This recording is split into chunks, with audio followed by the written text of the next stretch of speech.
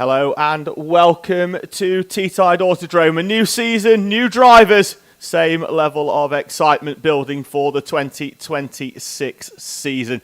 David Sullivan and Tom Butterworth on commentary once again for the NRG Karting Owner Sprint Series. Hello, welcome back. Welcome back to 2026, a new season. Like the Renegade Master, we are back once again. It's been a long winter, David. I don't know I know you've been off racing all around the country with your boy.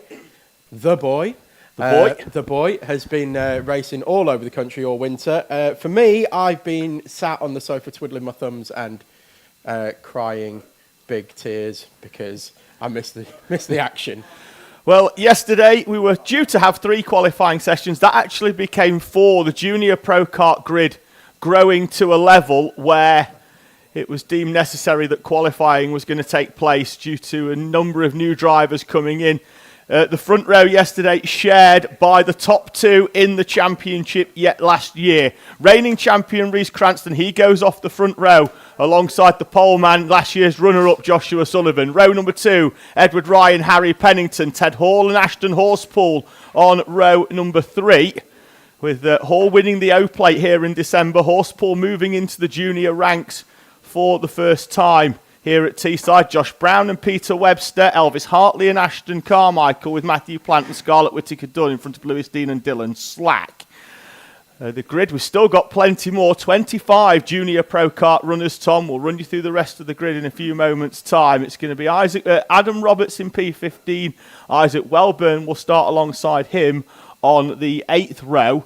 Then it's going to be Charlie Henderson and Ashton Kennedy, Nicole Allardyce and Lennon Wright, Rhys Dodds, Andrew McCross and Harry Warwick, Ben Edwards and Fen Wheat, completing what is going to be a historic morning, Tom, for Junior Pro Kart, the largest Junior Pro Kart grid seen since juniors moved onto the 200 engine. 25 entries, and for a class that was pretty much dead 2 years ago, we were getting entries of 5 and 6. That is a miraculous turnaround and just sort of shows that pro karting as a whole has got a very, very strong future, particularly with the drivers that we see towards the front of that junior grid. I think we're heading towards a real golden generation, Tom, of drivers coming through this class. I agree 100%, and we've got some different plate numbers to look out for as well. Of course, we mentioned Ted Hall running the O plate, and we've got Peter Webster, who has stepped up. The fiscal wizard has stepped up from Honda 200, R200 into Junior Pro Kart. He's running the H plate. Then we have the UK plate as well. It's going to be run by Matthew Plant. So it's just some different things to look out for. That won't be some drivers who won't be running numbers, they're running letters. Yes, Hall won the O-Plate here between Christmas and New Year, taking commanding victory in that race, won by 3.5 seconds, in fact, in what was a wet final. Bided his time throughout that race, made the move with 4 or 5 laps to go and disappeared off into the distance. Webster won the H-Plate in R200 and has been given the dispensation to carry that through. And because Rhys Cranston, who won that H-Plate, is going to keep the number 43 on his kart, and as he bids to become the first Junior Pro Kart driver to try and retain his title. In previous years, most of the runners have been old enough to move up.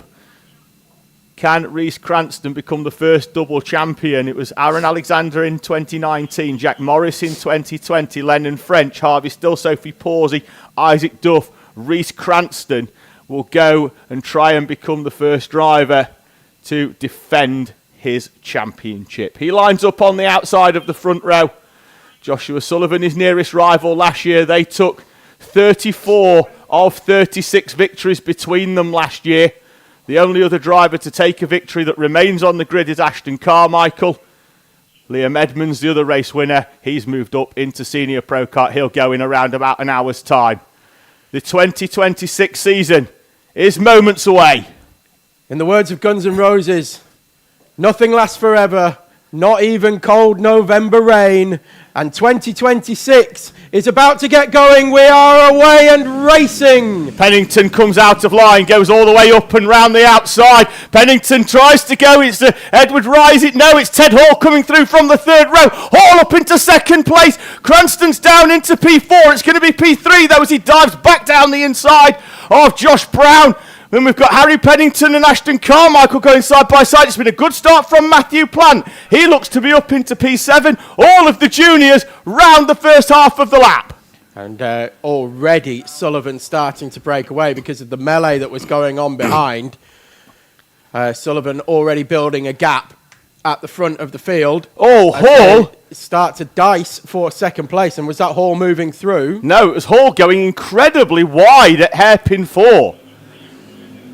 It almost looked semi-deliberate there for Hall.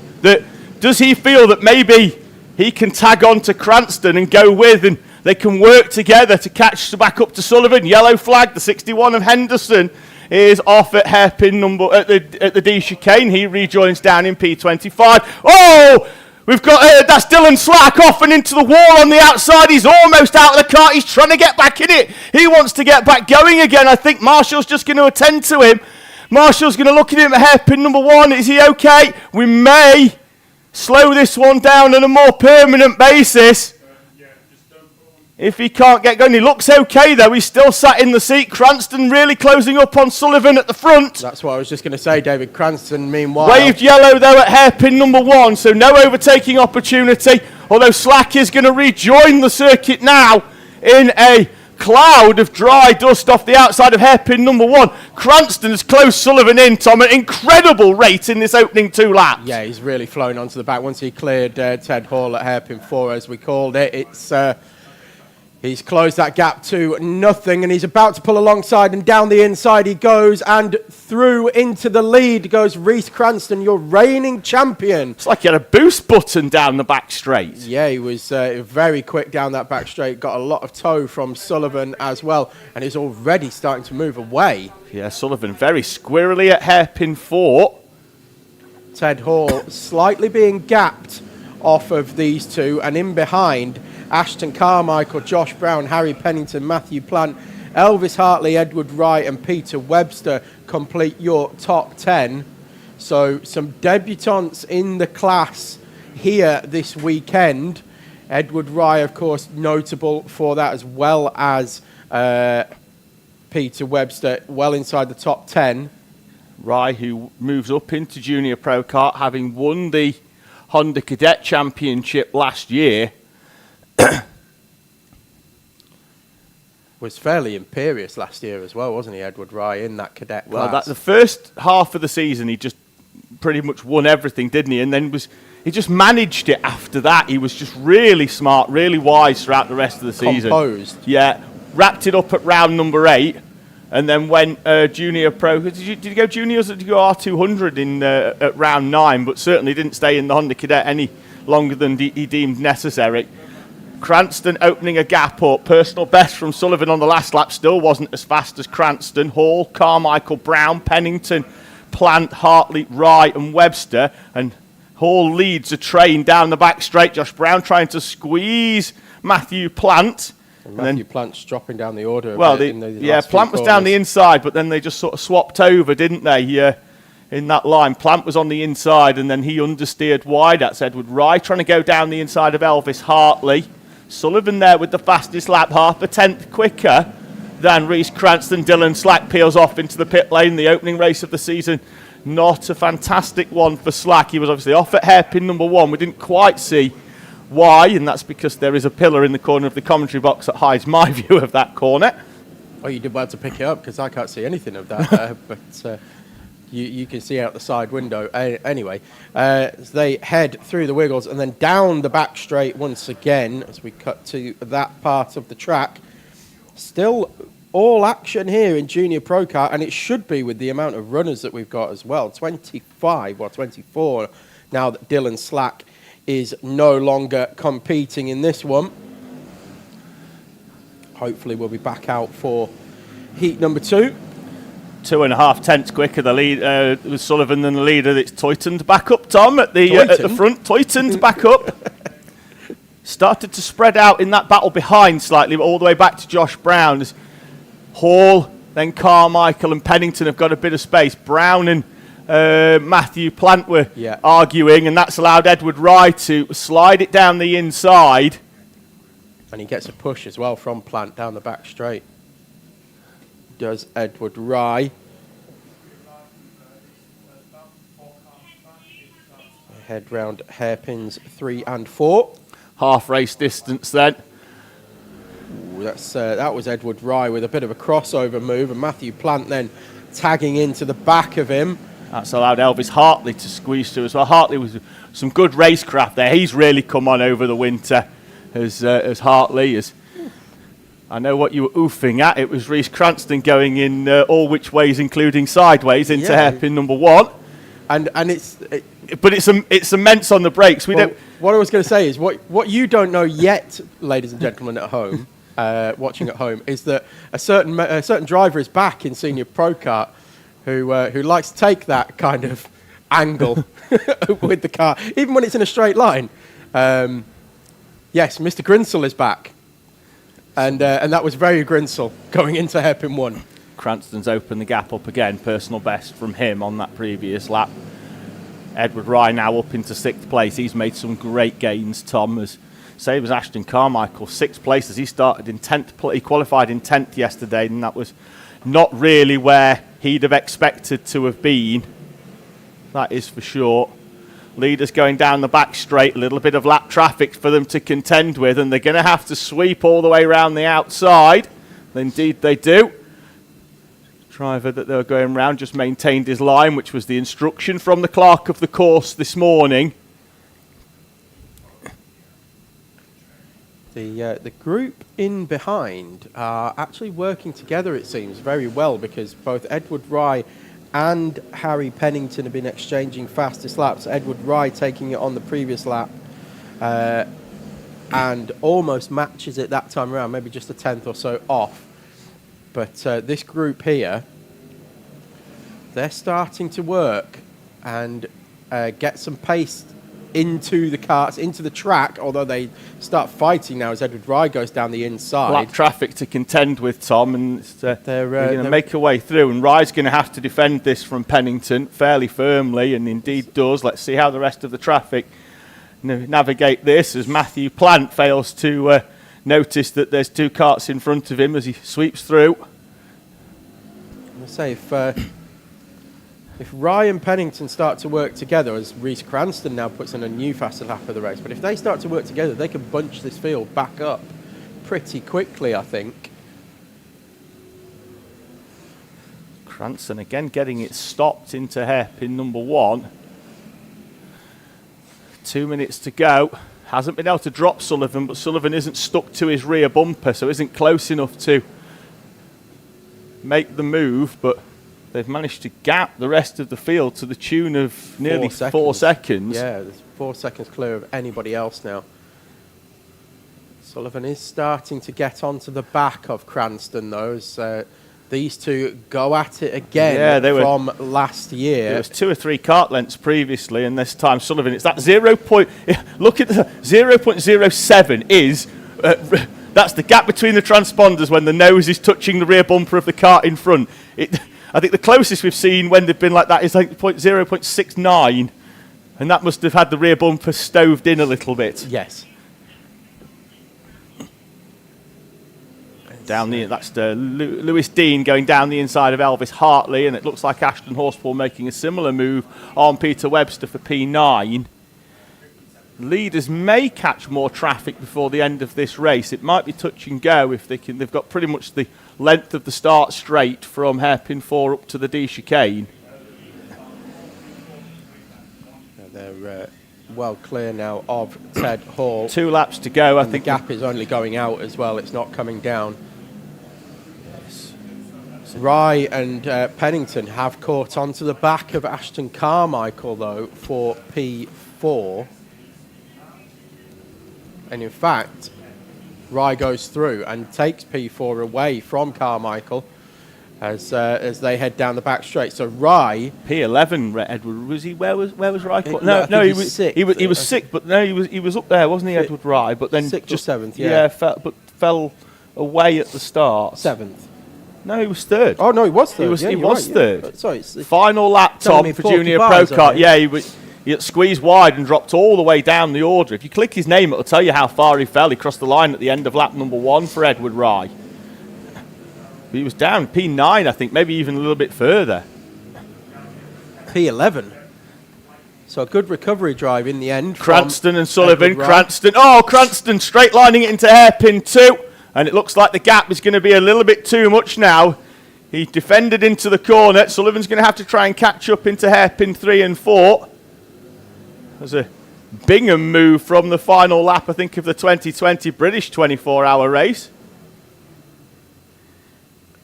Feeling the need to go defensive again at hairpin 4. That's only going to allow Sullivan to close the gap, though. It's not going to be a challenge. And taking victory in heat number 1, Reese Cranston. Joshua Sullivan comes over the line in second place with Ted Hall third, Edward Rye in fourth, Ashton Carmichael finishes P5. Harry Pennington dropped down the order towards the end into P6 with Josh Brown, Matthew Plant, Peter Webster well inside the top 10 in P9 and Ashton Horspool in 10th. Then we have Lewis Dean, Elvis Hartley, Scarlett Whittaker-Dunn, Isaac Welburn and Adam Roberts.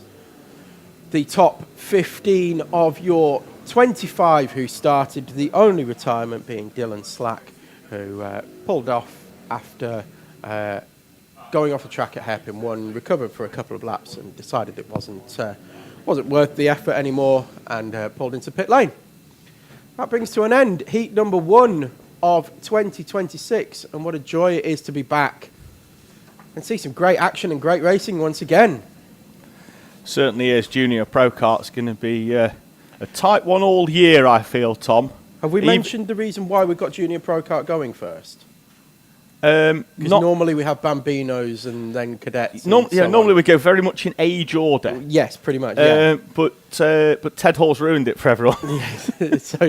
So because Ted Hall is doing Junior Pro Kart and Junior Rotax, the organisers here have made sure that he gets a little bit of a break in between races. So we're running Junior Pro Kart first, and then Bambinos will be up next. And then as we get to Junior Rotax, you will see Ted Hall again. Yeah, it pretty much splits the... But started off with a podium, so yes. It can't be too bad. Yeah, splits the juniors and pretty much gives him half the rotation between each one. So gives him enough time to get out of one kart, press the reset button, get into the next one. It'll be a tough day at the office, though. Pro karts and Rotaxes. Yes. Difficult. But it's that first day of the season. It's difficult for a fair few drivers, and I just say it because there's a lot of drivers moving up out of, let's say, a Cadet into a Junior Rotax or a Junior Pro Kart that's either a lot heavier or a lot grippier. And, I know looking at some of the junior drivers, they are on the small side. Very much so. Yeah. Well, so Ted's chiropractor is going to be busy tomorrow, I think. Yes. Yeah. And there'll be a lot of drivers going, do I have to go to school? Yeah. I'm sore. Yeah, yes, you do. Yes, it's self-inflicted. So we have our Bambinos up next. It's a mix of Comas and Might E. We're on camera, David. Oh, hello. We're in the corner. I just wonder why you just leant across me and just waved out of the window. Qualifying yesterday saw Noah Gallagher on pole position by a good margin as well, around about a quarter of a second. Had him on pole position with Logan Grassi alongside. Jace Hannon and Jake Wynn on row number 2. It's going to be Sebastian O'Connell and Theodore Lee on row number 3 with Ayrton Tennant and Oliver Mullen on row number 4. So a few returning drivers as well, which is good to see. We're seeing Bambinos. A lot of them do step up fairly quickly. It's one of those where you can be in it for a couple of years, but depends when you start more than anything. The step up to Honda Cadet is normally fairly rapid. Or whichever Cadet class you go for, of course. But here it is the Hondas. Whoops. Logan Grassi getting extra heat in the tyres. Logan Grassi's gone full Brazilian helmet. We are lining He's up. gone with We are lining up wide, Tom. Oh, I like this, though. It makes that run into that first corner a little bit longer. I like it. I like it too. Previously, we've used the inside and the outside. Now we're using middle and outside. Well, the problem with using inside and outside is that P3 is almost alongside P2. Yes.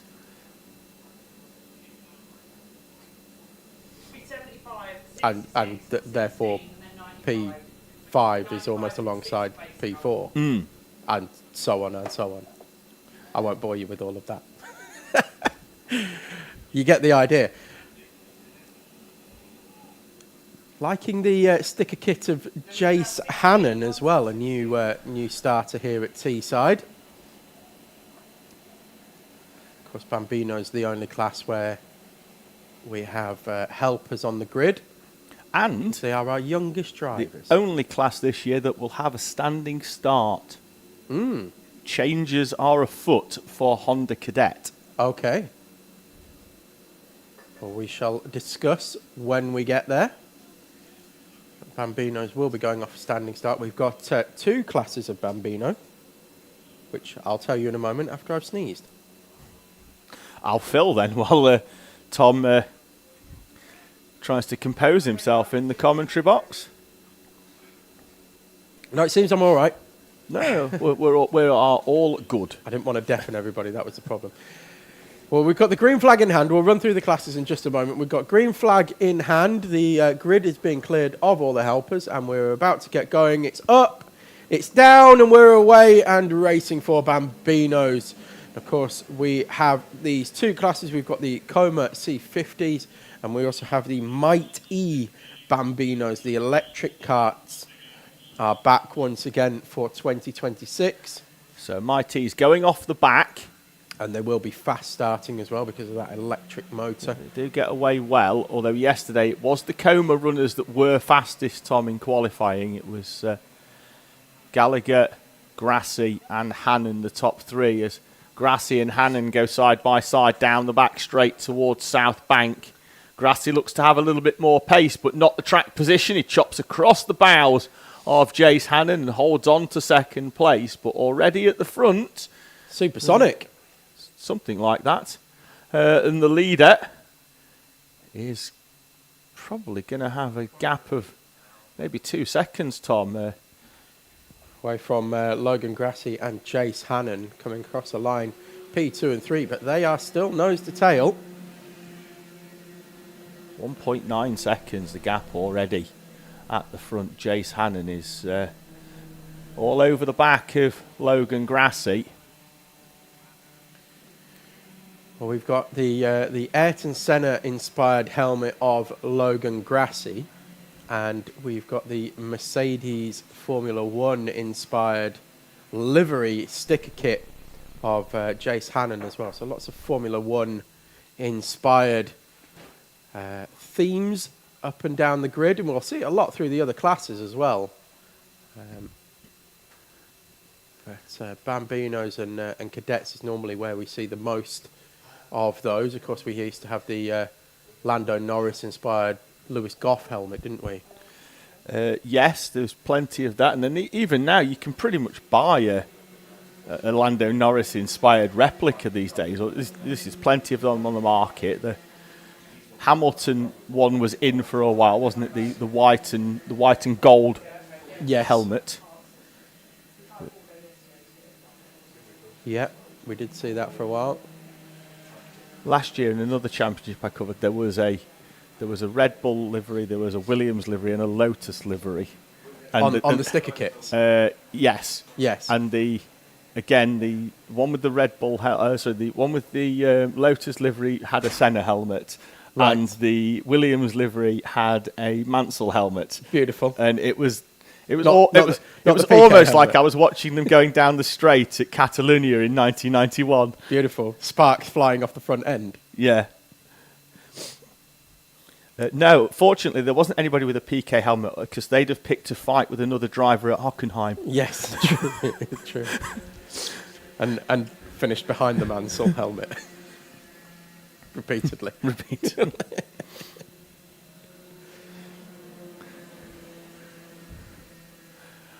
Yeah.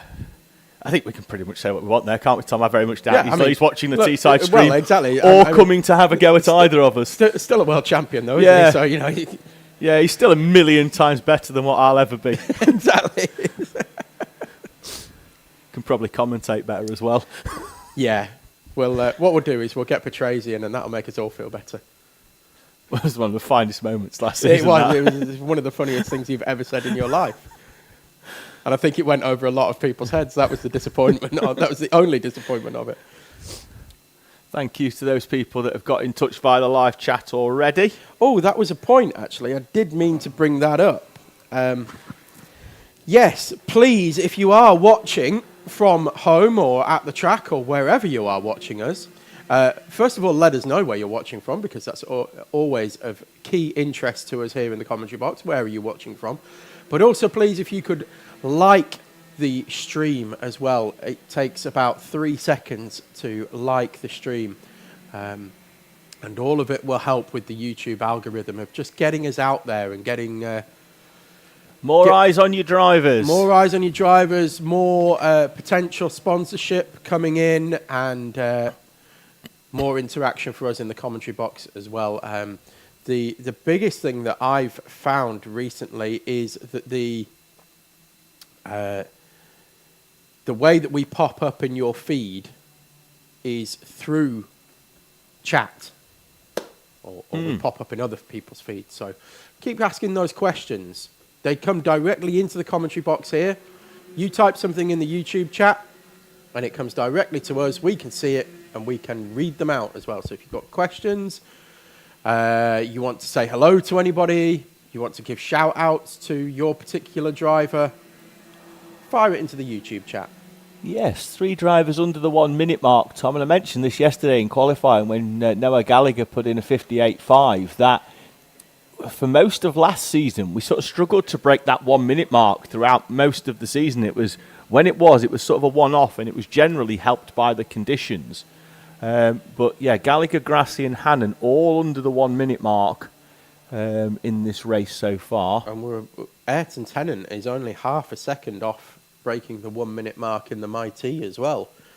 So Ayrton Tennant with it was set on lap 3, so a couple of laps ago, but a new lap record for the MITs. That's why it's gold.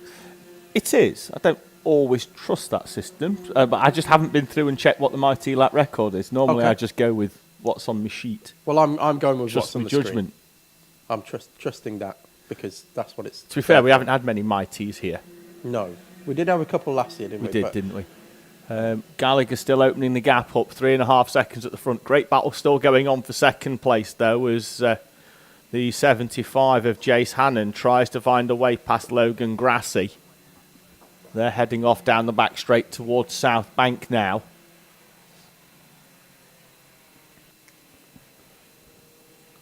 So, heading out onto the back straight. I think that's Jake Wynn and Ayrton Tennant, I think. It is. That's the 48 of Tennant, the leader of the MIT class, yes, who is coming onto the back of the Coma C50. Jake Wynn, who loses the back end, and I thought that was going to allow Ayrton Tennant through, but not quite, as Ayrton Tennant then takes a rather unorthodox line coming out of hairpin 4. Almost going a little bit of extra distance to allow Jake Wynn a bit of a gap in front that he can then close in through this section and put a move into hairpin 1. Is that going to happen? I was going to say, if it did, that would be extreme foresight for Ayrton Tennant. Just needs to be a little bit closer, I think, and Jake Wynn is starting to look over the shoulder, and that, of course, is causing the issues that we saw a lap ago into this corner they're going into now, hairpin 3. Speaking of Jake Wynn, good morning to Alan Wynn, who's watching on YouTube. Jake is Alan's grandson. He's watching from Keswick. As the timer goes down to 0, we'll await the leader in the number 22. We've got a car off at the far end of the circuit. It's just coming on the grass at hairpin number 3. He'll come through. I think that could be Oliver Mullen in the number 28, but we'll confirm when it comes through. It has got blue numbers on it, and indeed it is. He has a slight excursion off at hairpin number 3. So we've got Beverly Dean has got in touch and said, hi guys, I'm sneaking a watch from work today. Oh, I'm sorry about that, Beverly. Gutted I'm not there for the first round. Work might not know. She might have thrown a sickie. Good luck to all drivers for 2026. Zach Dean's mum. So what do you do for work, Beverly, that's causing you to work on a Sunday? That's what I want to know. Commentator. Clearly, getting the bread in for Zach's career. Onto the final lap. Onto the final lap. Noah Gallagher now has a gap of over 3 seconds, I think, and he's coming up to some lap traffic. He's got enough of a gap that he doesn't necessarily need to rush this. And will likely go round the outside, round South Bank, and indeed Theodore does. Lee. Just putting a lap down, but Theodore Lee's fastest lap of 1:05.7 is no slouch either for a debutant here this weekend. No, we saw Logan Grassi doing similar times last year, and by the end of the year he was doing the 1 minutes. So progress, it's what it's all about. Noah Gallagher comes through to win heat number 1. He's happy with his performance, punches the air. Grassi holds on from Hannon in their race-long battle. So Gallagher, Grassi and Hannon, personal best from Sebastian O'Connell on his final lap. He's just making his way out of hairpin number 4 and up towards the timing line. He'll finish in 4th place. Well, once Gallagher got away to the tune of 2 seconds on lap 1, David. Won the race by 3.7 seconds in the end. So I think once Grassi and Hannon can, if they can get a better start or certainly a better opening lap, I think they can start to go with Noah Gallagher and start to put him under some pressure maybe. And hopefully we can see a bit more of that in Heat 2 and onwards. But 3.7 seconds the victory margin in the end. So it was Gallagher, Grassi, Hannon, O'Connell win. Tennant wins the Mighty Bambino class, P6 overall. Oliver Mullen in 7th, also in the Mighty Bambinos. And then Theodore Lee we saw just go a lap down right at the end of the race there in P8. But actually a 1:04.5 personal best lap for Theodore Lee. So as I said, a debutant here this weekend. Not sure what kind of experience Theodore Lee has got in Bambino so far. Certainly the first time here. And setting good lap times. Certainly is. We're going to have to move on to Hondas, Tom, just because normally we get to talk loads while they're gridding up, but on this occasion they're going to be doing the rolling start, so we're just going to run through the grid. Yesterday's qualifying session, we've got micros in there as well, and Archie Mostyn, who's moved out of Bambino into micro, was right at the front of that. I think he finished 2nd overall yesterday. Oscar Somerset, though, on debut, Tom, is on pole position for our Honda cadets. He's first time here at Teesside, but did win the other club championship a few weeks ago, so certainly showed that his skill set was transferable to from a tight and twisty Tattershall to a fast and flowing Teesside Autodrome. So Somerset will start on pole position. It's a maiden front row start as well, Tom, for the ever-improving 66 of Aston Wilson. Thomas Chalk and Jack Thompson will start on row number 2. Another Bambino debutant, Archie Tosh, goes off P5 with Harlon Pritchard alongside Calais Tennant, who won the Mini Mighty Championship at the end of last season, starts P7. He's got Sam Vout for company. Zach Sieber and Harry Scrafton are on row number 5. Abel Hutton disappointed with P11. He'll be hoping to come through. He's been a driver that's been aiming towards the front of this Honda class towards the back end of 2025. He'll start alongside Jacob McDonald, Lily Moore and Phoebe Rogers, North female row number 7. Alex Hotima and Josh Finley with Oscar Wills, your final Honda Cadet runner. Archie Mostyn is your leading micro. He's alongside Daniel Thompson, Tyler Gruffity and Matty Smith, and Riley Whitaker-Jenkins complete your micro max field. Hondas are going to need to slow this one down, Tom, or we're going to have a roll round, and I'm going to put money on roll round, but we're going to have to see here.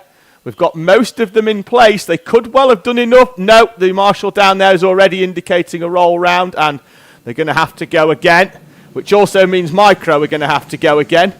Yep, we had a couple of spinners on the outlap. It'd be very interesting if we sent the micros off. Yeah, we had a couple of spinners on the outlap. Not sure. I've just spotted a tiny future Bambino out of the commentary box window. We've got another spin. Oh, please miss him, please miss him, please miss him. Thank you. Left and right, left and right. Thank you. That was Zach Zieber in the... We're not going to miss that kart and helmet this year, are we? No, it's subtle, like an elephant in a swimming pool. Correct. But, and I would caveat that, we don't like subtle, Tom. We like bright because it's easy for the commentator. Yes, exactly. My favourite... What round was it? There was a round one year, I think, where there was about 7 drivers who were all green. Yes. And we just gave up on them. We just removed them from the race. But my tip has always been, if you want to get spotted on camera, give yourself wheels like Leon Barlow used to have. It was Leon Barlow, wasn't it? He used to have fluorescent yellow wheels. Yes, it was. In Cadet. On a red kart. On a red kart, yes, and fluorescent yellow wheels. And we could spot it a mile away. Right, so they're being told to slow down. Looks like we're going to go this time. Everybody is in position, it seems, although we've got a couple hanging back. And we are away and racing in Honda Cadet. There were a few slow ones getting away there. Everybody round the national loop, though, Tom. Was one of them.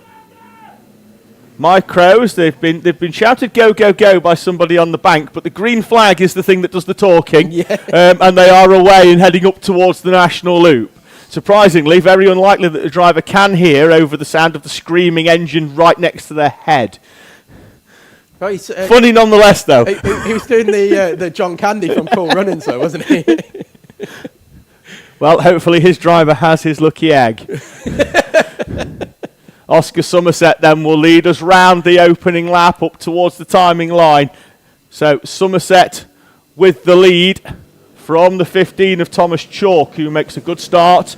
Thompson, then Aston Wilson, Archie Tosh. Abel Hutton with a start, Tom, up from 11th into P6. That's a bit more like it for the 17. Sam Vout, Harlan Pritchard and Calais Tennant, with Alex Hatima completing your Honda top 10. Archie Mostyn leads from Daniel Thompson in micro from Matty Smith, Tyler Gruffty. All round goes the number 81. That's the one of the micro runners, Matty Smith, at the national loop. And it looks like there's a slow-moving kart rejoining as well. Was that a 2-kart dance? I think it could be the 30 of Tyler Gruffity potentially involved as well. So Abel Hutton, the biggest mover, as you said, David. Aston Wilson's lost a couple. Harlan Pritchard's lost 3 places. Oscar Wills up 3 on that opening exchange. Aston Wilson with a fastest lap of the race on the first proper flying lap.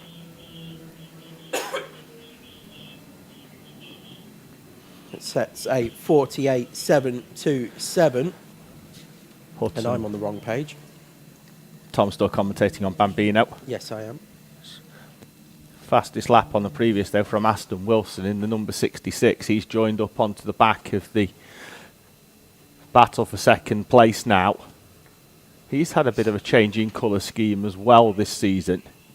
He was sort of black and green last year, and it looks like he's got a bit more white and silver on that kart. In fact, there's almost his kart and Thomas Chalk's kart are very similar in livery in 3rd and 4th respectively. Hutton now up into that 5th place, but not really closing in this train in front of him at the same rate of knots, and seems to be almost ragging the cart around between hairpins 1 and 2 to try and get the cart hooked back over. There's some... Aston Wilson again with a new fastest lap of the race that time around, so starting to make inroads in 4th place, and is actually now on the back of Thomas Chalk as they come over the line. He is. He's been there. He's been on the back of him, though, for a couple of laps, Tom, and Aston Wilson, whilst he's got the pace, is still in that sort of learning phase. Honda Cadet is very much, you have sort of 2 years of learning and then 2 years of trying to win some races. And he's still in that sort of early 2 years where he's going to have the pace but might not have the confidence. Sebastian McCarthy, who I expect to see back here in between his national campaign this year, would have just popped straight out down the inside of hairpin number 2 there because, just straight in. But that's an experience thing. He's going to be 3 years into the game now. And it's the same for your front runner. You look at the alumni that went up last year, Rai, DiCaro, Ziad, who we'll see out in junior Rotax very shortly, who will break Joey Swan's world record of being the smallest ever junior Rotax driver to sit behind the wheel. Who is this, Ziad? Yeah, definitely, yeah. We had the bobblehead of Joey Swan last year, and now we've got a cart with a helmet. Pretty much, yeah. Caricature, really, isn't he? Yes. Thompson has broke away in 2nd place, leaving Chalk, Wilson and Hutton now to squabble this one out. Just seeing whether... Oh, who is that down the inside? That is Abel Hutton, isn't it? Of course. Yeah, Aston Wilson. How could I mistake that helmet? That's Hamilton-esque, isn't it, in yes, design? Yes, the purple and fluoro yellow. Down the inside, Aston Wilson went very wide, and then... Oscar Somerset now with a new fastest lap of the race. Traffic in front, though. He's caught... Riley Whittaker-Jenkins. Yeah, he's caught. He's done well there. Just swept round the outside and won't lose any time either. Jack Thompson's going to try and do the same down the back straight. Uses the micro for a little bit of slipstream as Abel Hutton has finally managed to make that move up into 4th place stick. And given that we run start where we finish in our qualifying classes, and he's going to try to move down into hairpin number 4, gets the nose chopped off him. Thomas Chalk didn't know he was there, but Thomas Chalk was also far enough in front that he didn't care. Archie Mostyn puts in a new fastest lap of the race with a 48.1 in the Micromax. And leading the Micromax field as well is Archie Mostyn. Starting to catch the back of the Honda Cadet field as well and work through those. Number 17 on your screen. If we can try and find them. There goes Abel Hutton once again. That's down the inside of Thomas Chalk, who fights back, and then Hutton still holds the inside line through hairpin 4. And that's experience from Abel Hutton to be able to get that one done. Yeah, track experience at the very least. Yes, very much so. For Abel Hutton. He's got a few kart lengths already. It's whether in 1 minute and 20 he can close Jack Thompson in, but 11th to 3rd for Abel Hutton. Well, I think it's fair to say that Abel Hutton, in terms of experience here at Teesside, has been there, seen it, done it, and got the bobble hat. Certainly has. It's not out of the realms here, Tom, that he could potentially catch Jack Thompson. It's whether he runs out of time to put a move in. But he's closing noticeably corner on corner. On screen here at the moment, we've got the 98 of Sam Vout in P8 being hunted down by Calais Tennant. He's had a colour scheme change as well. He's gone grey and red in the number 52, and they've got That's Oscar all the way down Wills to 11th, isn't it, for Zach Sieber. Yeah. Who we said would be easy to spot. He's got an Alonso helmet, same as Edward Rye's Alonso helmet. Yes, I did spot that. Yeah, I did spot that. Hutton is right on the back now, Tom, of Jack Thompson. Thompson with a look over the shoulder. Another look over the shoulder. They'll be starting the last lap soon. On the previous lap, Tom, Hutton was half a second. He's come from a mile back there. Wasn't even close round South Bank before he sent that move. They'll run side by side up towards the timing line. As the final lap board comes out, Hutton is through. We've almost forgot about Oscar Somerset. He's 2.2 seconds to the good out at the front of this race. But I'm not convinced he's going to get Heat 2 quite as comfortable as this one. If Hutton can go 11th to second. Thompson down the inside. Hutton, to be fair, had a big look over the shoulder on the way in. And then I think he went slightly wider than what he normally would have turned in there, Tom. There was a gap there that Thompson decided he was going to lever his way through, come hell or high water. But actually, Hutton ended up holding on to P2, goes defensive into hairpin 3, and Thompson carried the speed through. Contact between the two of them! Well, I think that was going to come together. It was building up, was that one, and eventually the lines crossed over. But Oscar Somerset ends up taking the victory in heat number 1 comfortably in the end by 4 seconds from Thomas Chalk, who comes through to P2, and Aston Wilson in P3 due to the Hutton-Thompson coming together, who managed to recover into P4 and 5. And when you look back on that, that was just the lines crossing over. So Hutton went defensive into hairpin 3. Thompson carried the speed through and then ran into the back already of Hutton as they came through hairpin 3 as the lines crossed over. And then as the lines crossed over once again into hairpin 4, there was just going to be a coming together. And it was just because one was going slower than the other. And I don't think either could bail out of it, to be honest with you. But we shall see how the stewards take it. So, Somerset, Chalk, Wilson, Hutton, Thompson, Pritchard, Vout, Tennant, Tosh and Wilson, your top 10 in Honda. And then Micro won by Archie Mostyn, who made his way all the way up to P12. Daniel Thompson, second place in P17. And then Matty Smith, Tyler Gruffity, Riley Whittaker, Jenkins complete your cadet grid. Well, I think we're in for a very lively heat number 2 then in Honda Cadet, aren't we? I certainly would agree with that, Tom. Just before we get to the grid for the next one, we've got the, I think that's supposed to be Cleggmeister. Ollie Clegg. Huge grid for Junior Pro Kart. How come they've had a quali for this round? Will it be qualifying rather than random grids for Almost the rest of the answered season? his own question there, Tom, hasn't he, with huge grids? Yes, exactly, and that's the reason why. Huge grids, lots of novices. Yes, large field spread in terms of experience. So it was done for safety reasons, I think, more than anything. Correct call as well. Yes, and 100% agreed with here in the commentary box. Beverly's been back in touch and said she's working on a Sunday, doing the stock take at Morrison's. Well, I hope our numbers and timing that we're shouting out aren't messing up your stock take. 7, 18, 12, 15. If whilst doing the stock take, some of them Mr. Kipling lemon slices accidentally fall off your stock take and turn up here.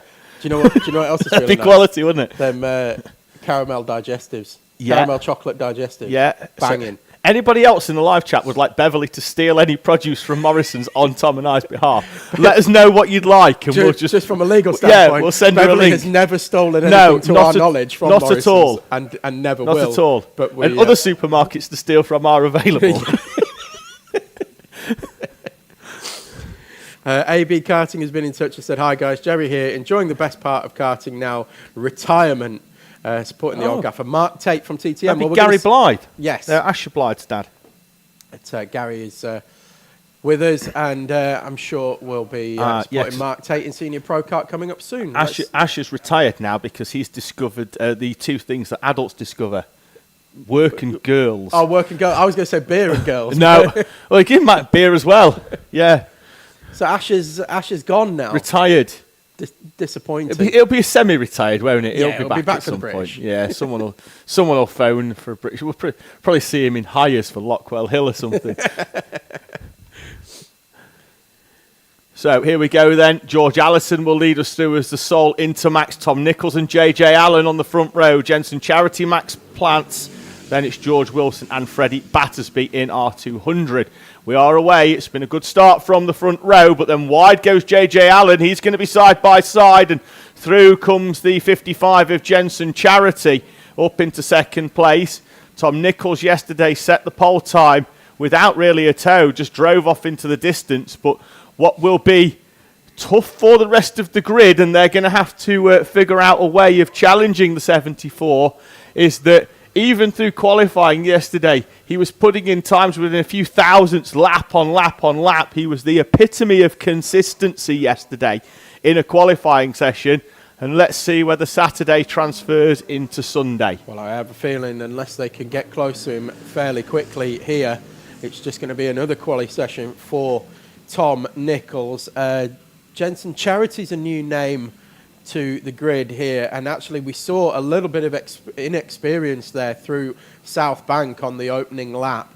Has not quite got enough heat into the tyres. JJ Allen, of course, very experienced around this track, did a full season last year at least, and managed to get enough heat into the tyres to hold it around the inside of South Bank on the opening lap. Jensen Charity just had a little bit colder rear end, and it just started to step out a little bit, and that allowed JJ Allen through. And in fact, JJ Allen is closing in on the back of Tom Nichols. That gap came down by 0.2 of a second that time around. Target practice. Got a target in front of you. You can see where they break. You break a little fraction later, and you start trying to make them small gains. And he is closing in. He's definitely visibly faster down the back straight. Got a great exit out of hairpin too. And visibly faster down the back straight was JJ Allen. And he's closing in right onto the tail now of Tom Nichols as they come across the line. Dropping back slightly is Jensen Charity, with Max Platz starting to come into play in the battle for the third and final step on the podium. Heat number 1. Then it's Freddie Battersby and George Wilson in behind. Nichols then leads us down the back straight. Allen head down behind the steering wheel, then has a quick look round to see that he's got enough of a gap, but it's at the end of the straight where JJ Allen is starting to reel Tom Nichols in, and that does suggest that he may well be geared slightly lower than what the 74 is, and he's still using more of the rev range. It's a very different day today than yesterday. Yesterday was warm and grippy and sticky, and today it's not quite there. It's still muggy outside, but the sun has yet to break through the clouds. And JJ Allen seems to have found a little bit of overnight pace and is challenging Tom Nichols now. Again, we'll see as they head out down the back straight that they exit that corner now, and they've probably got about 3 kart lengths between them. And Allen in using the slipstream, but it's right at the end of the straight there that he really starts to make a gain on Nichols. Into 3 as well. Hasn't been close enough though really to tap that rear bumper and knock on the door just yet. No, and I think JJ Allen was the quickest driver on track last time around, although not this time, as Tom Nichols sets a new lap record according to the timing, which I'm just going to check on here, which we don't have actually. No, it doesn't. But it says a new lap record, yeah, 45.737. I think it does that at most R200 rounds. I don't know if the system's got a if it automatically populates. It's not my system. Oh, we know that. So Allison leads. You'd be a much richer man. I certainly would. I'd have some alpha timing money. No, exactly. George Allison leads in the Intermax and continues to pull away as expected. Tom Nichols in the the lead for Honda R200 in front of JJ Allen. Jensen Charity started again, Tom, to pull away now from Max Platz, who Platz was reeling in Jensen Charity, but Charity just doing enough at the moment to be in that sort of area where the Thomas Chalk area where you can take advantage if the two in front of you come together. He's doing enough just to stick around. Personal bests as well for Platt and for Freddie Battersby and George Wilson. Battersby in his first ever race weekend, Tom, in the number 31, putting in a personal best of a 47.274 on his previous lap. Well, Jensen Charity, as we said, debutant here this weekend in the R200 class. But I think what I was trying to say earlier on was just get a little bit more heat into the tyres, Jensen, on your rolling up lap, and I'm sure you will be fine for heat number 2. It looks like you've got the pace to go with the front two. They just gapped you just with a little bit of extra track experience that they've got, but I'm sure you will put that right in heat number 2. Warm those tyres up, and you'll be away and at the races with the front two and fighting for victories very quickly, I'm sure. So welcome once again to all of our new drivers as well. It's lovely to have you here, and we've got a very healthy grid or set of grids here this weekend. Particularly when you classes, really, but a lot of regulars have made the step into national championships and will probably concentrate on that and then supplement that with club racing in between. And there's also 2 other club meetings on this weekend as well, one of which is just up the road. That's the first of the big nationals that yes.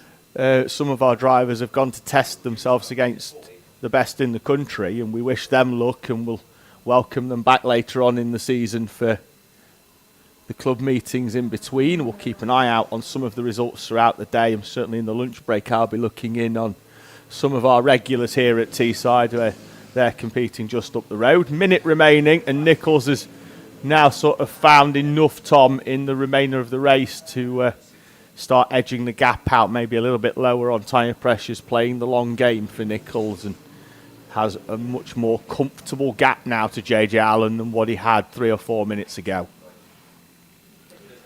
Yes, indeed. 40 seconds left plus a lap. And Tom Nichols is starting to move away now. 3/4 of a second.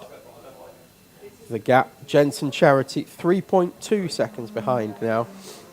Running around about 0.3 of a second per lap. 3 to 0.4 of a second per lap off the pace. But track experience and track knowledge will come, and it will come quickly. And the same for Max Platz as well. And I'm sure as the day goes on, those gaps will close up. Alan resting his head towards the right-hand side, Tom, when he was coming over the start line. To the right-hand side? Yeah. Okay. Which is, obviously, you're turning left, so, but he was heavily just leaning over to the right-hand side over the start line. Whether he's got normally your head would go left. Yes. Because your neck muscles have gone completely. Yeah, whether he's got a little bit of discomfort, I'm not sure. Final lap for the overall race leader, George Allison. It's surprising if it's gone already in heat number 1, though. It's just saying there, look, now he's just leaning over a little bit. Well, I don't know whether he's just leaning into the corner a little bit, but it was less noticeable that time round.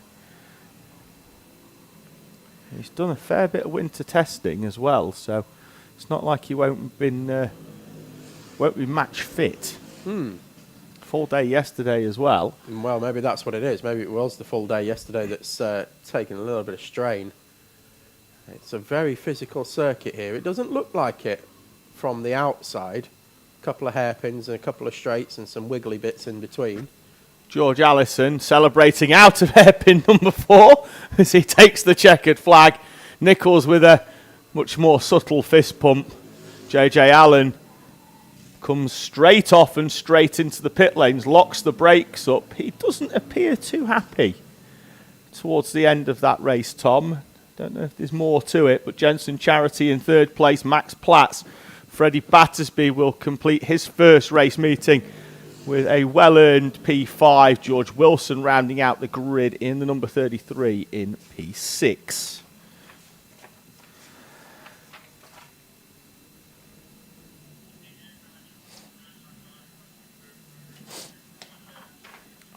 And that moves us on to Junior Rotax heat number 1, which will be coming up very shortly once the grid is cleared.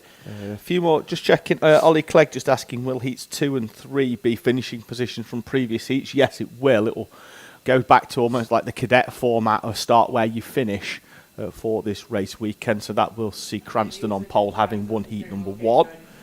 AFF Motorsport saying great racing, and Hayden Mostyn congratulating Archie Mostyn on his P1 in the Micro Max class. Good morning to Alex Owen as well, and also congratulations to Alex Owen.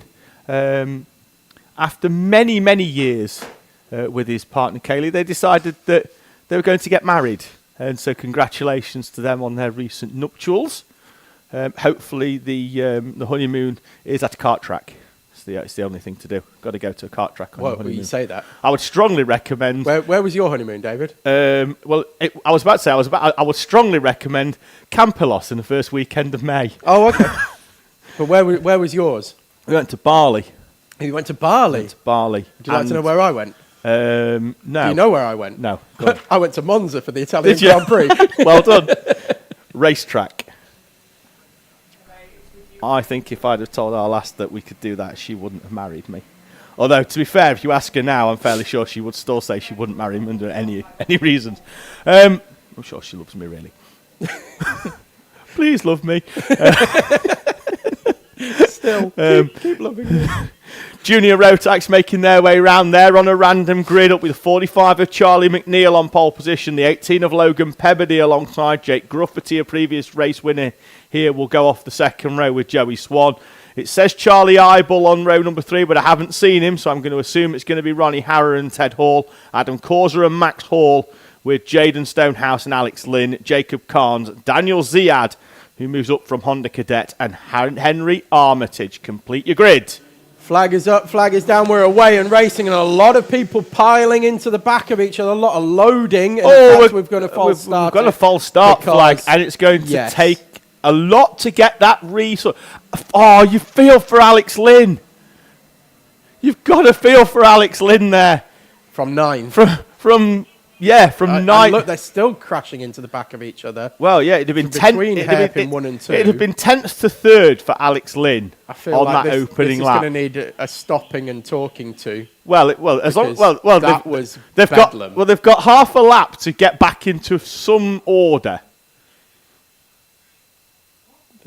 I've got a feeling we've got about 9 karts with drop-down penalties already. Yeah, well, we haven't even taken a lap yet. So, see, they're supposed to stay in lines until they get to the start line. Yes. Now, the one I noticed, and it's just unfortunate, but definitely Joey Swan definitely came out to try and go round the outside. Those on the inside lane didn't quite go as fast. The pole man isn't where ended up oiling up. But the pole man isn't where the pole man is. I don't know whether he's dropped to the back, but that I think he has. I think he's gone to the back, which is going to promote Gruffety in the whole inside lane up slightly. And we are away and racing. Gruffety's going to try and squeeze across. As we've got drivers going wide round the outside. Hall is in the mix as well. They've all managed to sort themselves out. Everybody's made it through here. So Gruffety again this time. Although I don't feel sorry for Alex Lynn anymore because he's just gone up to second place this time. So even better this time for Alex Lynn from 10th place up into second place. Warning for the 18 early doors of Logan Pebbody. Gruffety is off into the distance from Alex Lynn, who went the airborne route over the Wiggles. Yeah. It's the 3 wide going into hairpin 3. And coming out of that was Jacob Carnes passing 2 into 1. Max Hall is the one at the front of it, though, in the 33. He's also in the Teesside Academy colours, having moved up out of Intermax. So Gruffety, Lynn, Hall, Carnes. Good start from Daniel Ziad from the back row. Carnes and Ziad have gone up 6 places, and there goes Carnes now passing Ziad into contact between the two, between Max Hall and Daniel Ziad, as Ziad tried to go through the same gap that Carnes had created. He's going to go down the inside. He's going to get a little bit of help from Ted Hall in the second of his 2 classes today. He's through as well, and Joey Swan trying to make inroads back up the field, having started on the outside of the front row, and Hall down the inside with the classic Pro Kart move, dive down the inside into hairpin number 4, and that shuffled Ziad back behind Max Hall as well. We've got contact for the 99 of Daniel Ziad because of that coming together between hairpin 1 and 2, but Jake Gruffty looking very comfortable at the front of this one at the moment, as is Alex Lynn in second place, also with a nice comfortable gap at the front and behind, although a new fastest lap of the race on the first flying lap for Alex Lynn. Jacob Carnes now holding P3. Has come right through the grid, as has Ted Hall. Daniel Ziad, after that great start, has now dropped down the order slightly into P6. So Ted Hall starting to make a bit of a recovery, back up 3 places from where he started. Big ones dropping down. Cameron McNeil right to the back of the field in 13th. Logan Pebbody also dropped 10 places. Ronnie Harrer and Joey Swan also dropping 5 and 4 respectively. Harrer moving up into Junior Rotax from Honda R200. That's Joey Swan coming back through now. He was on the back of the Ziad battle earlier on though, wasn't he? It is Jaden Stonehouse, yes. So yeah, so Swan's dropped a chunk there, hasn't he, Tom, off the back of Daniel Ziad. That's where he was. A new livery for Jaden Stonehouse this year as well. Back end of last year he had that, didn't he? That green one. Liking the fluoro green, and I like the fluoro green stickers on the edge of the bumper as well. Yes, well makes it easy to spot for us in the same way that Joey Swan has got fluoro orange helmet and orange stickers on the bumper. Yeah, not everyone have got the stickers on the outside of the bumpers, but I would strongly recommend if they're going to go and race at a national level or at Motorsport UK level, that they do invest in some stickers for the corners of the bumpers, because they are mandatory. So, in fact, yeah, most of them do. I think there's a few towards the tail end of the field that don't, but going to need some stickers on there. Do you know what I'd have? Arrows. Arrows? Yes. Pointing out. Pointing out. Like, don't hit this bit. It's only when your rear bumper is adjustable, as there's some contact further down the order. It looks like maybe the 18 and the 45 of Pebbody and McNeil come together at hairpin number 1, but it's where the rear bumper is adjustable for dealing with the wet. Like orange and yellow diagonal stripes, like a HGV, like wide load. Well, for both you and I, that would be somewhat applicable. Well, no, I'd definitely have them on the bumpers. I'd be like, no. Don't hit this bit. I'm not saying that I'm a wide load, but I need an escort vehicle when I'm out in a car. Technical defect for the 16 of Henry Armitage. That's just for your driving, though. Yeah, probably. Almost certainly rear bumper or chain guard. Oh, no, exhaust. You can hear it. Oh, yes, you can. Sounds like a it does sound like a motocross bike, yes. Yeah. Although, I should get this in as well. I've nicknamed my dog the Honda CRF 450 now. Because side by side between I'll tell you more after Max this race. Hall and Ted Hall. No relations. So they come through. Daniel Ziad fell away, and I imagine that's because Daniel Ziad, I imagine his neck is hurting a lot. Yep, in comes the 16. That sounds like someone's emptied their toolbox into the... It's gone full Kawasaki. Kawasaki 250. Jacob Carnes is reeling in Alex Lynn, Tom, for second place. He was those 4/10 quicker on the previous lap. Motocross persuasion. It very much sounded like a Kawasaki.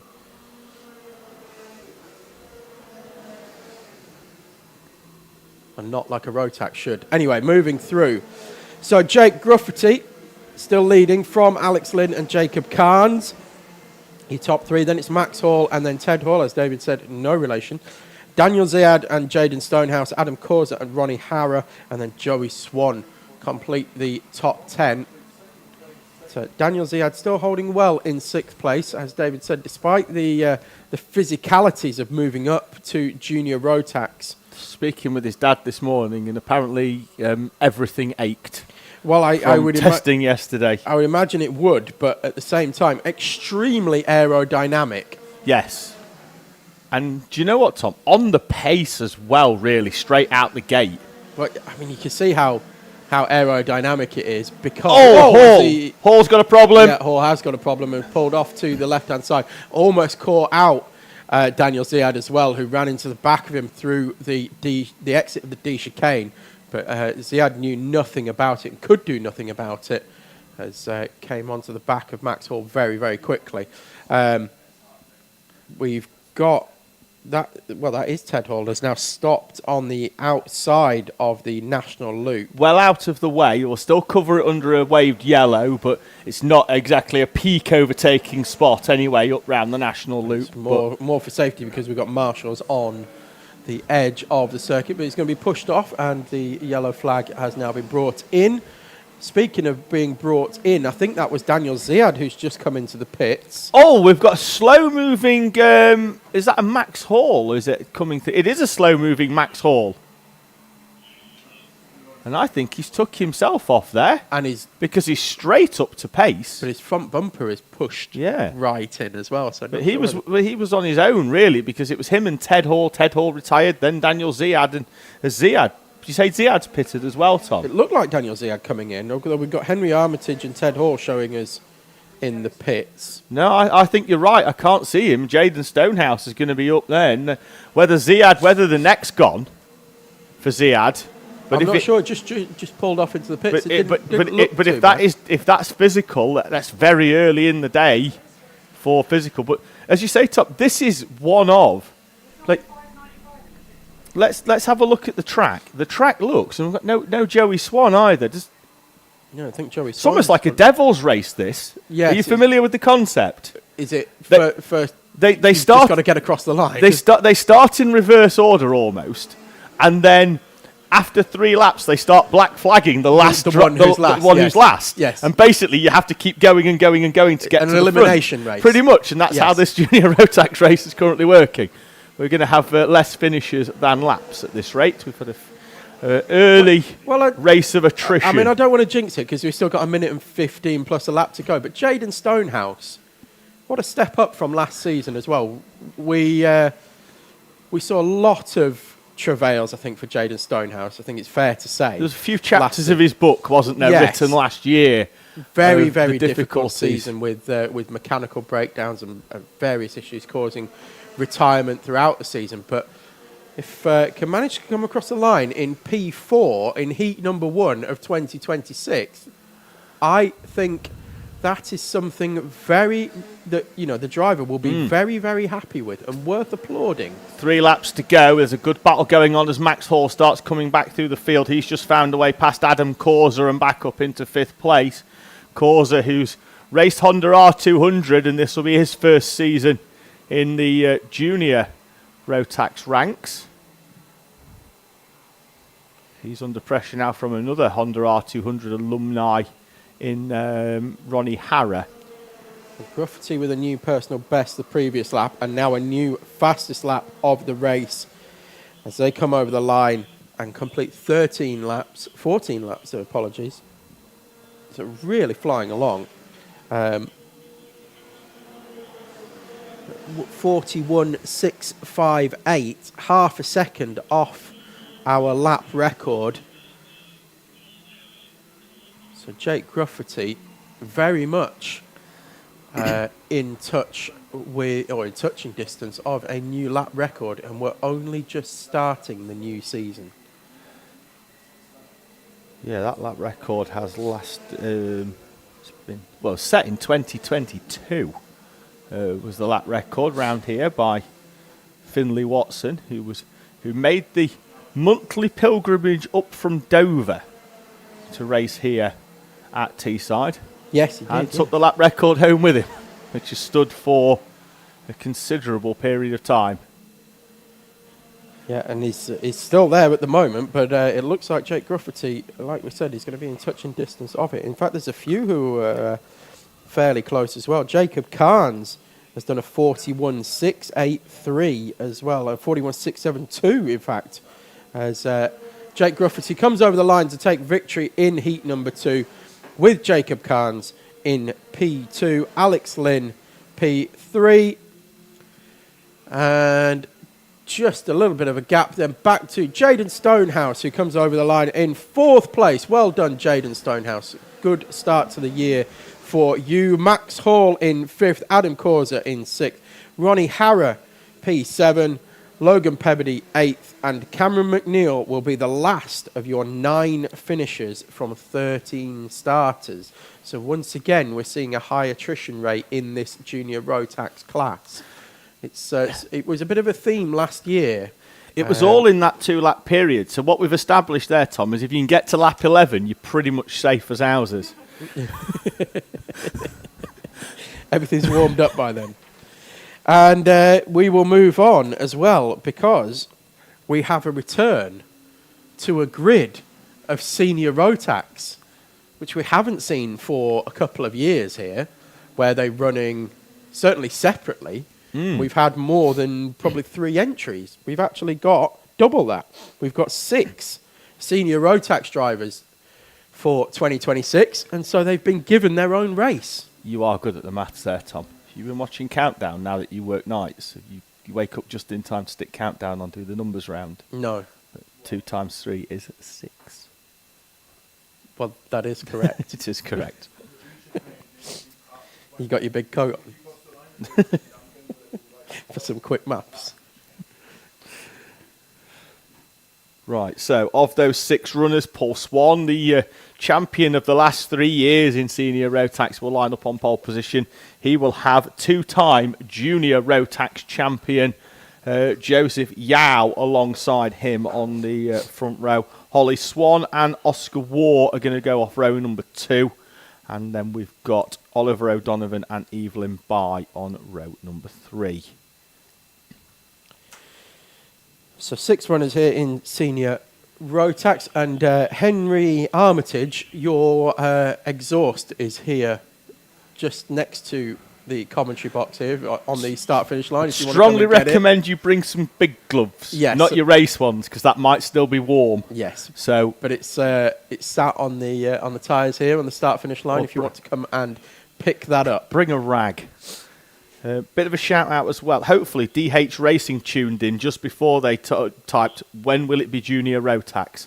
Because if they've just tuned in right now, you've missed it and you'll need to come back in about an hour's time for heat number 2. Or just go back on the live stream. That's the amazing thing with YouTube, isn't it?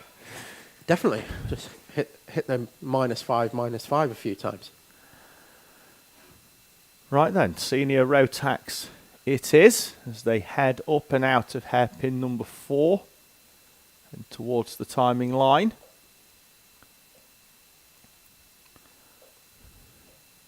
Nice and slow. Well organised as well. Ready to go, although Holly Swan's oiled up a little bit on the plug. She's got going now with a few bites of the throttle, and we're away as Joseph Yao sweeps all the way around the outside of Paul Swan. And then down the inside of Paul Swan goes Oscar Waugh. Yes, a lively move was that one. And Oliver O'Donovan as well. The younger drivers, Tom, are fearless. Yes, they're very adept at the car, moving around underneath them, as Oscar Waugh proved at hairpin 1, and has now proved into South Bank Corner as he takes the lead away from Joseph Yao. I was about to say they weren't respecting their elders. Well, no, very much not that, as well as Paul Swan is now demoted back to the rear of the field. Holly Swan moving through. Evelyn Bye as well up into 4th place. Holly Swan P5 coming back into this after the plug oiled up earlier on. So Oscar Waugh, Joseph Yao, Oliver O'Donovan. All 3 drivers in that sort of 15 to 18 age range, Tom, are moving up into seniors for the first time. As O'Donovan tries a half move down the inside of Joseph Yao. I've got a post-lunch rant. You know what really grinds my gears kind of rant. That's unlike you. I know. we did discuss it off air the other day, didn't we? But I'm gonna bring I'm gonna make everybody who's stood up on the bank and in the paddock and isn't driving anymore. I'm gonna make them all feel really old. Yeah, Tom with his about what the age ranges here have missed. Tom's monthly feature of making everybody feel terrible. In a funny way, I hope. Well, we'll let the viewers decide Yes, on that. we shall Oliver let the O'Donovan straight lines it into hairpin number 4. Levers Joseph Yao out onto the rumble strip on the Showed him the edge outside. of the track there. Gave him a choice. Holly Swan with the fastest lap now, 41.208. Starting to close in on Evelyn Bye very much now. Has been close for the last couple of laps, but really on the tail now. They're both to be fair, they're both closing in on the front. They are. I was about to say that Swan needs to find a way through, but to be fair... Swan was half a second quicker than Joseph Yao in third place that lap around. Yao was out on that rumble strip, wasn't he, for a little while. But yeah, certainly the top 5 are migrating together, and Oliver O'Donovan is also closing in up on the back of Oscar Waugh. 0.3 quicker nearly than Oscar Waugh on the previous lap was Oliver O'Donovan. 41.033. Almost into the 40-second bracket. And again, we're right on lap record pace. Dan Kell holds the lap record here still of a 40.907. And we're only a tenth off that now. 10th and a half away from that was Oliver O'Donovan that time around. So again, seems to be very good conditions here for overall pace. The sun not quite peeking through. I thought it was going to break through a while back, and we're now only... Sub 41. Yes. Don't see that very often. You really don't. Oh no, that's some 41, isn't it? Yeah, and if you carry on, you'll get a fat lip. So 40.907, the overall lap record here, and I've got a feeling that's going to go before the end of this heat. I think it's going to have to, because I think by then the tyres are going to go. The problem is, on this lap, they're going to argue. And there they go. Down the inside goes O'Donovan. And he's still arguing. Yes, Oscar Waugh, fearless as ever, holds the inside coming out of hairpin 4 through the dogleg and the kink and holds on to the lead. But that did cost them at least half a second each and allows Joseph Yao, Evelyn Bye and Holly Swan to close in once again, although they are a train of 3 now. Holly Swan still not able to find a way past Evelyn Bye. Don't know whether this lap's going to be any quicker as well, because both of the 2 front runners were very squirrely over the start line, and I get the feeling Oliver O'Donovan may well be being blocked a little bit now by Oscar Waugh. Waugh parking that kart, but with 5 minutes to go, that is a long dangerous way to go. game. Yes. Again, they're 0.3 down on where they can be. Yes. And where they have been. And I think that is going to bring these 3 behind into play.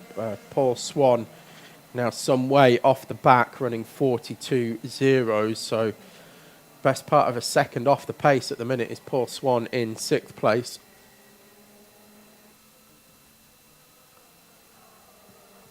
O'Donovan again close to Waugh, but... Oh, there goes Holly Swan having a look down the inside of Evelyn Bye, but can't get the move completed. Just needed to release the brake a little bit there and just run on. But gripped it a bit tighter and allowed Evelyn Bye to then close the door mid-corner. Thought Holly Swan was just going to release it slightly and just push Evelyn Bye wide. But elected to back out of it. Almost down the inside of Joseph Yao there, and the quest for both Bye and Swan to get 3rd place will have gone. I'm fairly sure of it. Swan had to take evasive action. Evelyn Bye went for the move down the inside of Joseph Yao, but it was a late decision by Evelyn Bye. And hairpin 1 in junior and senior Rotax isn't always the place where we see the overtakes, just because they get that sideways, Tom, on the brakes, that it's very difficult to put the kart down the inside of a kart that is almost, Well, it becomes half as wide. Yes. Because they're at 45-degree angle, aren't yes. They're hitting the brakes and as well. Half as wide again. Sorry, not half as wide. Yeah, I get the feeling they will close wide. back up on Joseph Yao, who hasn't quite had the pace in this in this race to run any higher than third. Got into the lead early doors, and I did expect him, with the pedigree that he's got, having won 2 junior championships here in the last 2 years, to start trying to move away. Of course, he's been fighting these 5 over the last few years as well, and as you said, David, has bested them over the course of a championship. There's Joseph Yao, but Oscar Waugh and Oliver O'Donovan have been right there every step of the way for the last few years, and now all 5 have made the step up into seniors this year. And all showing very well. Oscar Waugh currently getting the best of the 5, as you can see, but Oliver O'Donovan... Not sure if Oliver O'Donovan, if he gets through, he's going to pull away, though. No, both of them appear to be benefiting greatly from the slipstream. But the pace has come back down again now, so we're back into the 41.1s. See how... Do you know earlier on, Tom, when I said I don't always trust when the system says it's a record? Yes. And that's because that's saying it is, and yes, we know it's not. Yes. It might be a record for the alpha timing system, Since they updated the system, because they changed the font, it's much more user-friendly now. It's nicer, more modern. Did it before the British 24-hour last year. It was lovely. Yes. Change for the lead. Oliver O'Donovan is through on Oscar Waugh. Made the move earlier on in the lap. And let's see now, as Tom mentioned a few moments ago, whether he can indeed pull away, or whether... Now Oscar Waugh has that target in front of him, whether he can go with Oliver O'Donovan. No. O'Donovan last year in juniors showed a great amount of pace, but also showed that sort of first, second year lack of racecraft at times, Tom, and would pick up heat wins and then come in and he'd have a front bumper penalty and it'd drop him back down to 5th or 6th. Yep. And does seem to have just tidied that up a little bit this year. He made that move on Oscar Waugh, and then rather than thinking, right, I'm going to go at him straight again, immediately, he had 3 or 4 laps and almost did that sort of hard reset, slotted back in. Picked his moment. Yes. Yes, and that's Whereas smart. I think last year he'd have just gone, right, next corner, another opportunity, let's go down the inside, see whether it works, and then you end up with a front fairing penalty and you're 5 seconds back and you've caused yourself more harm than good, really. So he's become a bit of a thinker. Is that what you're saying, David? I think so, and he's actually started to pull away a little bit here, Tom, from Oscar Waugh. 25 seconds on the clock, 2 laps to go. I thought he would be faster. I didn't think he would be able to pull away to quite the extent he has, but that's because he's still doing 41.1s, whereas Oscar Waugh had a bit of a scruffy lap with a 41.4. So Oscar Waugh's pace is dropping off rather than Oliver O'Donovan speeding up. Back into this battle for third, Tom, and Evelyn Bye and Holly Swan have managed to catch up to in a decent range. There goes Holly Swan down the inside, and big up and over! Yeah. This race will be stopped. I'm absolutely certain of it. Red flag is out. Red flag is out. Contact down the far end of the circuit with Holly Swan down the inside, and Swan is out of the car. Evelyn Bye is as well. Swan is. The marshals are dealing with. Holly Swan's just got up and out, but there was a big incident down there at South Bank. Marshals attending immediately. We already have people on the scene and dealing with the incident. But medics are on the way as well, immediately Carts rolling onto the track. Credit to those drivers that were still in the race. They've stopped on circuit down the far end and have actually, as we knew the race wouldn't continue because we were on the last lap, but they've all managed to stop before things. Just a quick PA announcement for every driver that's starting to run down the bank. This is not a spectator sport. It's an racing incident. So if you could kindly walk back in the direction of the commentary box, please, that would be greatly appreciated. And let's give the medics, the marshals, and the drivers involved the respect that is required. Thank you very much. And actually, thank you to everybody that has actually now turned around and started walking back. So thank you very much for those that have listened in. It's greatly appreciated. So that was going to be our final lap. So I'm assuming that is going to be declared a result. It will be. From that as we deal with the incident that is ongoing. Medic is making their way onto the circuit now that the circuit's clear of other karts. And Tom and we've mentioned this many times before, Tom, that motorsport is dangerous. You'll see incidents at every race meeting and race circuits, Tom. We've seen it before, but the marshals here are trained to a standard that you would suggest is, well, I know for certain is over and above what is required. What yes, will be absolutely. required. We saw that, and it's something that I mentioned many, many times that when we had the, I'm trying to think I think it was James Philip Byrne, who's now James Philip King, and Melissa Adrian incident through the dog leg here. And Melissa's kart went over and she ended up in front of the commentary box and she had that fight or flight moment where she wanted to try and get up. And the immediate thing is, I remember Start Marshal Callum almost did a sort of baseball slide in, was one hand on her back, one hand on the helmet, held her to the ground, positioned himself and just basically was on the floor for nearly half an hour and held her in position while she was fully assessed by the medic. And you wouldn't get that if they weren't trained to that level, but they're dealing with, because it's a track that runs corporate hire karts as well, and they're dealing with their members of the public. They're in a position where these things can happen Monday to Friday before race meetings come on. So they're trained to that level to deal with any form of incident, and marshals were immediately at the scene. They will take all the time that we need here today to make sure that the driver involved, which for those watching at home who may have a vested interest in this race, could be your driver that you're watching, but the driver involved was Evelyn Bye. So she's currently being tended to by the medics.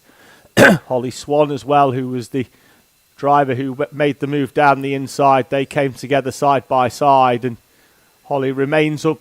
She's out of the kart, but remains up at the far end of the circuit.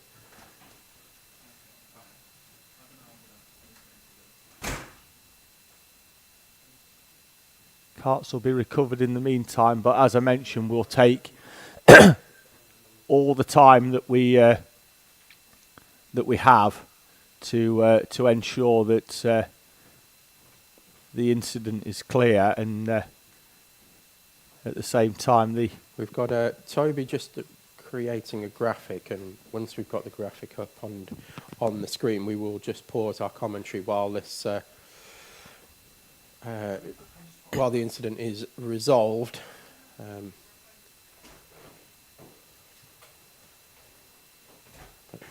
can assure you that all drivers are receiving the absolute best of care and immediately on the scene. We will be back with you very shortly.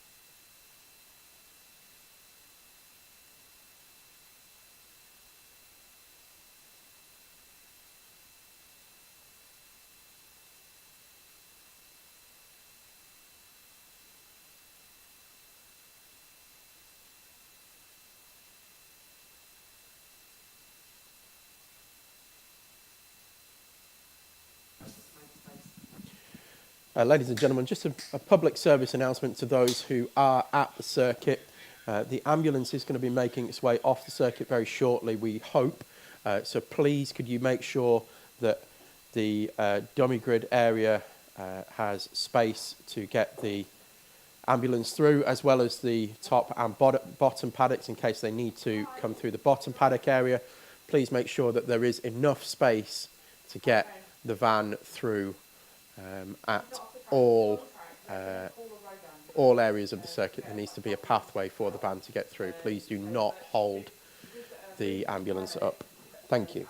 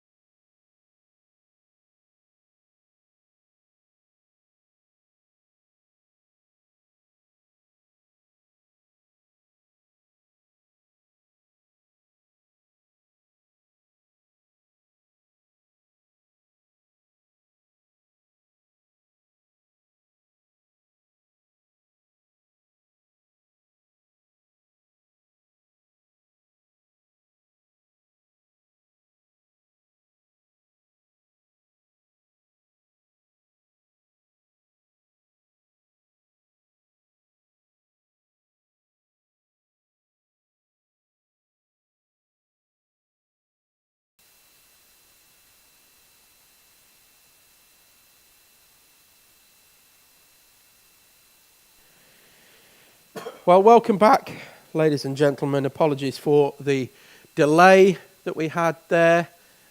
I'm sure you will all be understanding of the reasonings why. We did have a medical incident on the circuit for those of you at home, but it has now been dealt with. The track is clear and we are about to go racing once again. We will, for the rest of the day now, because of the pause in action and the longevity of it, we will now be going back to back to back for the next two sets of heats and the final. Of course, we still have one heat to go of our first set of heats, which will be senior pro karts that are heading out shortly, and David will be back with us in just a moment to give you the grid. But just while we are resetting here, it was just a public service announcement that we will now not be taking a lunch break and we will be running straight through for the rest of the day, which for those of you viewing on YouTube will mean all action all the time. Straight through. Senior Pro Kart Heat number 1 then up next. Matthew Hauschby will start on the front row alongside the returning 318 of Scott Tate. The UK plate of Bradley Rowe starts the inside of the second row. He'll be joined by the reigning champion Maximus Shields down on the entry as the O plate, but he'll run the number 43. Lewis Blench and Darcy Hall will grace row number 3 in front of Isaac Duff and Zach Dean. Zachary Hudson and Lewis Garth on row number 5 in front of Oliver Hill and David Brewis with Freddie Cowley and Rossi Costello. Then it's another returning driver, David Brown in P15. He's alongside the driver, the number 4, Lewis Jolly, who we know very well, Tom, from 24-hour races in hires. He's got himself into owner racing. He goes off the outside of row number 8. Sam Neri and Zach Dawson in front of Mark Tate and Mark Elsden, with a junior graduate, Liam Edmonds, going off P21, Joseph Williamson alongside on row number 11. Sam Barrett and Ike Needham, Joe Grinsell and Danny Bean are in front of Nigel Richardson and Curtis Yule. Yes, so a lot to discuss already before the racing's even got underway. Of course, returning champion Maximus Shields, returning lap record holder Scott Tate as well, back on the grid, which is great to see. As you mentioned as well, Lewis Jolly making the step up from the hire car entries for multiple 24-hour races over the years, not just here at Teesside, but at Le Mans and various others as well.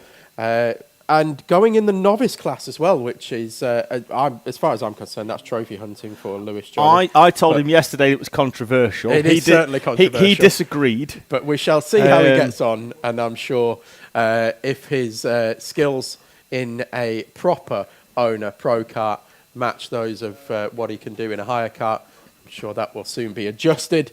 But yeah, great to see Max Shields back on the grid as well. It's going to be interesting to see how he gets on. We've got Joe Grinsell as well back with us. So a lot of returning faces, certainly for the first round here of the Owner Driver Sprint Series in 2026, which is great to see. And the numbers on the Pro Kart grid are back on the up as the loud rumble from the far side of the circuit as they make their way off the dummy grid, the familiar sound of those 200cc, twin 200cc, four-stroke Honda engines make their way out onto the rolling up lap. Everybody doing their best to get some heat into the tyres early doors. And in fact, we've got the 51 of Lewis Blench has had a little spin at hairpin 1, but I'm sure will manage to find a way back into position, and in fact does find his way back into position on the back straight already. So already really taken place. Very slow rolling up lap. Of course, they don't need to go particularly fast, unlike the Rotaxes, because they don't have the two-stroke plugs to worry, spark plugs to worry about getting oiled up. They can go as fast or as slow as they want, and particularly slow rolling up lap, but gives chance for the drivers mid-pack and further back, certainly, to get some heat into the tyres. Looking forward to this one. This has always been the blue ribboned race of the Owner Driver Sprint Series. Matthew Hauschby then will lead Senior Pro Kart round for the first time at a walking pace, paying no regard. Marshall's telling him to slow. If he slows down anymore, he's going to have to get out. through they come. This is great from Senior Pro Kart and how it should be, although Hauschby's calling for a roll round, although he's not going to get one. Green flag's down. We're away in racing as we head up towards the national loop. Hauschby's going to try and hold on down the inside. Scott Tate's going to sweep round the outside. Tate ears through round the outside. Tate from Hauschby. Shields trying to shoehorn the 43 down the inside of the 215 and does indeed do so.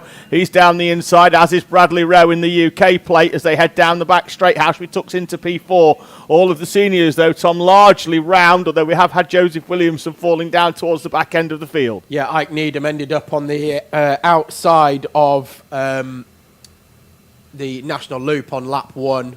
Ended up almost in the paddock area. He was that far off the track, but has recovered a few places, made some contact between hairpin 1 and 2 while he was trying to recover.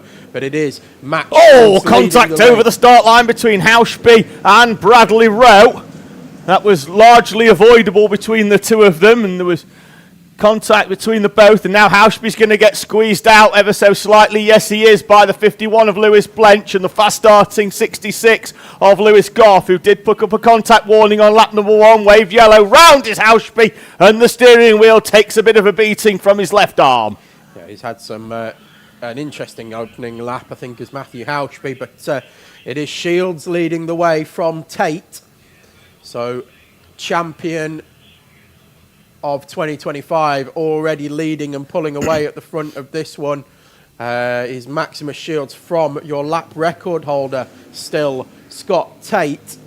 Then it is Bradley Rowe in the UK plate. Then it's Lewis Goff in the 66. He is in 4th place. And Lewis Blench, Danny Bean, Zachary Hudson, Isaac Duff, David Brewis and Zach Dawson. Bean is through, picks up a contact warning, get the feeling that was a little bit of maybe a bump and run through out of the D chicane and round the national loop, creating the hole for himself. Behind that, Tom, it's like watching the London Marathon. They're 2 and 3 wide from David. Who's that down the back straight? It's David Brewis. Yeah, straight now.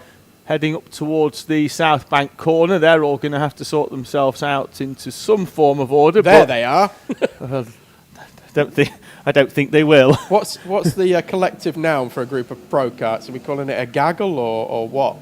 Like a parliament of owls? A flurry of Hondas. Yes.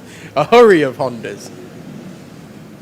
They all managed to get themselves into some sort of order as they head through the D chicane, but it is all action. Of course, you will have different colours on your the left side of your timing column. Oh, Darcy Hall is out of the race and looks to be in a little bit of discomfort with her right hand. Glove is off for Darcy Hall. If we happened there, hopefully we can get her up and out of the cart. If we can get the cart wheeled over to the inside, then contact warning for Sam Neri. Not sure whether the two were related. Shields is pulling away now from Scott Tate, and there's a big gap then back to Bradley Rowe. I was just going to say you've got different colours on your timing column on the left-hand side there to denote the different classes.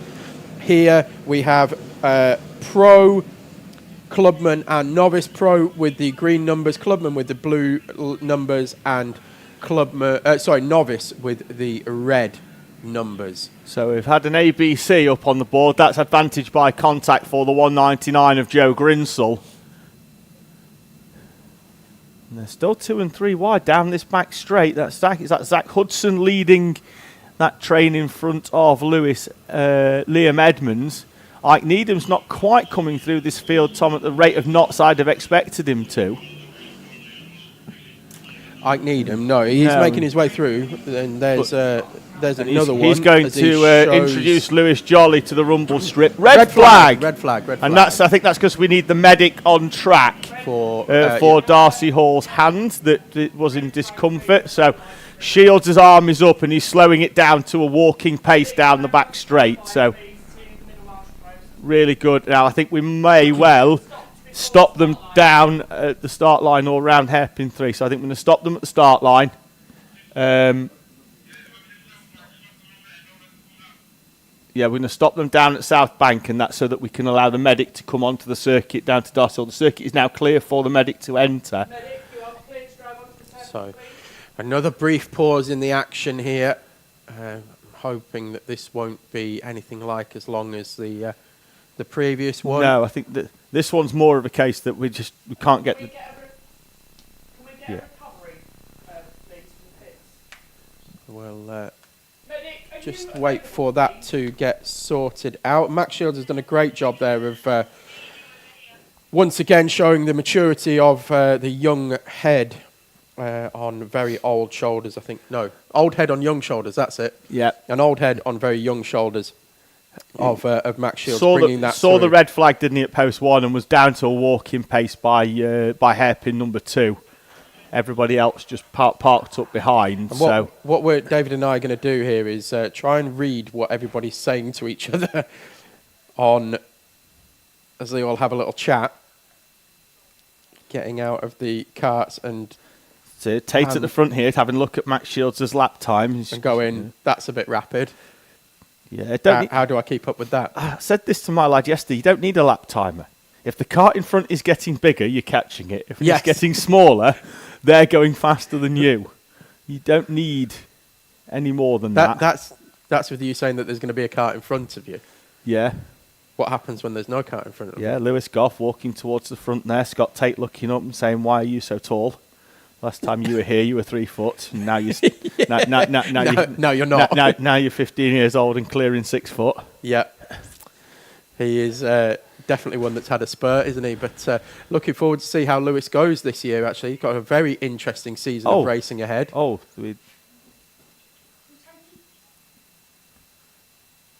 The medic's kind of gone the wrong way. There we go. Now heading back into... Turning round so that when they've dealt with the incident, they can head straight back to back out. But yes, a few drivers with helmets off as well, which is interesting. We can see faces. That's your... just to the right-hand side with the red hair and... standing in about P2 at the moment. That's Danny Bean, who is your clubman champion last year. And making his way back towards his cart. Oh, and drivers already starting to shift back into position. I'm not sure what message they've been told, but they're firing engines back up. Yeah, no, I think it's just more of a case that they were just out, weren't they? It's like they've all been told you're going in a minute. But I don't think they are. No. I would quite literally hold your horses there and knock those engines back off if I were you drivers. But price of fuel these days. Exactly. Price of fuel these days. Get them motors off. Exactly that. At least they're not diesels. No. Like my car. Wife's got a diesel. Only had to remortgage to come down here this week. I saw the BP over the road, the designated fuel station for the track. Have they done side... Would you like to take a wild guess at how much the price of diesel is per litre there? 164. Keep going. 167. Keep going. 170. Keep going. 173. Keep going. 179.9. I genuinely think the guy behind the counter is the one with the mask and the gun. Dynamic pricing. He's got the mask and the gun, not the other way around. Not seen controversy that much since Oasis. It's a petrol station robbery, but from the other perspective.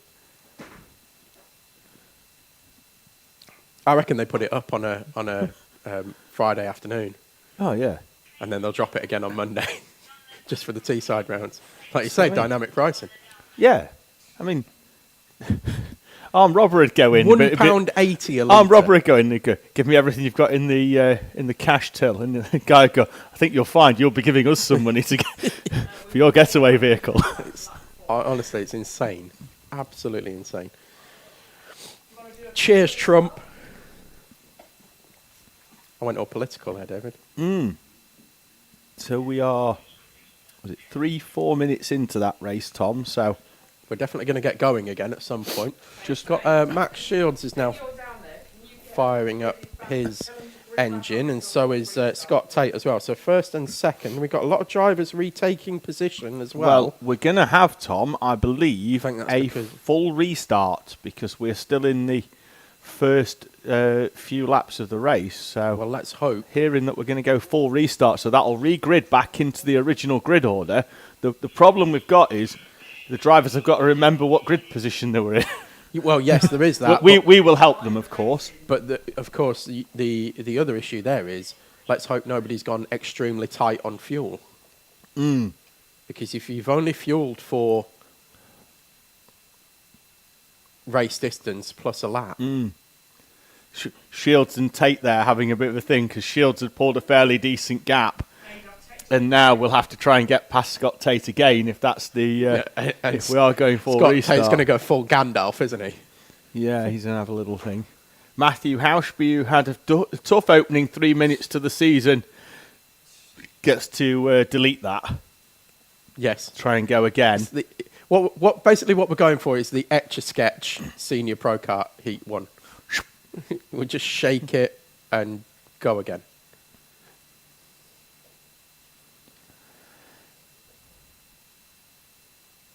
So it should be Hauschby and Tate then on the front row if we're going back.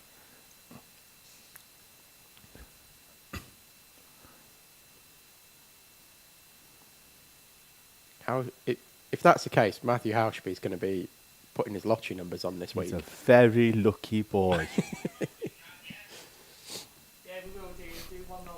So, Of course, most of them are probably old enough to do the lottery now, aren't they?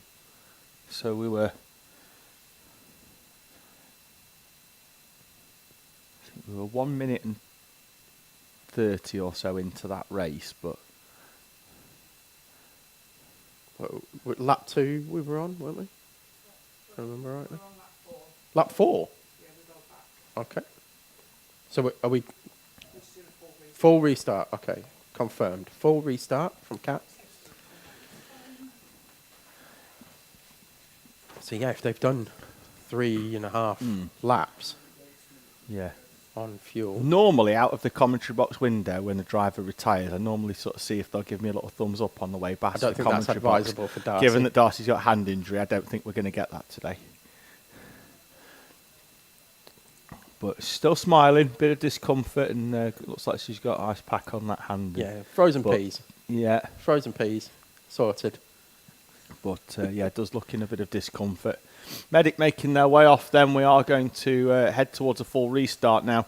Whether we send them drivers round in order and grid them on the start line, rather than doing it in a condensed area up there, I'm not sure, but that's how I'd do it.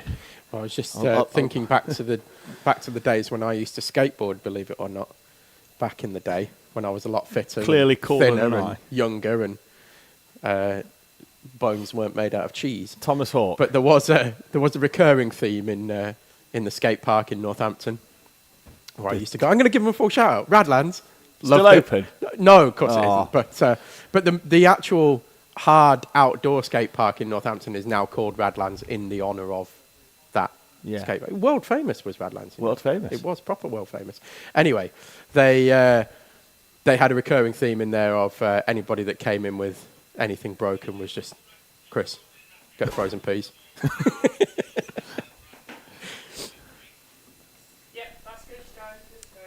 Lad I went to school with actually came in and he'd fallen off his skateboard, and then the skateboard had run over his arm with him sat on the skateboard.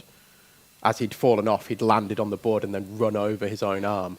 And it came in his forearm, and it was basically in a U shape. He wasn't called Brian Harvey, was he? No, he was called Harry Cook, Oh. was his name. And he basically had a forearm that resembled a U. Was it a U or was it a half pipe? It was horrendous, was what it was. It was absolutely horrific. It's one of the worst injuries I've ever seen with my own eyes. Right, so are we going to send them round to the start line and grid them here, or are we going to grid them up there is the big question. Just send them on a rolling lap and let them sort it out. Let them just randomly just grid themselves. They are going to sort themselves out. Okay. Here we go then. So Hauschby's going to retake pole position from about 20th at the minute. I wouldn't have even done the rolling up lap if I was Matt. I'd have just stayed there and waited for him to come round. Right, so there goes Hauschby now around the outside. You're just going to see him pop into screen. There he goes. So he's going to retake position, and then everybody else will work their way into their original starting positions. Well, I think the top six have sorted themselves out, because no Darcy Horse. It'll be Hauschby, Tate, Rowe, Shields, Blench, and then Duff. Then it should be the 28 and the 81 of Zach Dean and Zach Hudson. Then it'll be the 66 and the 391 of Lewis Goff and Oliver Hill. And that will sort your sort of top 10 into an order. So Danny Bean made really good progress towards the front of the field and has had to drop right the way to the back. So Hauschby's gone one way from the back to the front. Danny Bean's gone from the front, or near to the front, to the back. So we're about ready to go. I'm about to sneeze again. Still trying to sort themselves out in the mid to back part of the field, but I think they've largely sorted themselves out now with Curtis Yule and Nigel Richardson on that final row.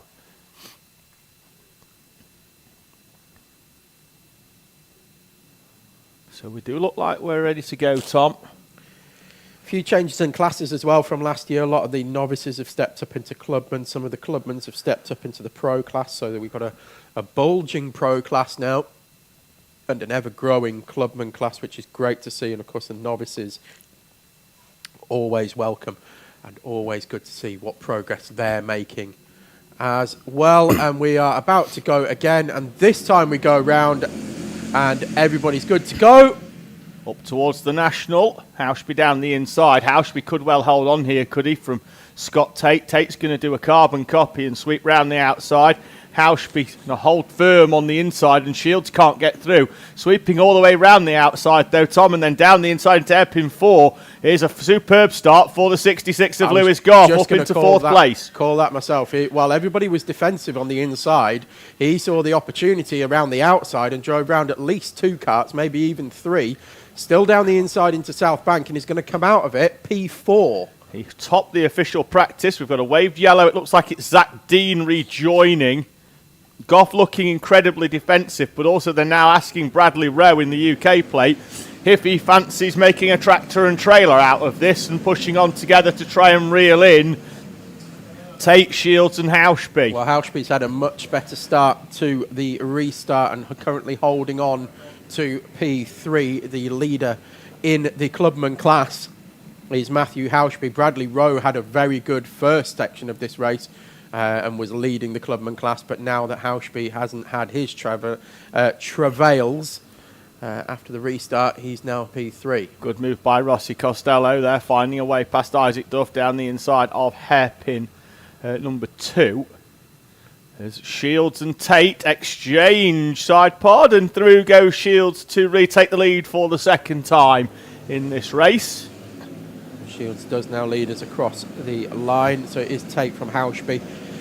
Goff, Rowe, Costello, Duff, Brown, Dawson and Lewis Blench still leading your novice class from Lewis Jolly, who's come through the field now into P11. And a bit of contact there. I think that was Grinsell into the back of Ike Needham. And who's that behind Ike Needham? That's Zach Dean. And Curtis Yule doesn't appear to be happy with him, but I think it was Curtis Yule on the inside who tipped Zach Dean into a spin. Didn't really see that Zach Dean did a lot wrong there. But Grinsell will pick up a contact warning for the push into hairpin 1, and he's about to take another place as well, that of the 51 of Lewis Blench. So Grinsell now into the top 10. Also a contact warning for the 434 of Curtis Yule. Curtis Yule with the audacity to question what was that for about 30 seconds after helping another driver into a spin. Ike Needham starting to make his way through the field now as well. Like Grinsell, just carving his way through is Ike Needham, and one to keep an eye on. Nice to see Zach Dawson stepping up into the pro class as well this year from Clubman last season, and in fact puts a move on just off camera into hairpin 4. Down the inside of David Brown. Yeah, he's going to come out P8 now, is Zach Dawson. Isaac Duff as well, another one that's moved up to pro class this year and showing well in P7. So even with the random grids, we can see the class system working very well here as the top 10, with the exception of 3, all pro class drivers. I had expected Goff to start making a little bit more in the way of inroads into Matthew Hauschby and potentially those in front. Contact warning for Liam Edmonds, but Goff hasn't managed to drop the UK plate of Bradley Rowe, and in fact Rossi Costello in the 46 has closed in. He's brought Isaac Duff with him as well. New fastest lap of the race for Max Shields, 46.089, but that's actually some way off what we were doing in the opening laps of the original start of the race before we had the medical pause and red flag. Costello down the inside of Bradley Rowe. Bradley Rowe coming back at Rossi Costello and holds on to 5th place. Further down the order, Liam Edmonds and Lewis Jolly with a lovely little switchback on each other. Jolly down the inside, Edmonds gets him back at hairpin 4. Behind them is Zach Hudson trying to get involved, and Curtis Yule making his way through the order as well. Yeah, all action actually, and Lewis Jolly is now getting a bit beaten up through hairpin 3 and 4 and has lost a few places. Mark Tate goes around the outside of him. Through, yeah. It is great to have the Tates back, isn't it? I mean, it's going to be a nightmare when they're nose to tail on the track and trying to pick each other apart, but or trying to tell them apart. I don't know, one helmet yellow, one orange. Yeah, but which one's which? when they're nose to tail. But it is really good to have them back with us and racing.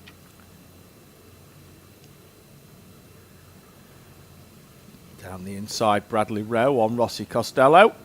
Costello still on the outside. Will have track position. I think. But Rowe all the way around the outside. Costello with a little bit too much curb. Unstable to 46.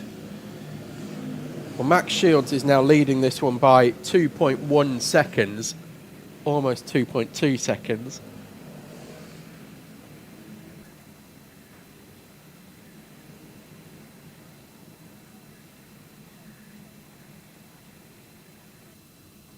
Sorry, I thought I was going to sneeze again then. Sorry. Didn't want to cut across. I just thought you were thinking. No, I keep almost sneezing. Hay fever. No. Just Rossi Costello back down the inside of Bradley Rowe again. Rowe has it scouted and goes all the way around the outside. They've got to be careful though, because coming through in the last couple of laps has been Zach Dawson in the 83, and he's come through, Tom, at a fair rate of knots, getting past Isaac Duff and Joe Grinsell, and I imagine it's only a matter of time before he tries a move. It's just that he's got to be careful. Rossi Costello down the inside, and then I thought Dawson was going to go into the gap, and Grinsell down the inside of Duff, and Grinsell's trying to get past Dawson as well. Dawson got somewhat balked in the middle of the corner. I thought he'd just follow Bradley Rowe round the outside and put his kart down the inside of Rossi Costello, but it never happened. This is what we came to see. This is senior pro kart action at its best. A 7-kart train, 8-kart train even. Grinsell down the inside of Dawson. Dawson wide out onto the rumble strip. That allows Isaac Duff back into the mix of things. David Brown and Ike Needham are on the tail end of this as well. And behind them, if these lots start squabbling, I'd expect Danny Bean to close in as well, Tom. Onto the back of this if there is a bit of a squabble going on, and given that it's 2 minutes and 40, I believe that's inevitable. Grinsell down the inside of Rossi Costello. They'll run side by side down the back straight, and I would expect Isaac Duff and everybody else to join the train on the inside, and Costello is going to get hung out on the outside of South Bank. Expect Costello to lose 3 spaces here unless he can find a way in. And he can't, but he's going to hold the inside here and now finds a way in line. And that is the 55 of David Brown as well, trying to make some positions back up the order. So your Pro Class podium at the minute, Max Shields from Scott Tate from Lewis Goff, first, second and fourth. Then it's Clubman is Matthew Hauschby, Bradley Rowe, third and fifth, and Rossi Costello in eighth place. And then your novice class is Lewis Blench in P13, Zachary Hudson in P17, and Lewis Jolly in P19. So Lewis Jolly actually did have a good start to the race and has now dropped down the order somewhat. Been a bit beaten up over the last few laps, I think, as Lewis Jolly. Welcome to Senior Pro Kart. These haven't got wraparounds on. Certainly don't. Minute and 15 on the clock. Shields leading with a gap now of 2.2 seconds. That is going out ever so slightly, lap on lap. Big look over the shoulder. And as expected, Danny Bean has got up onto the back of this train as Grinsell and Bradley Rowe come together at hairpin number 2. And Grinsell with a warning. That's the second warning for Grinsell for the race as well. So there goes Zach Dawson back down the inside of Bradley Rowe. That was for 6th place as they come over the line. Now we expect to see Grinsell start to pull away from that train that's now sort of broken up a little bit. It's now a 4 and then a 3 in behind that's now headed by Ike Needham. Yeah, it's because they'll start squabbling and indeed do immediately with only a lap and a half to go, with Rossi Costello finding a way past Bradley Rowe, and that could allow Isaac Duff to pop and move down the inside. Time is fairly close to elapsing. Will Shields see the last lap board this time round? Just. Indeed he will. By about 3-4 seconds. Goff is closing in on the back of Matthew Three Hauschby. wide. We're going to go 3 wide, although they do fan back into a line. So Goff closing up on the back of Matthew Hauschby. Might have one go at him at hairpin 4 for 3rd overall. I said Grinsell was going to start pulling away, and he hasn't. It's actually Zach Dawson has very much gone with Grinsell here. They head down the back straight. But the checkered flag is ready and waiting for the winner of heat number 1, just coming out of hairpin 4. For the first time, your 2025 champion already back on fire again, taking victory in heat number 1. 2026, Max Shields, followed over the line by Scott Tate, who sets a personal best lap on the final lap of the race. 46.230. We're still nearly a quarter of a second off the fastest lap of the race by Max Shields, though. Matthew Hauschby comes across the line P3 with Lewis Goff 4th, Joe Grinsell 5th, Zach Dawson 6th, Rossi Costello 7th, Bradley Rowe 8th, Isaac Duff 9th, and Ike Needham in 10th place. So your Pro Class podium, Max Shields, Scott Tate and Lewis Goff. Clubman class, Matthew Hauschby, Rossi Costello and Bradley Rowe. And your novice class went to Lewis Blench in P15, Zachary Hudson in P17, and Lewis Jolly rounds out the novice podium in P19. Oh, delivery Oh, in the com box from Oscar. oh, thank you very much. What have we got? What we got? It's in foil. Ooh. First hashtag cake chat of the year. Love the cake. Is that from you, mate? Yeah, my dad's birthday, so my mum made. Oh, Quality. thank you very Cheers, much. mate. Happy birthday. Thank you. How old's your dad? 59, I think. Oscar took a stab that his dad is 59, but there's no guarantee his dad's 59 because he looks less than convinced. I'm sure he'll let us know on YouTube in the comments. Speaking of which, the Clegmeister said when he returned, we scared him because he forgot that he got us on the telly. So How dare he all of a forget. sudden we started talking and scared the bejesus out of him. Richie Hall saying, good luck, everybody. I'm watching from Malaysia. Gutted not to be there. Come on, Ted Hall. Hopefully better luck in Heat 2 Junior Rotax and keep it up in Junior Pro. So that's Richie Hall watching from Malaysia. Yeah, it's where he works. 1 month on, 1 month off. Yeah, it's warm out there. I've been. You've been. You went to Bali, didn't you? We It's came back similar. through Malaysia for 2 days on the honeymoon on the way back. Went Sticky, to innit? through Kuala Lumpur. Yeah, Yeah, and it rains at like 5 o'clock every night. yeah. And But by 5:15, it's bone dry yeah, but again. beautiful city, but they have massive storm drains. But their storm drain is also their sewerage system. Yes. Bit of a Yes, honk. if we can just hold the grid, maybe. Public service announcement. Yeah, Kat would like to discuss some non-negotiables, Tom. Okay. Such as children shouldn't be climbing trees, children shouldn't be climbing on barriers or structures, and not or entering restricted areas, and they shouldn't be on the hills.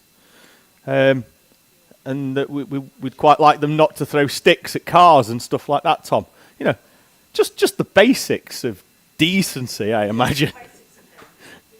It's in the group as well. I've just done the snapshot bullet pointy bit.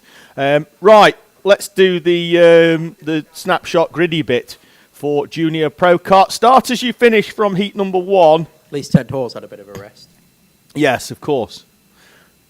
Heat 1 winner Reece Cranston leads us out the gate. He has Joshua Sullivan for company on the outside of the front row. Ted Hall and Edward Rye are on row number 2 in front of Ashton Carmichael and Harry Pennington. Josh Brown and Matthew Plant on row number 4 in front of Peter Webster and Ashton Horspool completing your top 10.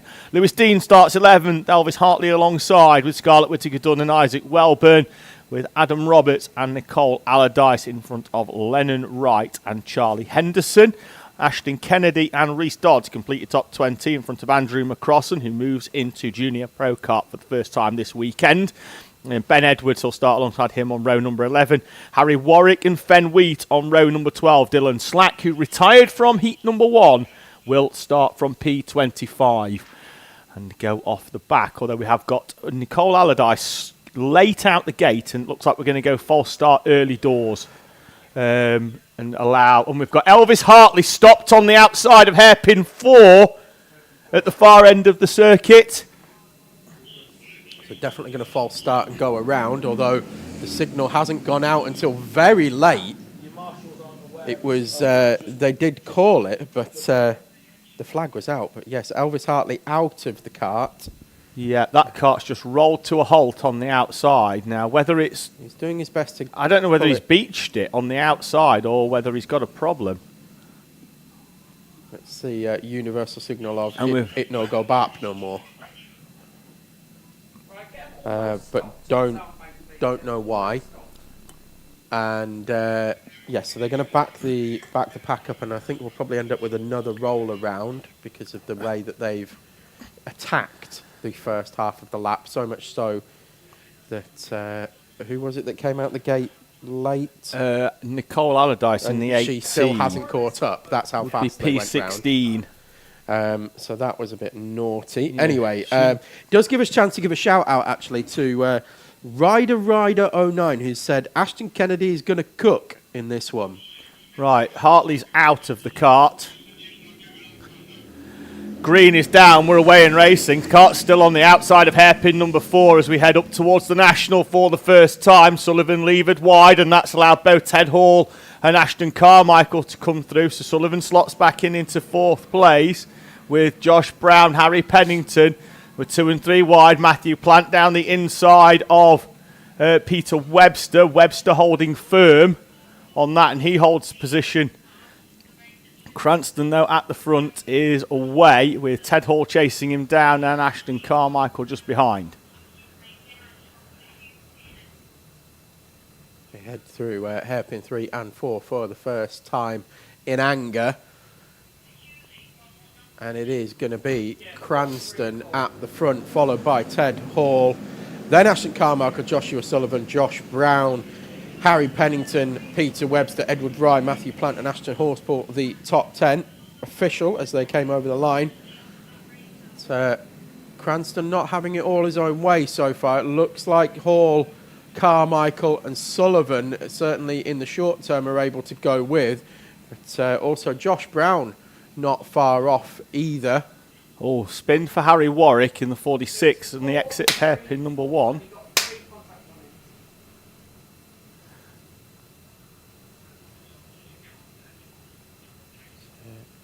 Cranston once again getting it sideways, and you'll see it again going into hairpin 1.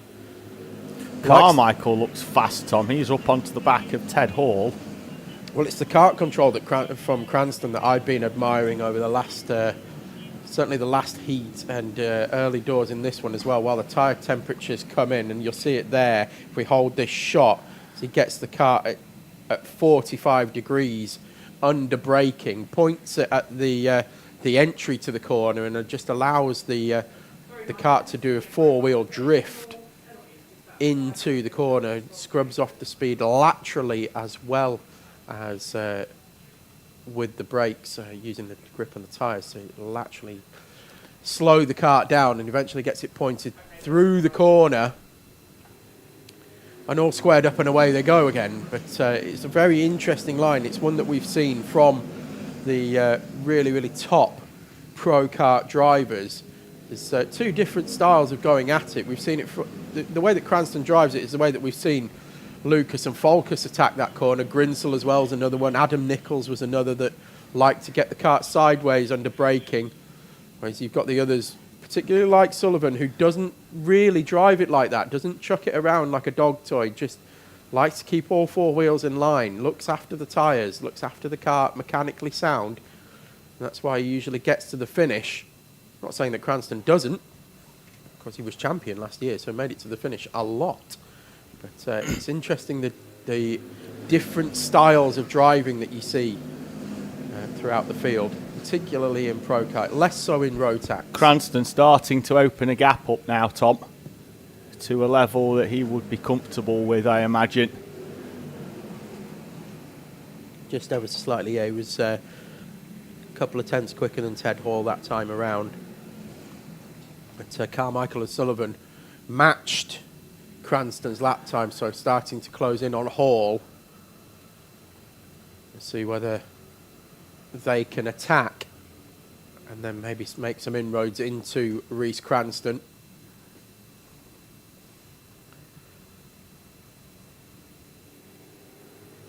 So head over the line one more time. We've got a nice pack behind as well. They are all in a line, but it's headed by Edward Rye, of course, making the step up to Junior Pro Kart this year.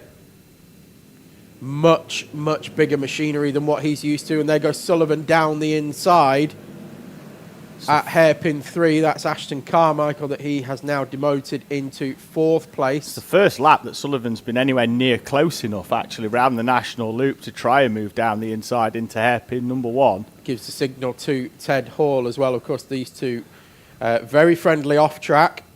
Raced together in the Pro BPEC. Kart Endurance Championship, Yes, as well did. with Carmichael as well, Tom. That's the 3, that's the team. That's so. All right, okay. So that is the. I didn't realise Carmichael was there as Yeah, well. I knew Ted Hall was there. That's the trio with a combined age, Tom, of 39, racing in the seniors at the first round at Shennington. They came away with a superb podium. It will inevitably at some point this season, Tom. They will inevitably crash into each other. And in the sprints, and there'll be tears. Yeah, but it's no different to when Folkus and Lucas went at it, and they raced each other in the sprints, and then were teammates a week later in BPEC, and it was all rosy. As long as you race with that level of respect. Sullivan now up into that 2nd place. The problem that they've got is he's left himself with half the race to try and close in a gap that is going to be over a second, Tom, by the time they come. It's taken him a while for a driver that has historically been fairly ruthless in cutting through the field to come through. And Well, you say that, but I mean, Ted Hall and Ashton Carmichael, no slouch. no, not at all. It's not surprising, really, that it has taken a while, because that is Scarlett Whittaker Dunn and Isaac Welburn going side by side into hairpin 1. Scarlett Whittaker Dunn almost levering her way through, but not managing to get the move completed. But yes, it's not surprising that it has taken Sullivan a while to get through, and this is part of the reason why I would imagine that they are teammates in the Pro Kart Endurance Championship because they are closely matched. Yes, very much so. And, Sullivan, with a new fastest lap of the race, closed in around about a 10th that lap. It's still over a second. So going to need some scruffy laps here from Reece Cranston, and if pedigree is anything to go by, Sullivan's going to need a lot more than luck. Yeah, needs or more luck alone. Needs more than tenths, doesn't he? There will be some lap traffic to contend with that may well swing one way or the other, but Cranston now will know that Sullivan is in second place and have been given the hurry up. Looks like it's come down again visually, and it did, and just over a 10th again. It's going to need more though, isn't it, Tom, given the time?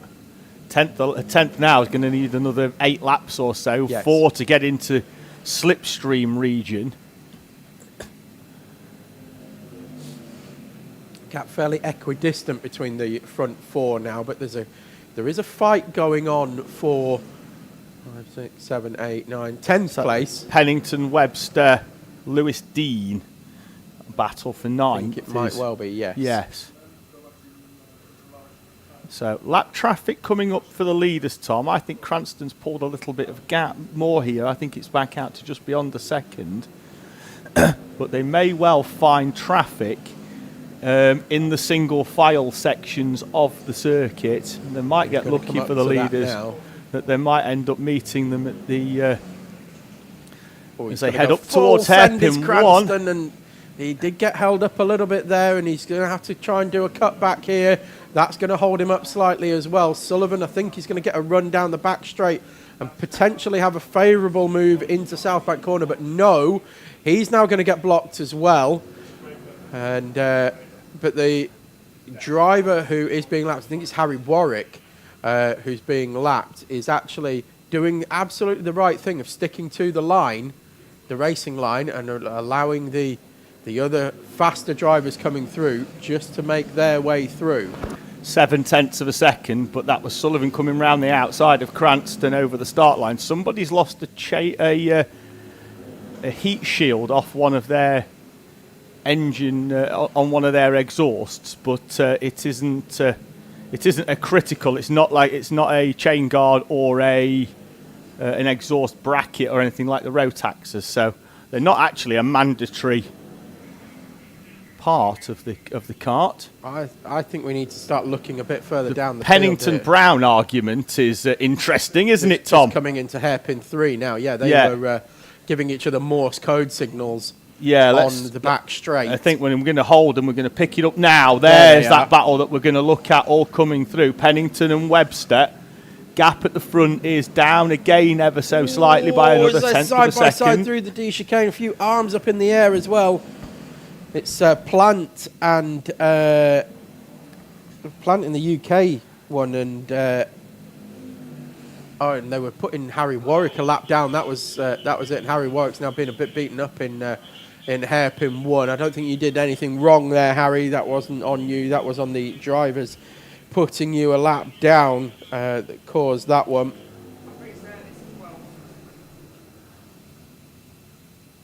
They head round South Bank. And Josh Brown with the warning. Final lap then for the leaders.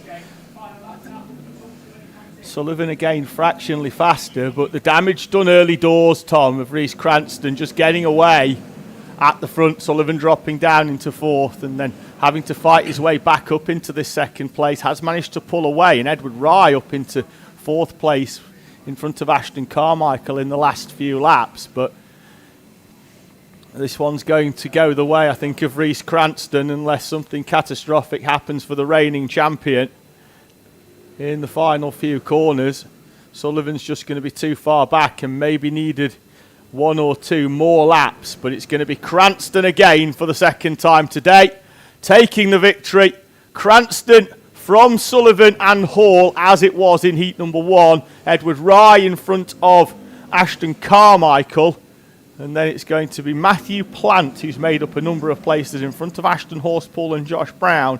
Harry Pennington, Lewis Dean complete your top 10 with Webster, Scarlett Whittaker-Dunn, Adam Roberts, Isaac Welburn and Charlie Henderson. Bit of a shout out to Isaac Welburn. His dad was speaking to me during the delay earlier on, and just wants to say thank you to a few people for helping them get their new car out this season. So big shout out to Howard Never and MS, Lucas, Jules and Matty for stickering it in secret, Paul and Kat for getting bits moved around, the JJM Performance, South Lakes for sponsorship, and everyone who sort of kept it a secret. Also, Fen Wheat is out on Izzy's old chassis today. So in the 125 in his debut weekend in Junior Pro Kart as well. Right, I'm going to have a comfort break, Tom, knowing that we're not going to be out for a while, and the quad is out to collect Elvis Hartley from down the far end of the circuit. So I'll be back in a few moments. Okay. Take that with me now. And he's taking some cake as well. So we will await the grid being cleared. And then we will be ready to go with Heat 2 for Bambinos and the Might E Bambinos. So Coma C50 Bambinos, Might E Bambinos is an amalgamated two-class race. The recovery quad is out on circuit now, and we'll be heading through. So 2 wins from 2 races for Reece Cranston, so perfect start for your 2025 champion to the 2026 season with 2 from 2. I'm sure we'll be very happy with that one.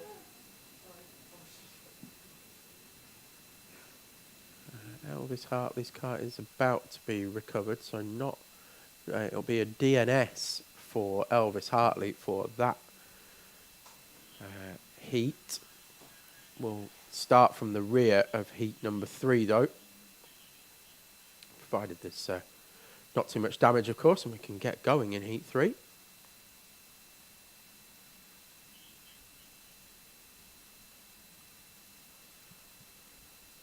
Uh, 46.070 is the fastest lap in Junior Pro Kart that time around, and on the notes that I've got here, I've got a previous fastest lap previous lap record of a 47.7. We've just done a 46.0. So either during the winter we found 1.7 seconds, or the numbers are wrong. Yeah, Junior Pro Kart lap record, Kat. 45.914. So we were only just over a tenth. 45.914. Max Shields. 2024. 2022. Wow. Going back that far. So yeah, so we were with a 46.070. We were only just over a tenth off the lap record, which is very good going. That was the 2022? Was that on Dunlops by then, or were we still on Bridgestones in 2022? I'll ask the Oracle when he comes back from his comfort break. But the Bambinos are heading out. You're right. The one in senior Rotax was set by Dan Kellam. We haven't seen him for years.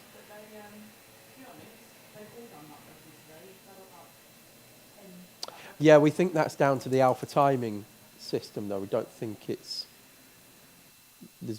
said a lot of lap records, but we haven't actually had lap records broken yet. We think because the alpha timing system's been updated, it's reset the lap records. Oh no, do you know why? I know why. It's because I normally time the sprint on my laptop timing system. Right. But although I'm using my laptop today, I'm actually using the computer down there.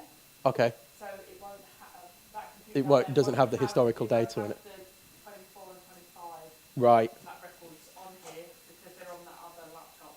And Alpha's weird about how it stores Okay. So, Bambino's heading into position. And it's going to be headed by the 22 of Noah Gallagher, who took a fairly comfortable victory, I think it's safe to say, in heat number 1. But Logan Grassi and Jace Hannon, who will be going off P2 and P3, they certainly kept him honest. And then we've got the 16 of Sebastian O'Connor will go off P4. Jake Gwynn in P5. Then we have Theodore Lee will be the final Coma C50 Bambino into position. Then we're going to have your 2 Might E Bambinos, the electric karts. They are taking their position right at the back of the grid.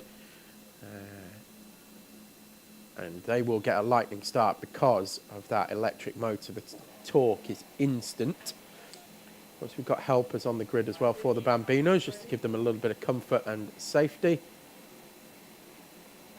And a little pep talk, calm the nerves before they go. The green flag is up.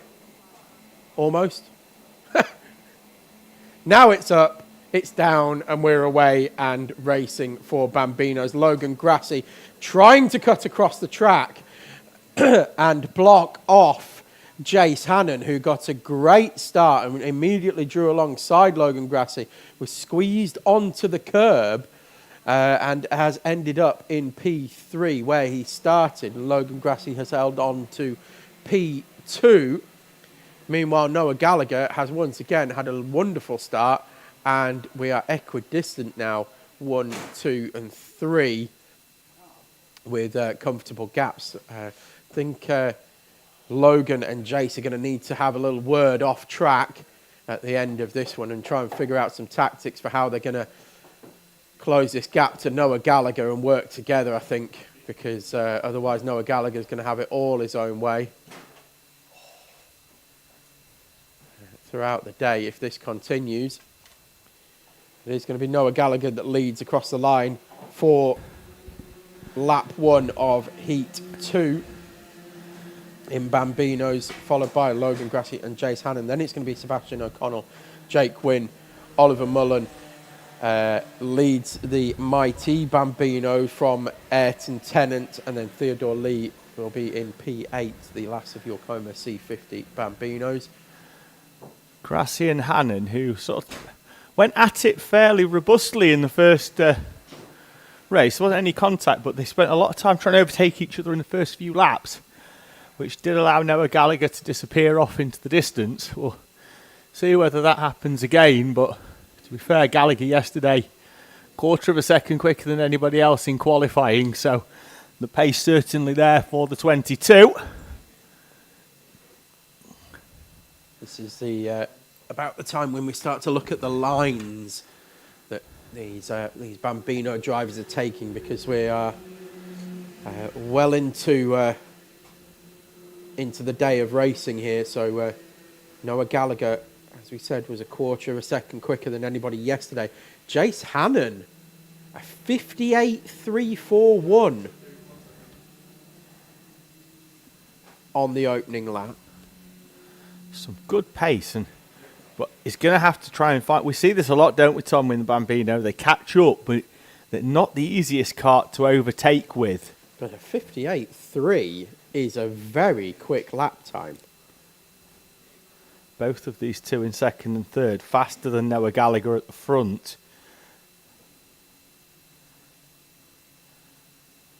That's a very quick lap time from Jace Hannon. Well, you look at the calibre of drivers that were setting the fastest laps around here historically. Your Chloe McGill, Austin O'Man, Well, Chloe Colby McGill Patterson was in a class of 1, wasn't she, really? Because she would just disappear at the front and time trial. And still the lap record holder here is in Bambino is Chloe Yeah, McGill. we had that superb day, didn't we, where 3 of them set identical lap times as they crossed the line nose to tail. They are reeling in Noah Gallagher at the front. Of course. It's about time I tell people as well that I bumped into Chloe McGill over the winter period. In Dubai Airport? No, in Glasgow Airport. Oh, okay. On the way to Dubai. You wouldn't want to be in Dubai Airport right now? No, we both sets of families, theirs and mine, the McGills and my family, all caught the same flight to Dubai at the same time. Chloe was out there racing, or on her way out there to race. Is that the FIA Academy Trophy they were going to? No, I think it was the qualification for that, if I remember rightly. It was like we'll separate the wheat from the chaff event. Of course, she certainly did very well in that and is now part of the Academy programme, as far as I'm aware, anyway. So we now have a trio at the front as Grassi and Hannon run side by side. They need to be careful that all the hard work to catch the leader doesn't go out of the window squabbling over second when there's still a heat win to go at here. It was nice to catch up with the McGills, though. That's what I was going to say. It was very lovely to catch up. Stationary kart Tom on the outside of hairpin 2. And more than that they still watch. Sorry, on the entry to hairpin 2, sorry. So waved yellows are dealing with that. Kart will get pushed off towards the right-hand side. We'll pick a number up in a few moments' time. Your leading trio remain. The kart is safe and we're going to cover it under waved yellow, so there'll be no overtaking at hairpins 1 and 2. Drivers will just need to respect that, and they are. They coming, do. They are right together again now, this front three, though, aren't as the they? Marshal has got the Bambino going again, and we are back to a full complement of Bambinos. And it would be Jake Wynn in the 66 as Theodore Lee in his first race meeting crosses over the start-finish line. We've had message of support in on the live chat from Faye Hurley 8439. Saying shout out to Theodore. She's really proud in his first meeting. And doing well, I think it's safe to say. Theodore Lee. Yeah, he's halfway down Time's the back coming down straight. and getting faster all the time. Yeah, don't think he's going to get lapped, which is the first target. Exactly. Got lapped in heat number 1. Don't think he'll get lapped in this one. And that means that is a solid improvement. And all you need to do now is step forward and step forward and step forward. And just keep making those gains. Front three are back nose to tail again now, though, after that yellow flag period. It looks like Logan Grassie's got a good run, actually. It's still Chase Hannon who holds the fastest lap of the race with a 58.341.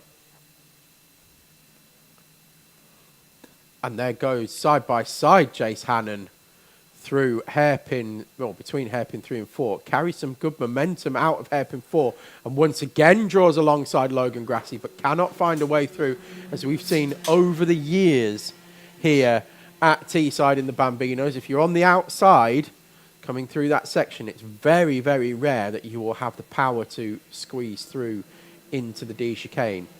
Long way round there, isn't it, Tom, It is. for a 4-horsepower engine? Probably need a 1 second lap differential to be able to get past there. And these three drivers do not have that. No, down the back straight they go with 30 seconds on the clock. I think they might just get round to get 2 more in. Logan Grassie felt like having a little look down the inside there, and Jace Hannon likewise on Logan Grassie. So it's all getting a bit racy here in Bambinos. They are gonna make it across the line, yes.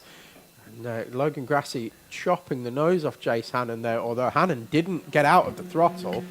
We know that because it takes a while for these Coma C50s to spool back up again, and he very much didn't lose momentum there, didn't Jace Hannon? So bravery on the young driver in abundance. Yeah, didn't lose a lot of time either to Noah Gallagher in the two of them to having that battle over second place, as Hannon once again will draw alongside as they go He tried to get the cut back, didn't he, Jace Hannon? Needs to tuck back in line and get that speed back up again. Maybe, like, that's fine, but you just have a word from us when they're on the grid, and I think it's not acceptable, and Joe Briggs will put this qualified, so we will go with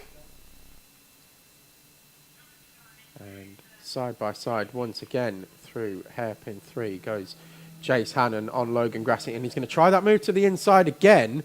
And in fact, Grassi's now alongside Noah Gallagher. Slotting back in there, Tom, but at one Good point... action in Bambino. It looked like Hannon was going to get the run on Grassi. Grassi then used the slipstream of Gallagher and then tried to pop out late on to go down the inside, but they're back into the order that they were in.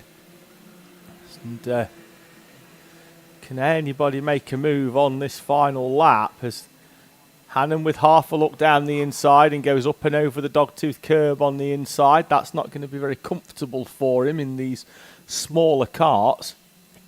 Well, it's not comfortable in the big carts. It's definitely not comfortable in the smaller carts. If he's got still got his baby teeth, I'm sure they'll be falling out. So into the final corner. Oh, Grassi with a little bit of snap oversteer, and that's going to hand it, I think, to Noah Gallagher. Gallagher will come through up towards the timing line.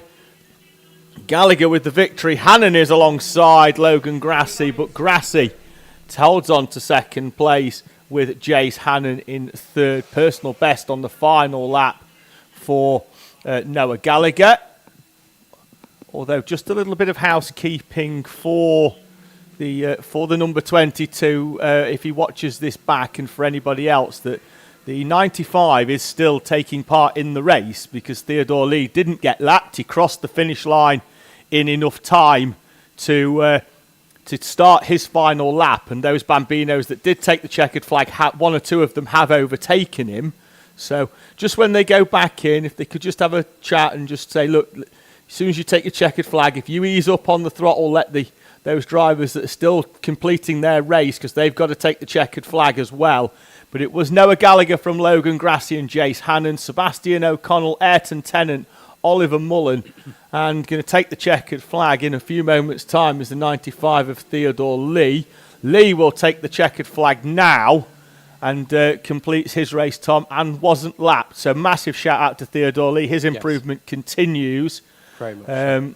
And obviously Jake Wynn was lapped, but that's because he did have a lap on the grass having his engine restarted. Also shout out Ayrton Tennant. New lap record in the Mighty Bambinos, has gone sub 1 minute for the first time. Good. Which we've not seen before. So we're now seeing sub 1 minute laps in the Mighty Bambinos for the very first time.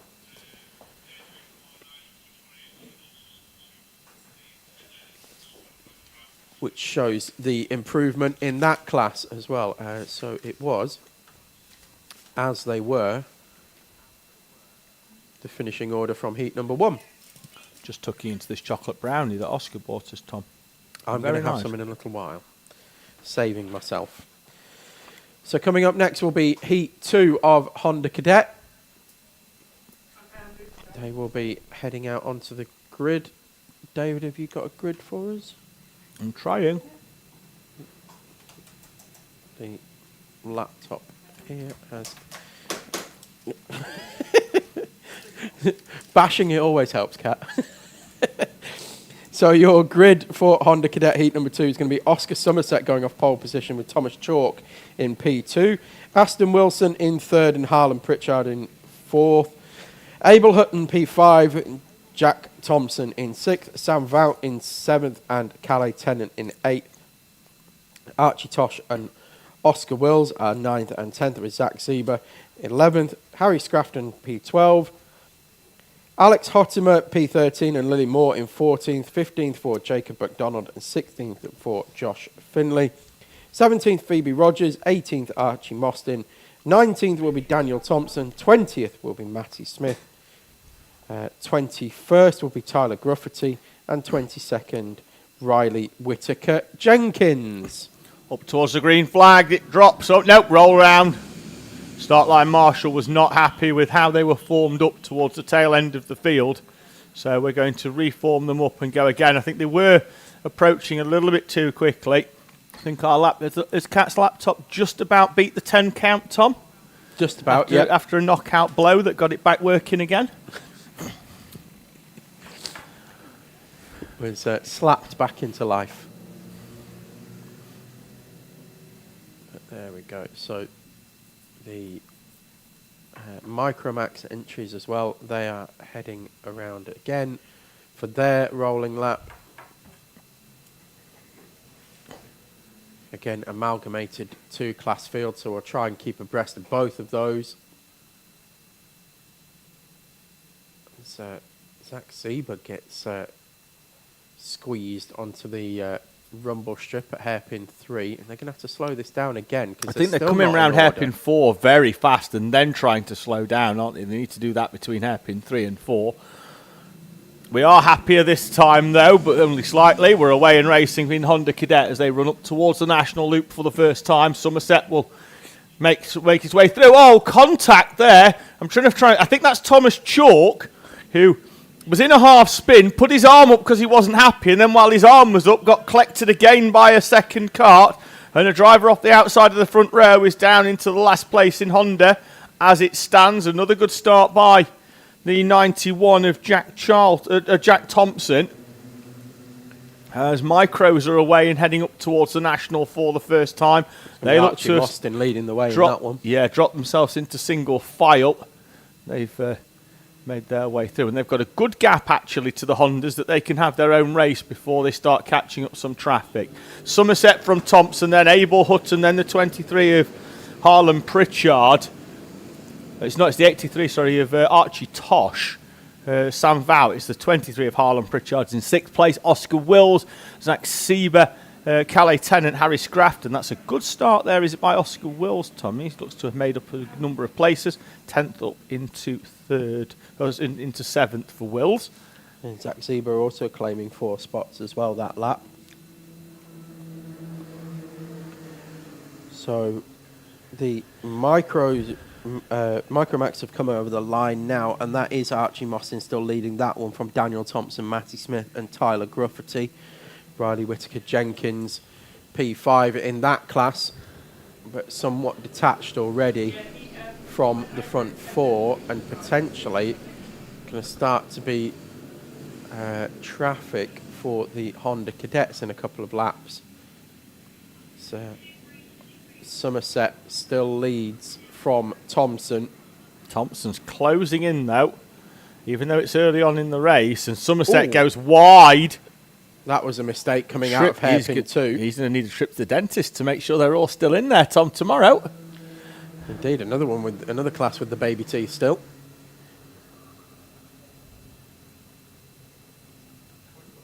If they got any that were a bit loose. Good move down the inside there by... trying to pick out the number. It's the 98 with a good move. It's Sam Vout who goes down the inside of the 23 of... Well, Somerset drew alongside over the line there, but couldn't get the move completed. Abel Hutton starting to come to play with this front 2 as well, with a new fastest lap of the race. Was half a second quicker almost than Jack Thompson. Josh Thompson? Where do I get that from? He's raced British 24-hour before. Yes.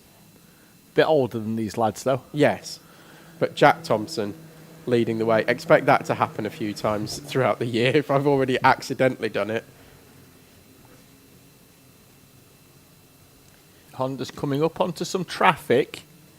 Yes, as we said, that is the Riley Whittaker-Jenkins at the end of the circuit that they don't want to necessarily meet the traffic. It's single file round the National and through the D chicane, and they're going to have to try and go wide round the outside, and it may well provide a little bit of respite for the 2 leaders because Abel Hutton wasn't able to get through quite as quickly.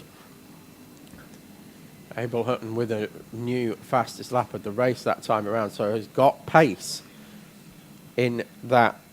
Oh, wide and contact. We've got, that's the 21 of Zach Sieber turned round with the contact. I'm trying to figure out who it was. We've got a warning for the O plate, I think, of Daniel Thompson in micro.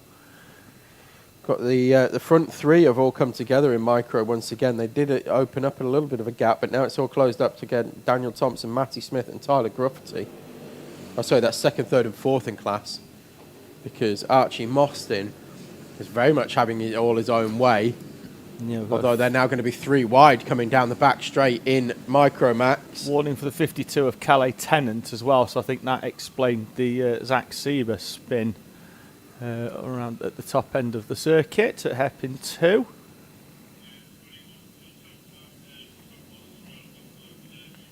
We have your front 3 in R200s, the Rondas, as I like to call them. Will be out next. Is that... No, that's... Yes, we'll be out next. Yes. Sorry, I was reading it wrong. Round 1. You've had some time off as well. I have had a lot of time off. Far too much time off, to be honest with you. A bit ring rusty, I think it's fair to say.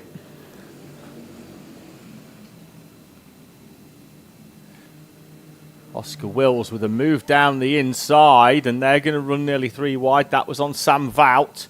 And then the 23 of Harlan Pritchard's going to come to the inside, and we will run 3 wide.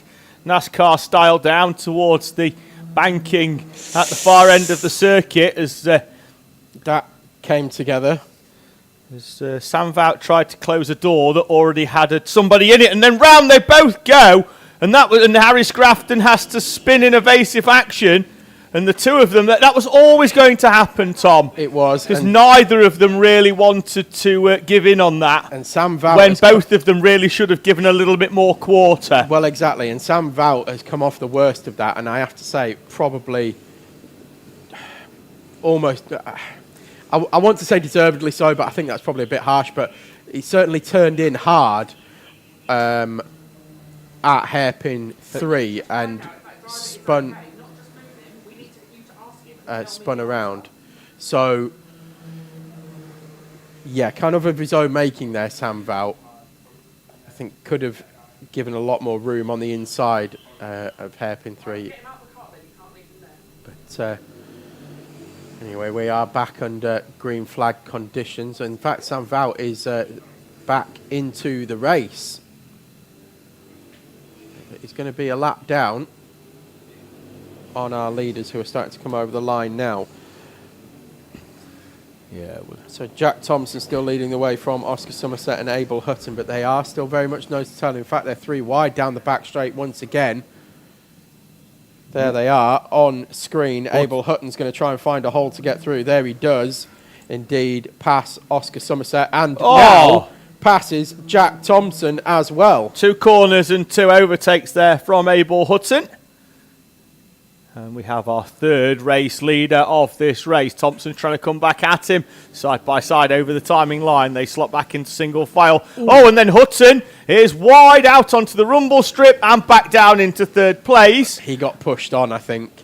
I think he got pushed on by Jack Thompson. I think it was just a concertina effect and ended up getting pushed on. In fact, Jack Thompson does receive a contact warning called by the stewards here.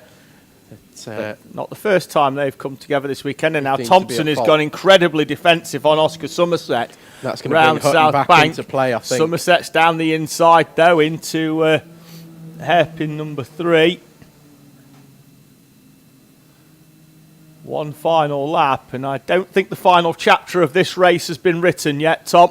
There's plenty to go. Somerset leads Charlton over the line, and then there's a bit more contact into the D there this time, and more contact. They're up onto the back of each other. Jack Charlton rides up over the back of Oscar Somerset. They're still all miraculously facing in the same direction, but Oscar Somerset's just eaten a rear bumper, a front bumper. Yeah, it's... So it is still Somerset holding on to the lead now, but that has brought Abel Hutton back into play. I don't think they're going to be close enough, all 3 of these, to have another little dig at each other. But Somerset from Thompson from Hutton. And that is going to be your finishing order as they come over the line to complete heat number 2 in Honda Cadet. Somerset with 2 from 2. Charlton remonstrating over the line with the driver in front, but the driver in front isn't necessarily aware. Yes, sir. Yeah, Thompson there, not happy. Oh, and then contact there into the back at the first hairpin. I don't know whether that's because they've cart in front as though again he's still remonstrating down the back straight. Is Jack Thompson extremely unhappy with his treatment? And again at South Bank, Tom, this is not good. Red mist has descended. It's not the way that we go racing here at Teesside either, is it? So no. I think there may be a few words in. Well, it doesn't matter because it's okay. It's okay because they're about to meet Bella Franklin, and they're about to introduce that is not the way to introduce yourself to the mini one. Bella Franklin's foot is about to go into somebody's backside. I think. Clark's going as well. Oh dear. Well, young drivers, and a lesson will be learned, I'm sure. Anyway, Micromaxes. Anyway, nothing to see here. Archie Mostyn took victory in the Micromax from Tyler Grufferty and then Daniel Thompson.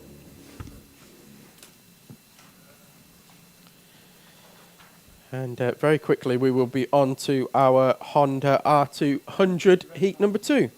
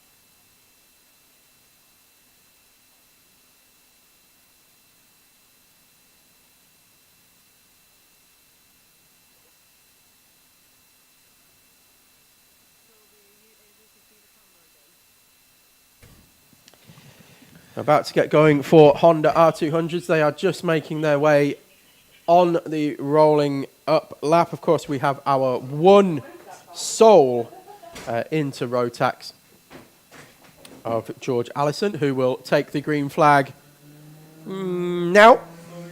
So there, George Allison gets underway, and the R200's going to be headed by Tom Nichols, leading the way over the line from JJ Allen, and then it's going to be Jensen Charity.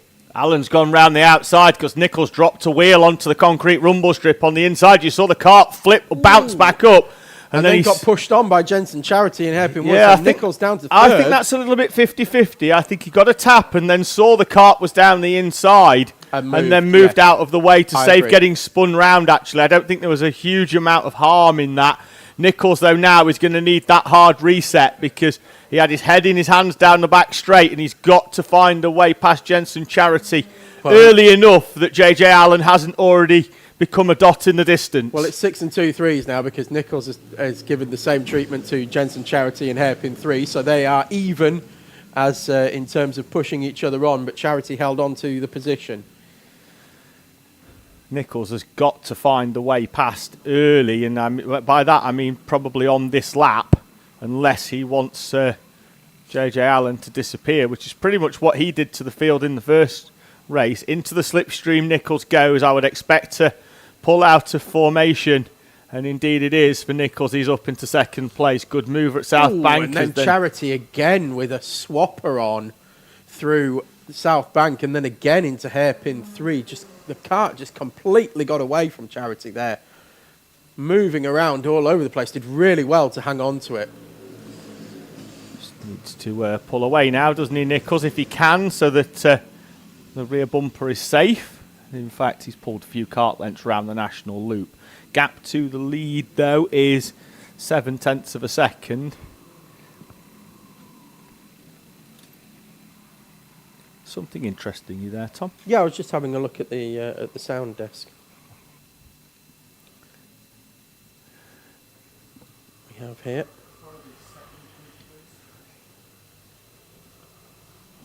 So, train of A few three. comments that I might be a bit quiet, but Oh. It's me. I've been slowly turning it down throughout the day. it wouldn't be the first time, would it? So, Freddie Battersby and Max Platts. Matt Battersby with a good showing.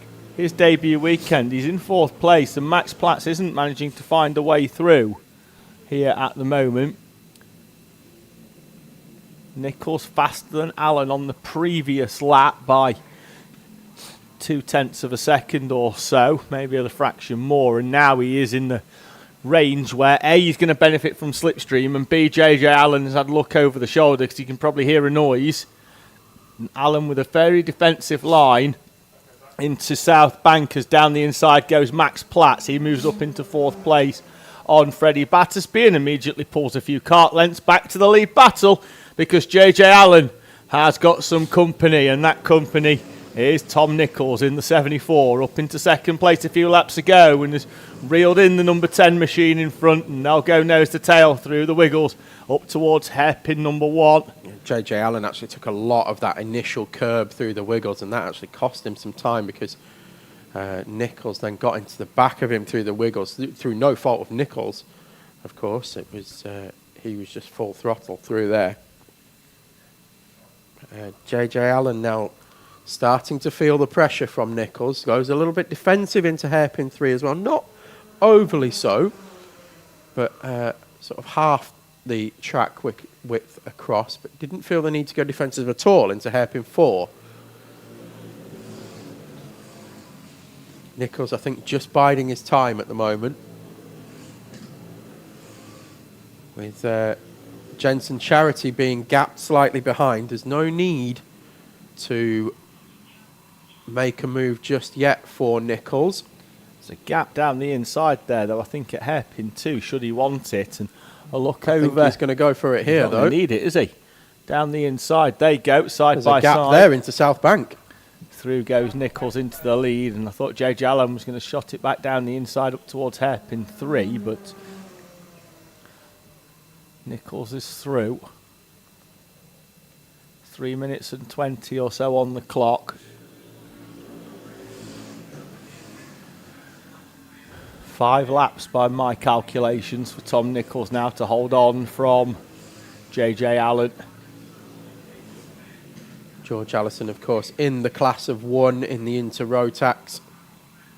We'll see whether JJ Allen can now go with Tom Nichols.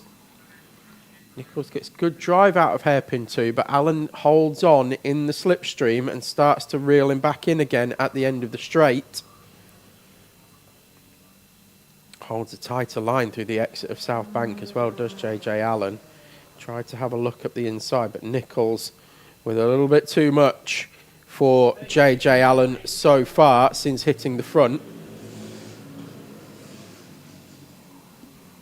George Allison clear of the field in that Intermax by personal best by JJ Allen. It's a fraction slower than Tom Nichols, but closed up a lot on the brakes there, didn't he? I worried there that was going to be a little bit too late for JJ Allen, and he was going to go flying into the back of Tom Nichols, but it was actually extremely well controlled.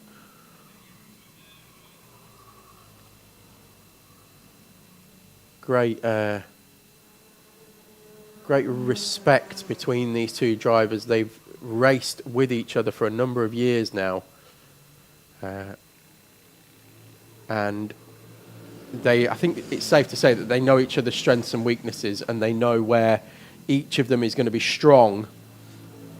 Yeah. And so the trust between them, the trust that JJ Allen can put into Tom Nichols, into hairpin 1 as we're seeing there, and that's why he could brake so late on the previous lap, because he knew that exactly what Tom Nichols was going to do and be predictable. And if you're predictable like that, you can also find the speed, which is helping them move away from Jensen Charity now in P3. JJ Allen, in fact, did put in a fastest lap of the race on that previous lap. It's a thing that we're going to see throughout the classes as well, particularly as in the older age groups, that drivers have raced with each other for a very long time. And they do start to trust each other, and it's not so much where you're putting moves on, but where you can brake late because you know that the driver in front's going to brake later. Yeah. Nichols Whereas hasn't been able to if you pull don't away. have that trust, you brake earlier into a hairpin because you don't know where the kart in front is going to position themselves. Yeah. And we spoke about the I think Lewis consistency Jolly of kind of is in that bracket in senior pro kart. Does that make sense? Yes. Because although he's done 1,000,001 laps around here in a higher kart, very, very few in a senior pro kart. And few against the drivers that he's out there with as well. Correct, So. because normally they're about 8 to 10 seconds a lap quicker. Or more than that, in fact. Yep, 2 laps to go then, and Tom Nichols hasn't been able to drop the shadow of JJ Allen round the national loop and through the chicanes. Not close enough from Allen to dive down the inside, but stuck to the back of Nichols at the moment. Leaning forwards in the seat, trying to will that kart on. Not sure it makes it go any faster, but psychologically it does. Leaning forward, no. Ducking down, definitely. And the shrimping, definitely. I think just leaning forward really is not too much. Final lap board is out. Yep, because George Allison, who is already out onto the max straight in that Intermax, is the one who tripped the timing line at the start. And JJ Allen down the inside of Tom Nichols at hairpin number 1. Nichols is going to straight line it into hairpin 2. Oh, he was too far back. He was too far back, and there is contact between the two of them. Allen's not too happy. I wouldn't be either, but also 2 hands on the wheel because it doesn't turn very well if you're not holding the steering bit. Nichols will come through to take the checkered flag from Jensen Charity. Having a quick look at the timing, I wouldn't be surprised if Charity wins that in the end in the steward's office, but we're in the commentary box, Tom, and we're in the entertainments game, and that was an entertaining race. It certainly was, and it was an Honda entertaining R200. final lap as well. And yeah, it was JJ Allen was biding his time, and I think he feels most aggrieved because he sat behind Tom Nichols for a number of laps and waited until the last lap to try and pick him off.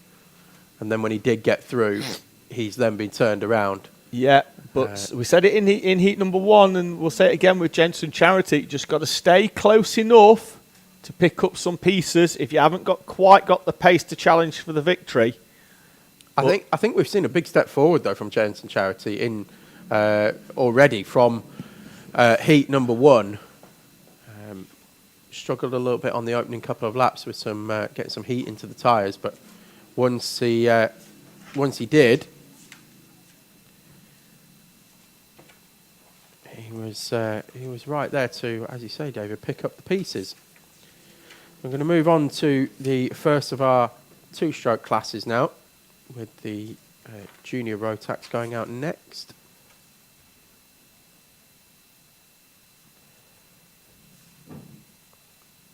Good sized grid again for junior Rotax of 14 entries. Yeah, I'm good to go. So we had Callum, are you going to do the start, or are you going to let Jack do it? had the issue earlier on in senior Rotax as well, so we'll try and bring you an update on that when we get there, and if of course we have an update, but we'll endeavour to get to the bottom of how Evelyn Bye is.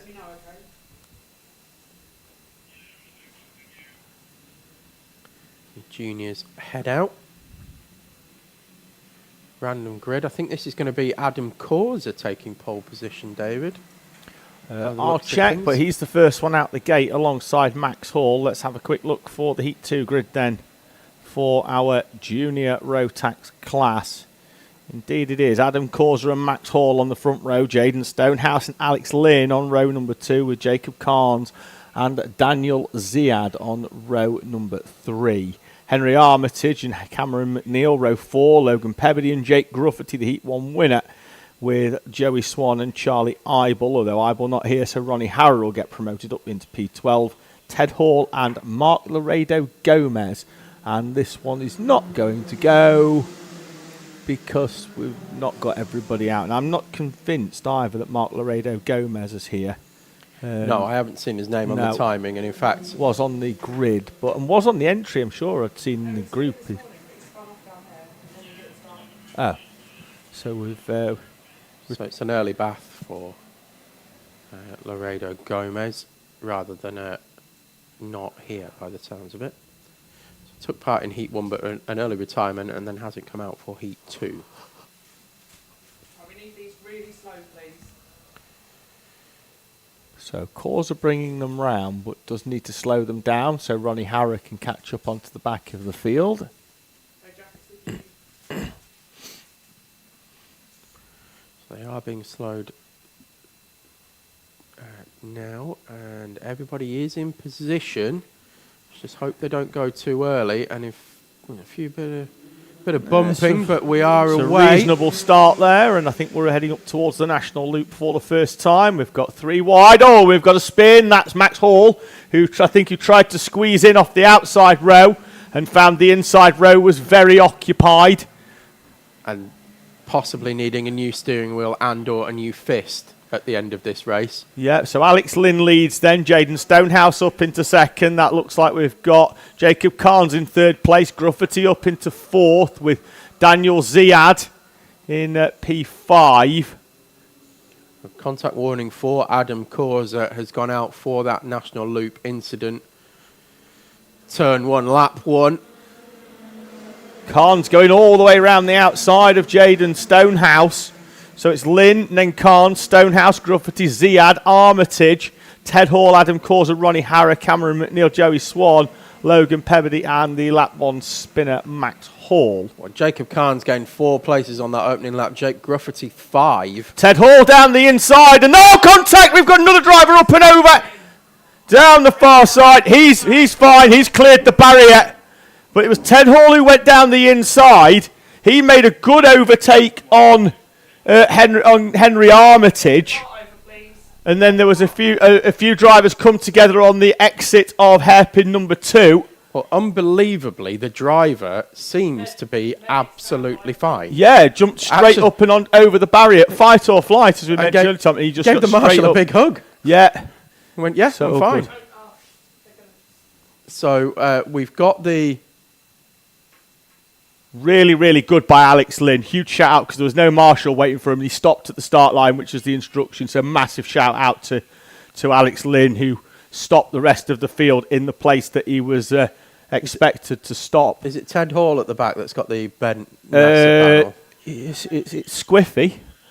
Yeah, it's definitely a bent Nassau panel. Now, the one at the back, go and see Ted Hall at the back and make sure he's okay because he needs to go in, I think. So Ted Hall was on the inside of that corner, and then 2 of them sort of came together. The next car who arrived at the scene went up and over. I do believe it is the 16 of Henry Armitage that's there. He's now sat down against the barrier. That initial burst of adrenaline will have subsided incredibly quickly, Tom. It will have, definitely. But now, Ted Hall's going to get wheeled in here. Now, this will be a complete restart. Yeah. And I think, and it's a complete restart, so there's no reason why they can't get that fixed and get that back out for me. It's a complete restart, so if he can get that fixed, I think he can get that back out. Should just be a even if bolt going back in as well, so it shouldn't take too long even if he goes out at the back, it gets himself back in the race. But that was just the case for me there, Tom, that there was 3 or 4 karts going for the same piece of tarmac. It was always going to not work out quite as everybody had planned.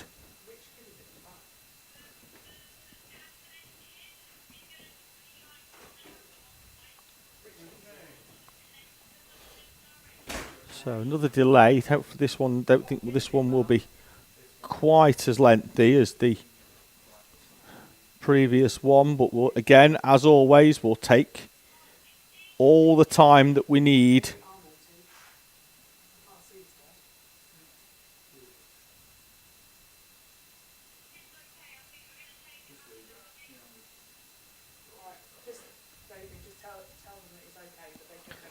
Okay, right, so confirmation from the team out on circuit that the driver is okay. He's going to go back in the buggy. Normally we'd sit them in the cart, but he's going to go back in the buggy. So Henry Armitage in the 16, who did go up and over, was cleared the cart very, very quickly, did Henry, which is a thankful sight. And he will be returned back into the paddock. Hopefully there's not too much damage on that cart, and I'm fairly sure that the Rotax grid will, hopefully, if it's minimal, will come together and make sure that cart goes back out for heat number 3 in the final, should Henry be okay. And it does look like, given that he's not going back with the medic, that he has been given the all clear. So it looks like we'll seek to re-grid this junior Rotax second heat, as out comes Ted Hall with a few noticeable tie wraps on the front of that car. Just needs to slow down slightly, and does, so that he doesn't find the medical cart. So Ted Hall back out, I say, with a little bit of extra weight on the front in the form of 3 or 4 tie wraps that are going to hold that Nassau panel in place. The bracket bent slightly, so we'll re-grid this one up again with Armitage not in the race.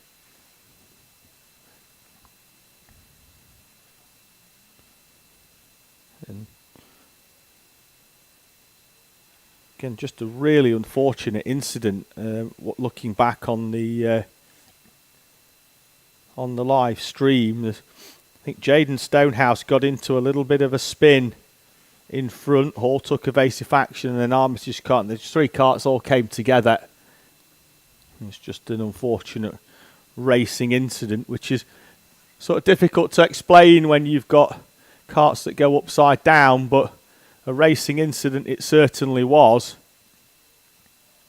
So Adam Causer's on pole, but he's just currently gridded up. I think we're just going to put them into a order in single file in the correct ordering, and then we'll send everybody round and they'll go 2 by 2. So just slotting Jaden Stonehouse back into position. Now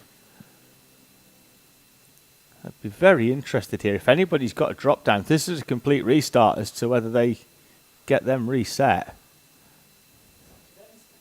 And it's largely up to the driver. If they're told it's a complete restart, they can get out and reset that bumper if they've got time and opportunity. But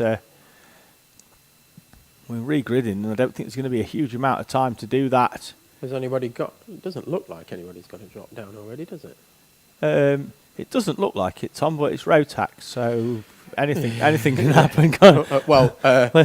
We might have one there for the 18 of Logan Pebbody, who's just driven straight into the back of Cameron McNeil. So it's a claim going into old Digby Brown, I'm sure. So we're into single file, but this will be a double file restart. So yep, just had the thumbs up. Don't double know, file restart. Yeah, it might be worth letting them know at the front here, and I think they will, that it's going to be 2 by 2. I don't know if it might just be single file.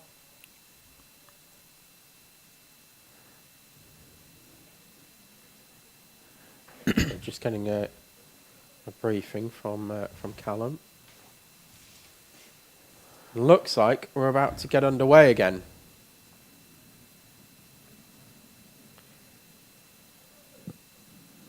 Away we go.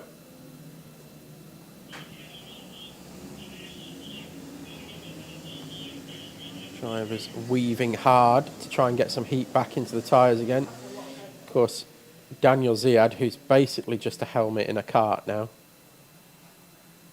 Going off 6th place, it looks like.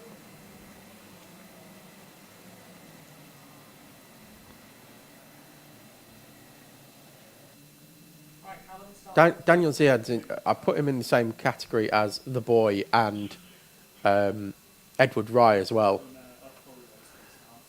Look a lot younger than their years. Yeah, I thought you were about to say that seeing over the steering wheel is overrated. But I mean, Edward Rye still looks like he's 8 years old. Yeah, and he's in year 8. And your lad looks 10. Still year 8. Yeah. Ziad, I think, is also in year 8. They do look like they've just got out of single figures. We're away in racing at the second time of asking as we head up, and Max Hall's going to try the same round the outside move that didn't work last time. It doesn't work this time. Alex Lynn moves through again into the lead, and Jacob Carnes up into second place. Gruffity down the inside of Adam Causer. Causer getting slightly less muscled out this time round than he did in heat number 1. Jaden Stonehouse got a bit muscled out through hairpin 2 and lost a couple of places to, I think it was Ted Hall coming through. It was, and it was Daniel Ziad as well. So Ted Hall's had a good start to this restarted heat 2. Moves up into 6th place. Let's see whether them tie wraps hold on at the front end of that kart that make the bottom end of his Nassau panel, Tom, look like it's got some radio antennas on. It's got some aerials. Alex Lynn is under pressure and heading up towards hairpin 1. Carnes is down the inside. Gruffity as well. Lynn shuffled back into 3rd place. And then there's another train of 3, and then Stonehouse is on his own, and then the 5 towards the tail end of the field. They're all having a bit of a battle as well, although Ziad has managed to break away. There's a contact warning for the 54 of Cameron McNeil. They head round hairpin 4 one more time. You can see variations in line. This is what we were talking about the trust that you've got in other drivers in this junior Rotax class, such as the speed that they're carrying through the corners, that there's a lot of mistrust around them as karts can do different things in different corners and different laps. So the drivers need to get a little bit more under control, and then they can start trusting each other a bit more, because what's happening through the hairpins is they're fanning out and taking 3 or 4 different lines just to be able to get round each corner. Correct. I said that McNeil was 54 and he's not, he's 45, but it's because when I'm looking this way, I can see the reflection of the digital flag in the background, and it shows up the numbers in the opposite direction in the window over here. So he's 45, not 54. And he's picked up a contact warning in the opening couple of laps of this second heat. Jacob Carnes leads then from Gruffity. They've managed to pull away from Alex Lynn, but Alex Lynn's been reeled in a lot by Adam Causer, Ted Hall, Max Hall as well, and Jaden Stonehouse. We could go 5 deep for 3rd place here. I was going to say that gap went out on the opening lap and a half. It all opened up, and it's all coming back together again, certainly for 3rd place.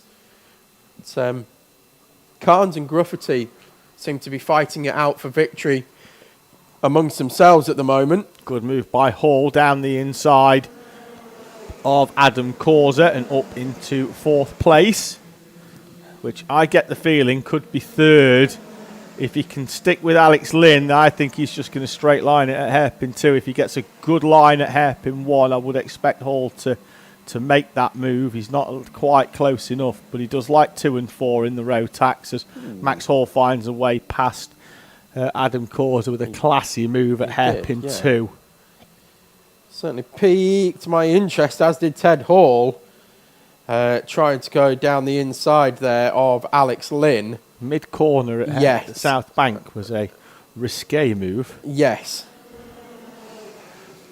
round the outside of Alex Lynn goes Ted Hall. Is a risque move that's come off. Well, Hall just did. Lynn just didn't get any drive out of hairpin 4. In fact, it was just round the dog leg, really, that Alex Lynn. I don't know if he's got a slight problem because he's been falling away from the leaders. Well, Jake, and just didn't seem to have any sort of mid-range power pickup round the right-hander, and he's bouncing in the seat, asking that kart for more, and the kart is not responding. He'll be moaning about super clipping, I'm sure. I don't even know what that is, Tom. So I don't think it's a ridiculous phrase. It doesn't mean anything in F1 other than it's there. Charging the battery. See there, that just mid-range power just seems to be gone for Alex Lynn. He's still got enough to get him round, but he gets out of the corner well, and then as he comes up, whether that's a fuel pickup issue or... And Grufferty takes the lead at hairpin 2 from Carnes, set the fastest lap of the race last time around, and now has taken the lead away from Carnes. And he looked pretty racy, did Jake Grufferty. Looked like he was going to try and find a way through as soon as possible, and now does, and takes the lead away from Jacob Carnes.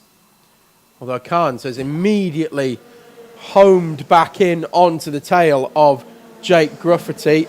Max Hall, very impatient throughout that lap, has finally got past Alex Lynn, but it nearly caught him out at hairpin 2. He had to go up and over the curb to miss out. But Alex Lynn's got pace throughout the lap, except coming through the right-hander of the dogleg. And we'll watch it again, Tom. He's the driver who's second in that train of 4 on the camera is Alex Lynn. The orange cup. They're mid part of the straight, Tom, where he's sort of asking the engine to, just tick along, really, not accelerate massively, and comes back down the inside on the brakes. And there goes Stonehouse through as well. But let's have a quick look here. They come out the corner and he's within 10 kart, and then just loses nearly 10 kart lengths, and then Stonehouse and causes in the wall on the outside.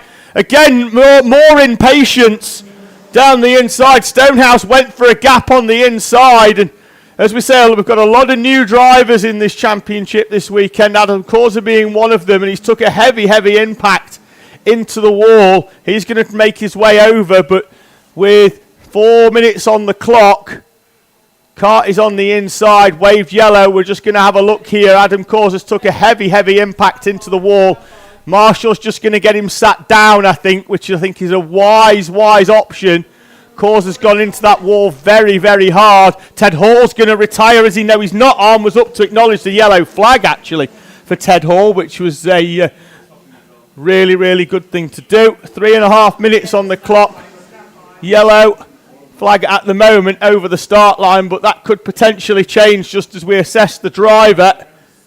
Yeah, he looked okay initially as he jumped out of the kart, but then, like you said, David, the adrenaline quickly wore off. And seems to be in a bit of pain, and we've got a red flag. We are stopping the race, and I think that will be declared, Tom, with 3 of the 10 minutes gone, which will be our 4th red flag. We will decide. Yeah, drivers just need to be very aware that they're coming round. That they just need to slow down. It's on the start-finish line, so if you could just roll around the start-finish line, please. Go ahead. Yeah, looked a bit sore when he got out of the kart. Did yeah, I jumped up initially. Like you said, the initial adrenaline thing but he went into that barrier hard at the back. Yeah, it was. I think he's got a bit of a sore I lower think back. Somewhat luckily, Tom, it looked to be very much straight in terms of the rear bumper in. If he'd have gone in sideways, I think that could have been a lot worse for Adam Causa. He went to the outside while karts were going down the inside. Yeah, it was it was Alex Lynn bogging down again, wasn't it? Coming through the Stonehouse had gone to the inside, which was and that then sent. Well, we'd seen the option around the outside had worked for both Ted Hall. It had worked for Max Hall as well. Yes. Stonehouse got a good run out of hairpin 4 and went for the gap on the inside.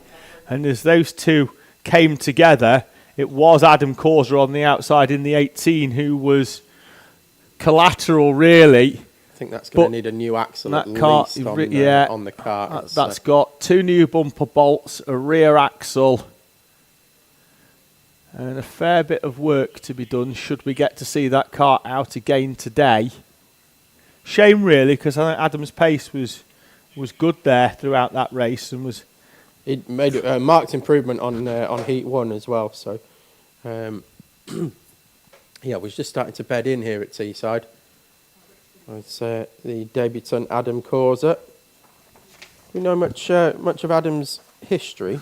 Raced Honda R200, Tom. Did a little bit at the start of last season in Super 1, but there wasn't really a grid for R200s. There was an intergrid that he raced with.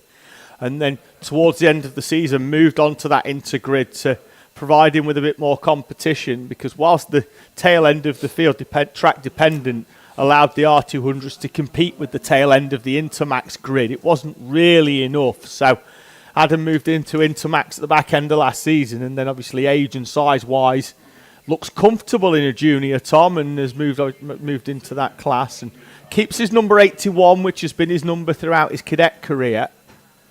Kart will be recovered by the quad, while the medic, who's probably been as busy as he possibly has been since we've had somebody here.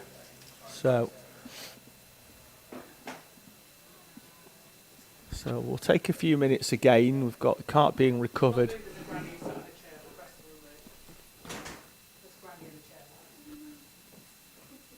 I'm going to take the time to thank the War family for the delicious brownie. Yeah, happy birthday to Gary as well. Happy birthday as well yesterday to Owen Morris. It was his birthday yesterday as well. The angriest man in Le Mans. But yes, very happy birthday to him. I expect to see him there again this year, despite the fact that every time we've seen him there, he has told us it's his last year. Oh, it's the Jess Alexander effect. Yeah.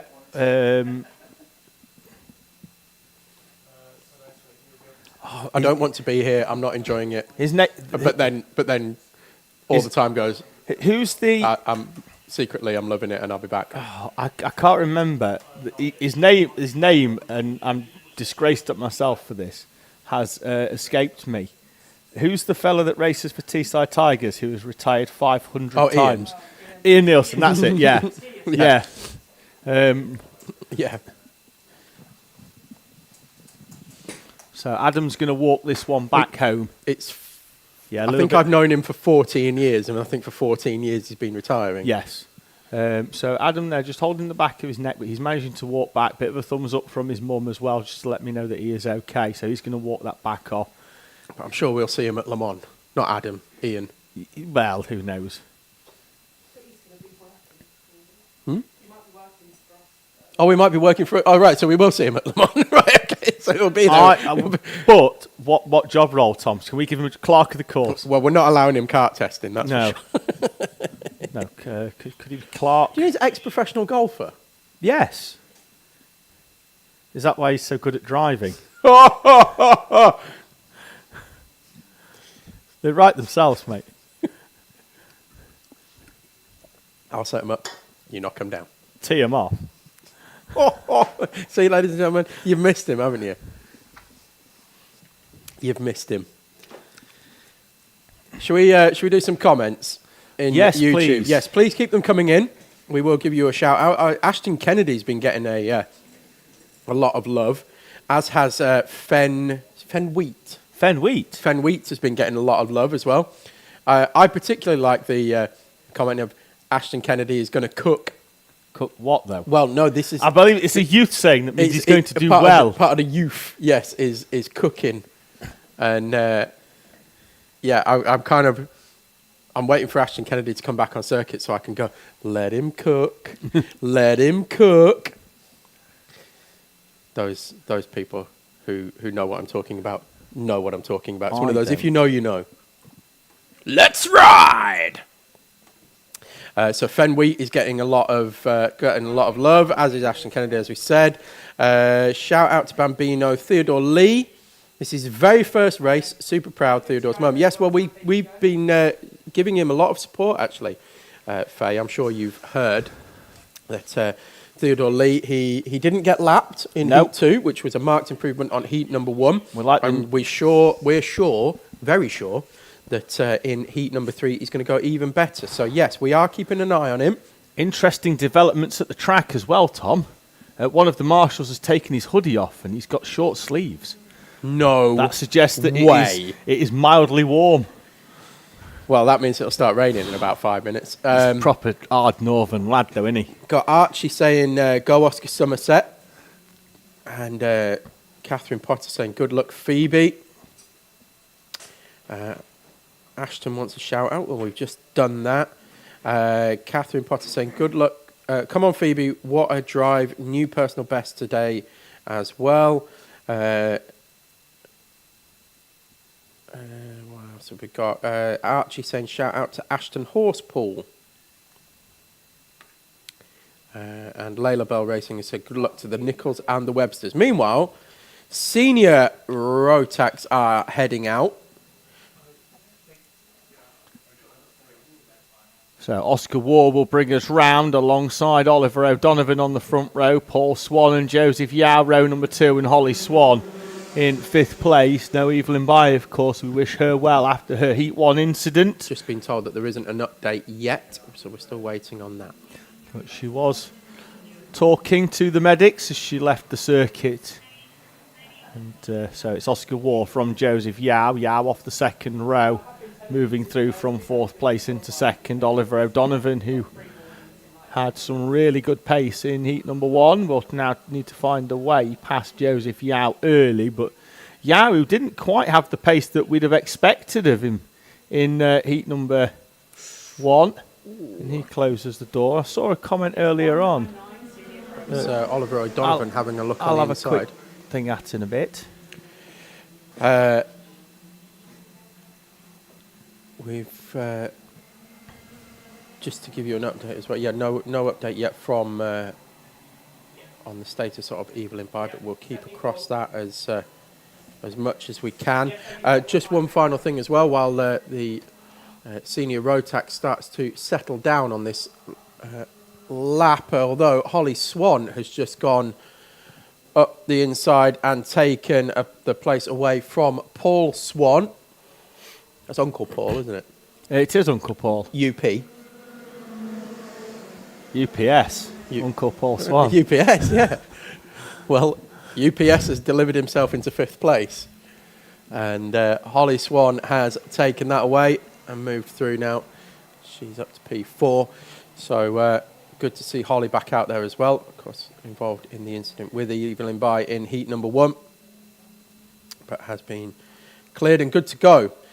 So yeah, just one more shout out to say, please, if you are watching, there are currently 101 watching right now.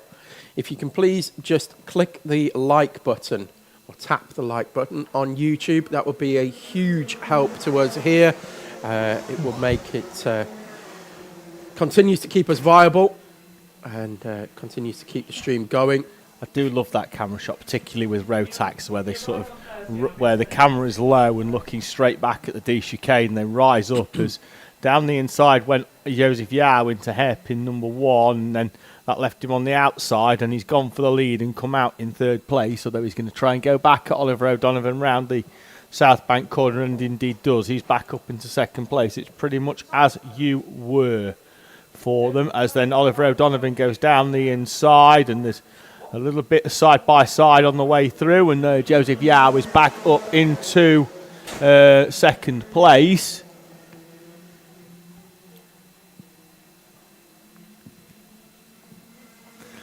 So, War, and to be fair, Holly Swan's close right up on the back of this, Tom, and now we're going to go 4 for the lead.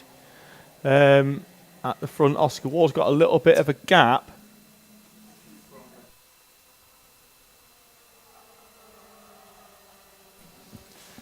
He has got a bit of a gap now as Oscar Ward. Probably the biggest gap that he's had most of the day. And I'll tell you who's there as well. Holly Swan. I was about to... you switched off, Tom, about 30 seconds ago when I said Holly Swan's caught up to this train in front. Well, yes, but he's now right there. But it's because we do admin as well as racing. Yes, it is. There's commentators in between. Yes, and you know me, I can only do one thing at once. I can't listen and write things at the same time. Holly Swan is now right there with the fastest lap of the race as well, a 41.1 last time around. Oh, and thank you very much to all the people that have just liked the stream. That is a big help to all of us. If you could... 29. My favourite number's 30. Well, we've just gone up by 21 yeah. likes. So, yeah, please, again, if you can... like that overtake from Oliver O'Donovan, who went down the inside of that a Joseph like. Yao, and that was a really good move there. So Donovan then getting switched wide and manages to slot back in with Joseph Yao. Oscar War at the front, and no, down the inside goes Joseph Yao with a slide job on Oliver O'Donovan. A really good move. No contact between the two of them, although Yao has picked up a contact warning. That, I think, was for a little bump and run up at the National. The slide job, of course, NASCAR terminology that we like to coin here as well, but it's basically a four-wheel drift up the inside of the kart in front of you, and you kind of park it in front of the kart you're overtaking, and you get pushed out of the corner. It's when it comes off, it's wonderful. None will ever beat great feeling. That Australian Supercars one. Where with the Volvo, yeah. Nearly comes out with 4 flat tyres, doesn't he? He squealed that much down the inside and got it stopped. That's it was at Surface Paradise yes, as well. Was. Yes.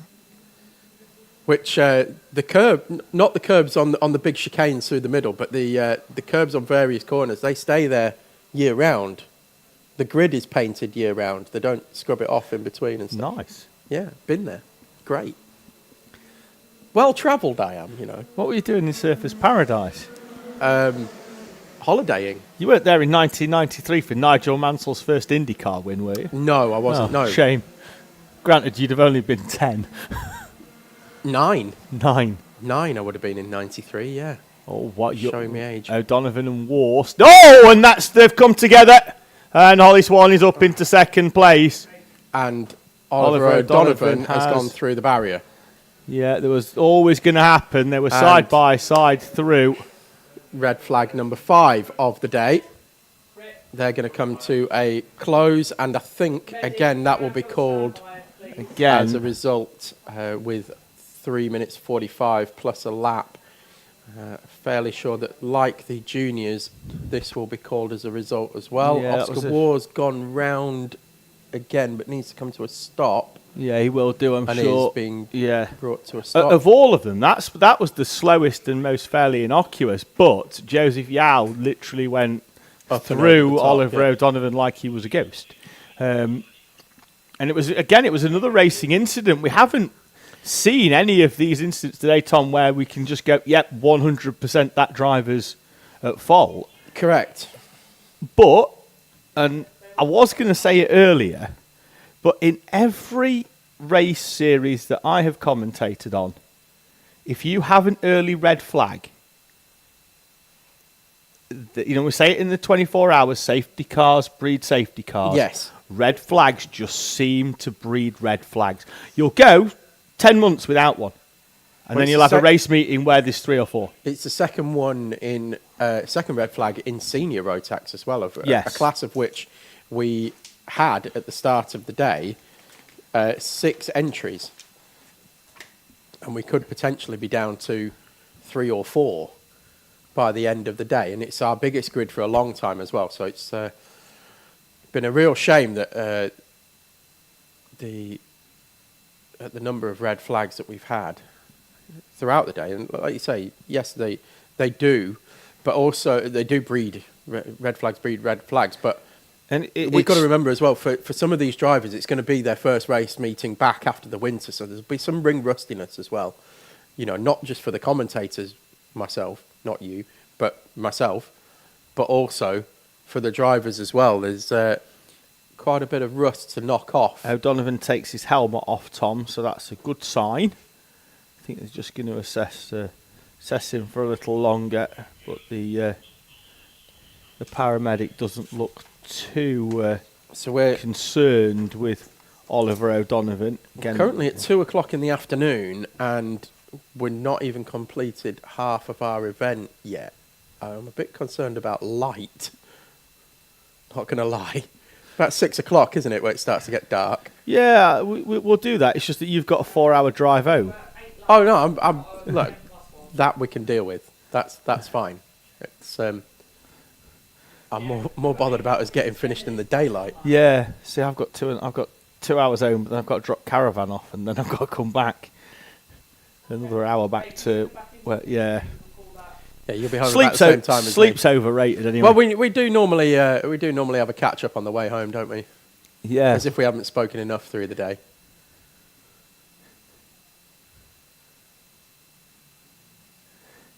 Yeah, we ring each other on the way home and have a 2 hour commentary of our journey home. We're like, oh, I'm just going past the Ford Mondeo. What we do, ladies and gents, is we say everything that we can't say on air. And we get it all out of our system for about an hour or so. Usually while I'm coming across the bottom end of Glasgow on the way home. We should have that segment. To be fair, we nearly have that segment most 24 hours between like 9 and midnight. Yeah, the post-watershed section. Maybe we could put that in our pre-24-hour podcast. Oh, the pre-24-hour podcast. Yes, we haven't really talked 24 hours. Let's talk about 24s and pre-24-hour podcasts, Tom. Yeah, well, we've got a whole 24-hour live stream series. Not just a 24-hour series this we've year, got we've got a live stream We've got series. that many 24 hours. We've got 96 hours worth of karting 24 hours this year, Tom. We've got Campillos, Le Mans, the British and Spa at the end of the year. And then a bike one, which that 100% that'll have some red flags in a bike one. Yes. Absolutely. I'm not doing the bike one, am I, Kat? Am I doing the bike one? You're racing. I'm not You're racing. I'll bring my Carrera down. Have you ever driven a bike before? Yeah, pedal plenty. I'll turn up on my Rally Max. First bike with front suspension. Yeah. So, yeah. Rock solid it was as well. it might as well have not had it. It was awful. I'll be honest, if I sat on a bike now with suspension, that suspension would not be rock solid. No, I've got a bike. It would be front bottoming suspension, out. And it's a bit. I do have to tighten the shocks up a little bit. But yes, we'll have a pre-24-hour podcast when Cat manages to tie us down and rope us into that, which might be the longest podcast ever, Tom, because chances are that me and thee won't shut up. I think we'll get some guests as well for it. What do you reckon, David? Yeah, why not? Get some drivers who are taking part in various classes. So, grid for this second heat then in Senior Pro Kart. We'll see David Brown in the 55 going off pole position. Lewis Jolly, if he can get back to the front, he'll go off the outside of the front row. He's been off on the outlap. Sam Neri and Zach Dawson with Mark Tate and Mark Elsden, row number 3. Late out of the gate is Curtis Yule. He needs to get back to P14. Edmonds and Williamson on row number 4. Barrett and Needham, row 5. Grinsell and Bean, row 6. Richardson and Yule, row 7. Hauschby and Tate Scott on row 8. With Bradley Rowe and Maximus Shields, the Heat 1 winner, row 9. Lewis Blench, and it'll be Isaac Duff in front of Zach Dean and Zach Hudson. Lewis Goff, Oliver Hill, David Brewis, Freddie Cowley, and Rossi Costello.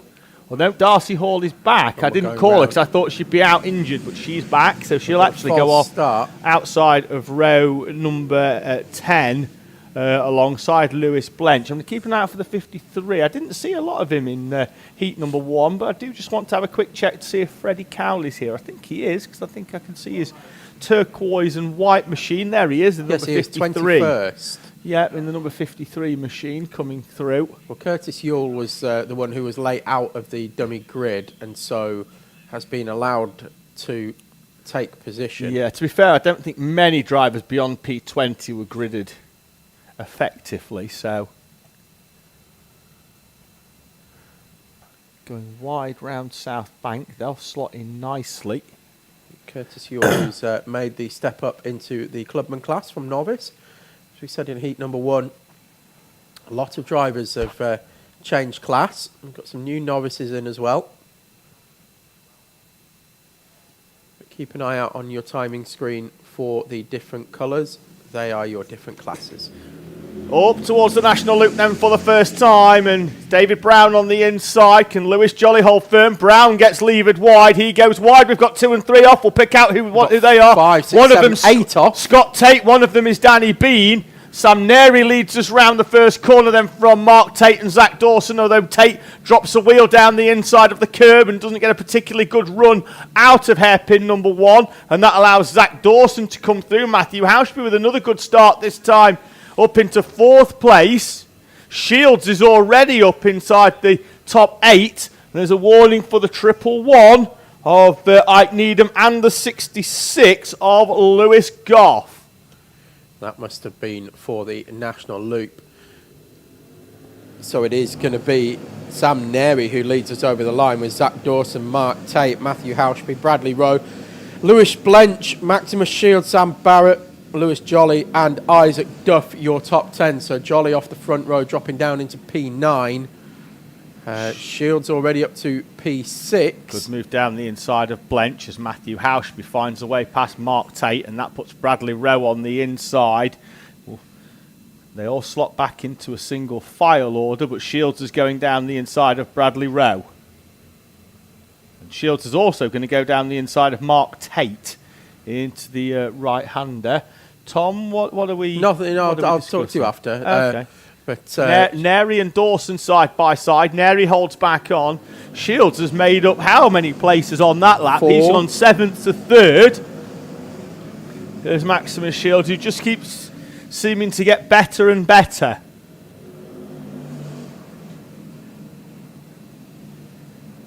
So he goes down the inside of hairpin number 3 and takes another few kart lengths out of Zach Dawson, who in turn is struggling to make a huge inroad into Sam Neri. Neri, who finished inside the top 3 in the Novice Championship last year. Dawson, who finished 4th in club, but was very unlucky really throughout the season with a number of retirements. And he certainly had the pace to try and win that championship. Shields has tried to go down the inside at hairpin 4, but wasn't quite close enough to make the move stick.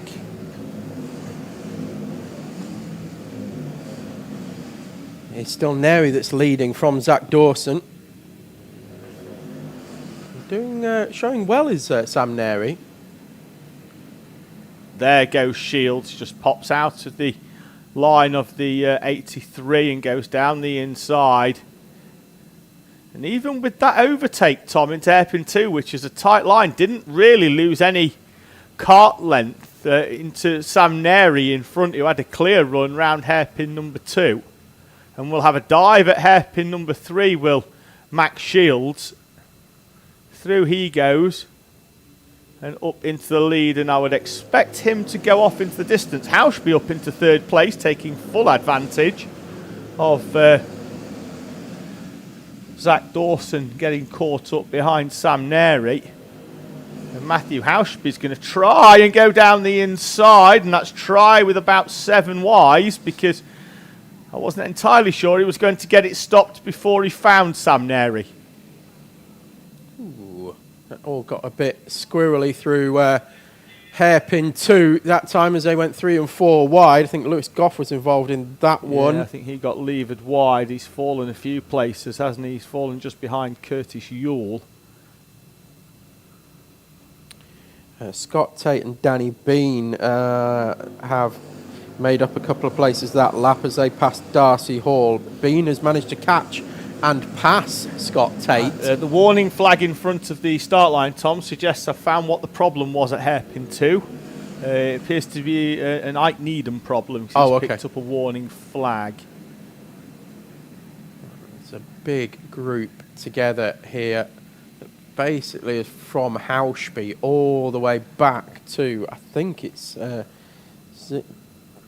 Darcy. Is Darcy Hall back out there? Yes, she is, in 22nd. Yeah, Hauschby's in 2nd place and pulling away in 2nd place, although goes very, very wide at hairpin 4. So Shields from Hauschby, Rowe, Neri, Mark Tate, then it's Dawson, the 83 of Dawson. Sam Barrett going a lot better this time than what he did. He was fairly innocuous in heat number 1 was Sam Barrett, but going a lot better this time round in front of the 51 of Lewis Blench. Liam Edmonds is at the moment sat in no man's land, but we'll be hoping those in front start battling and also those behind so that they hold each other up. Ike Needham and Rossi Costello side by side down the back straight. They go up towards South Bank, and Costello remains in front of Ike Needham as Lewis Goff goes down the inside of his namesake Lewis, that one being Jolly, into hairpin number 3. So no real changes inside the top 10, a few more a little bit further down the order as Scott Tate starts coming back through the order after that spin on the opening lap sent him off and onto the grass. But at the front, Max Shields. There's Dawson returning the favour on Mark Tate at hairpin 2. He's now moved back through. Gap at the front, Tom, is 2.4 seconds, and I think the question might have to be as to whether he's got a pair of GX390s on that thing.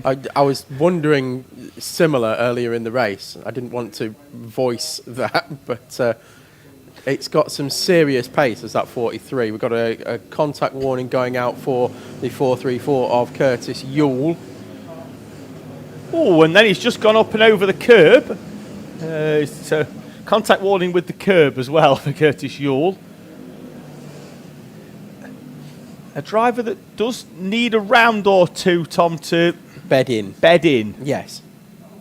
He's gone down the inside of Lewis Jolly with a bit of a slide job, and that's going to leave Tatey a bit wide. He was hoping for a cutback, but then Danny Bean was down the inside. Curtis Yule with another warning. He's getting in that sort of range of picking up too many of them today. I don't think Heat 1 went entirely unnoticed either.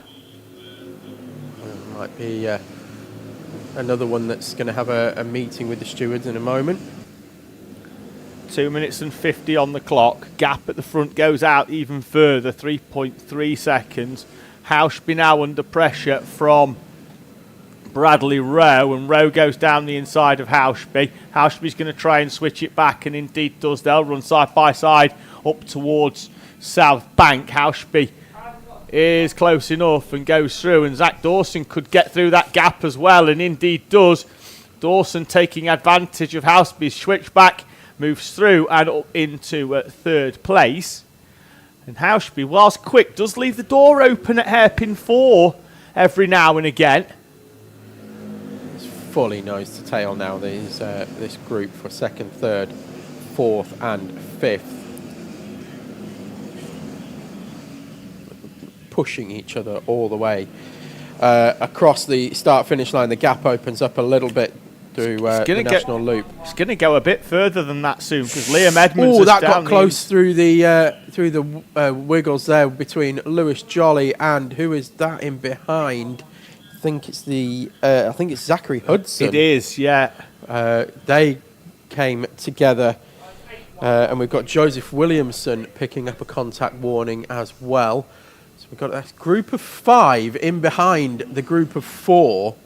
So it's a group of 4 for second place, and we've got a group of 5 in behind them, and they're going at it hammer and tongs. Mark Tate at the back of that one. Then you've got another group of 5 that involves Ike Needham, Danny Bean, and Scott Tate. So there's some real class in that group as well.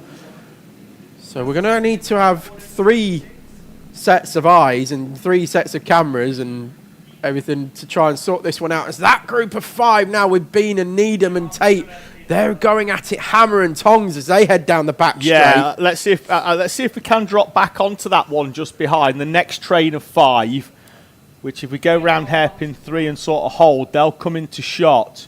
There they are, and these 5 are giving each other no quarter at all. So this time on the previous lap, Needham was leading that. Now he's in second, and Tate was on the back of that, and now he's in 4th in that group.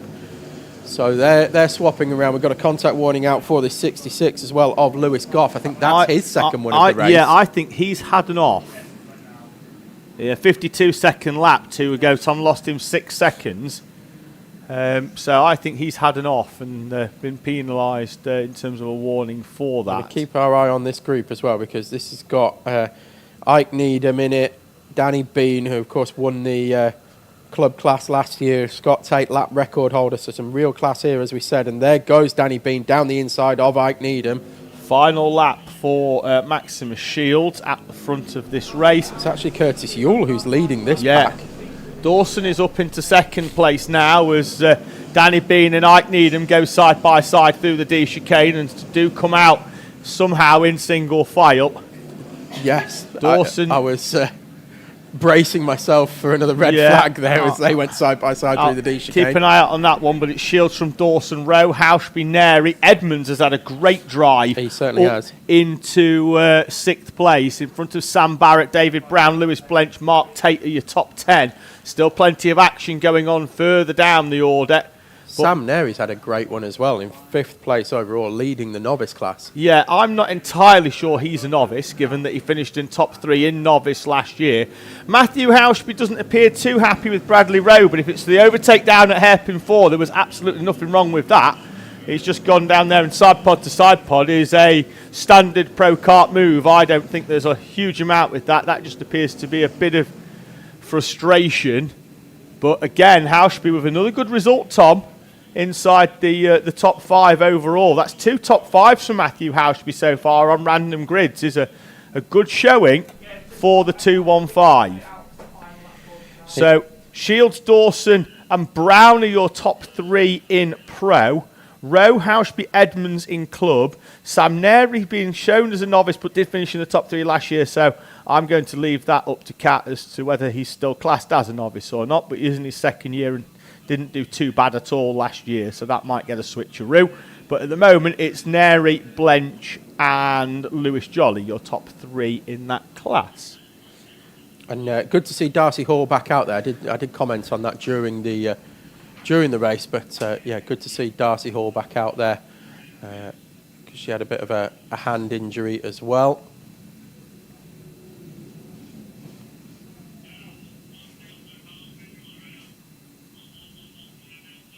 Not sure what's gone on with Ike Needham there, because the 46 of Rossi Costello and Ike Needham have had a bit of afters coming over the start-finish line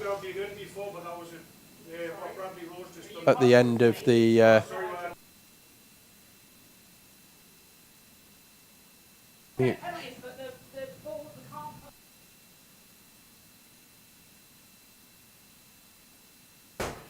so they had a bit of afters, did Rossi Costello and Ike Needham, but which has ended up with Ike Needham pulling off to the side of the track.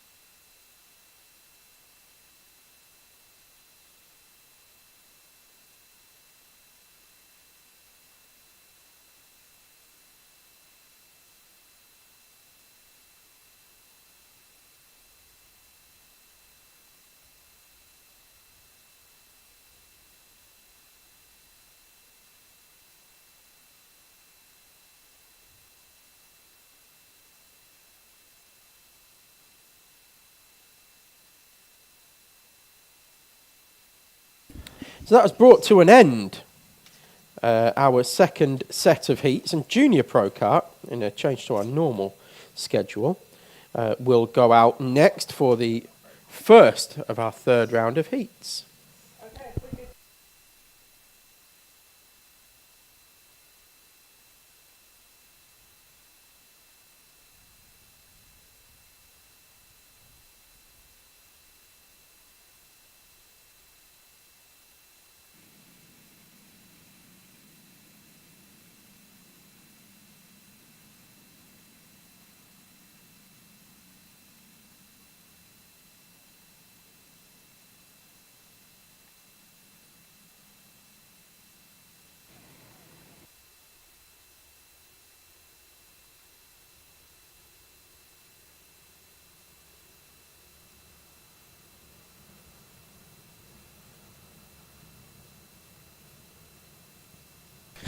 So our Junior Pro Karts are heading round for their third heat, of which we will bring you a grid in just a moment. Cranston and Sullivan then will go off the front row again. Ted Hall and Edward Rye in front of Ashton Carmichael and Matthew Plant. Ashton Horspool and Josh Brown with Harry Pennington and Lewis Dean on row 5.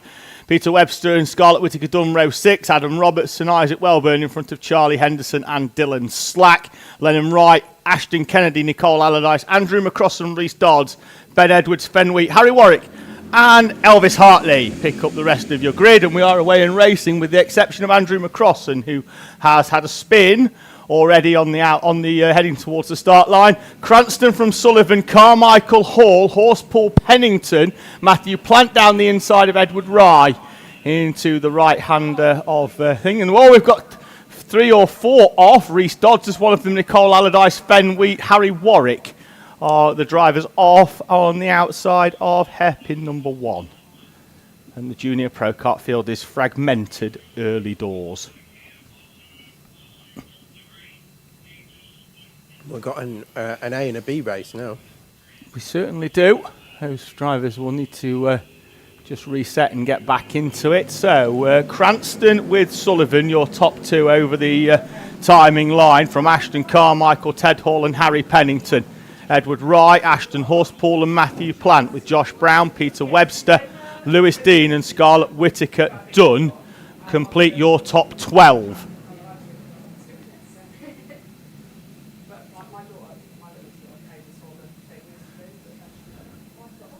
As we've got a retirement early doors, Tom, and that looks like it's a bent track rod because the front left is not looking straightforward for the 18, unfortunately, of Nicole Allardyce. So Allardyce peels off into the pits where 1 down in junior Pro Kart. Gap at the front was 0.3 of a second. It's out further this time round, but to nearly half a second between Rhys Cranston and Joshua Sullivan. Both of them, though, pulling away from the train behind. Ashton Carmichael, Ted Hall, Edward Rye, Harry Pennington.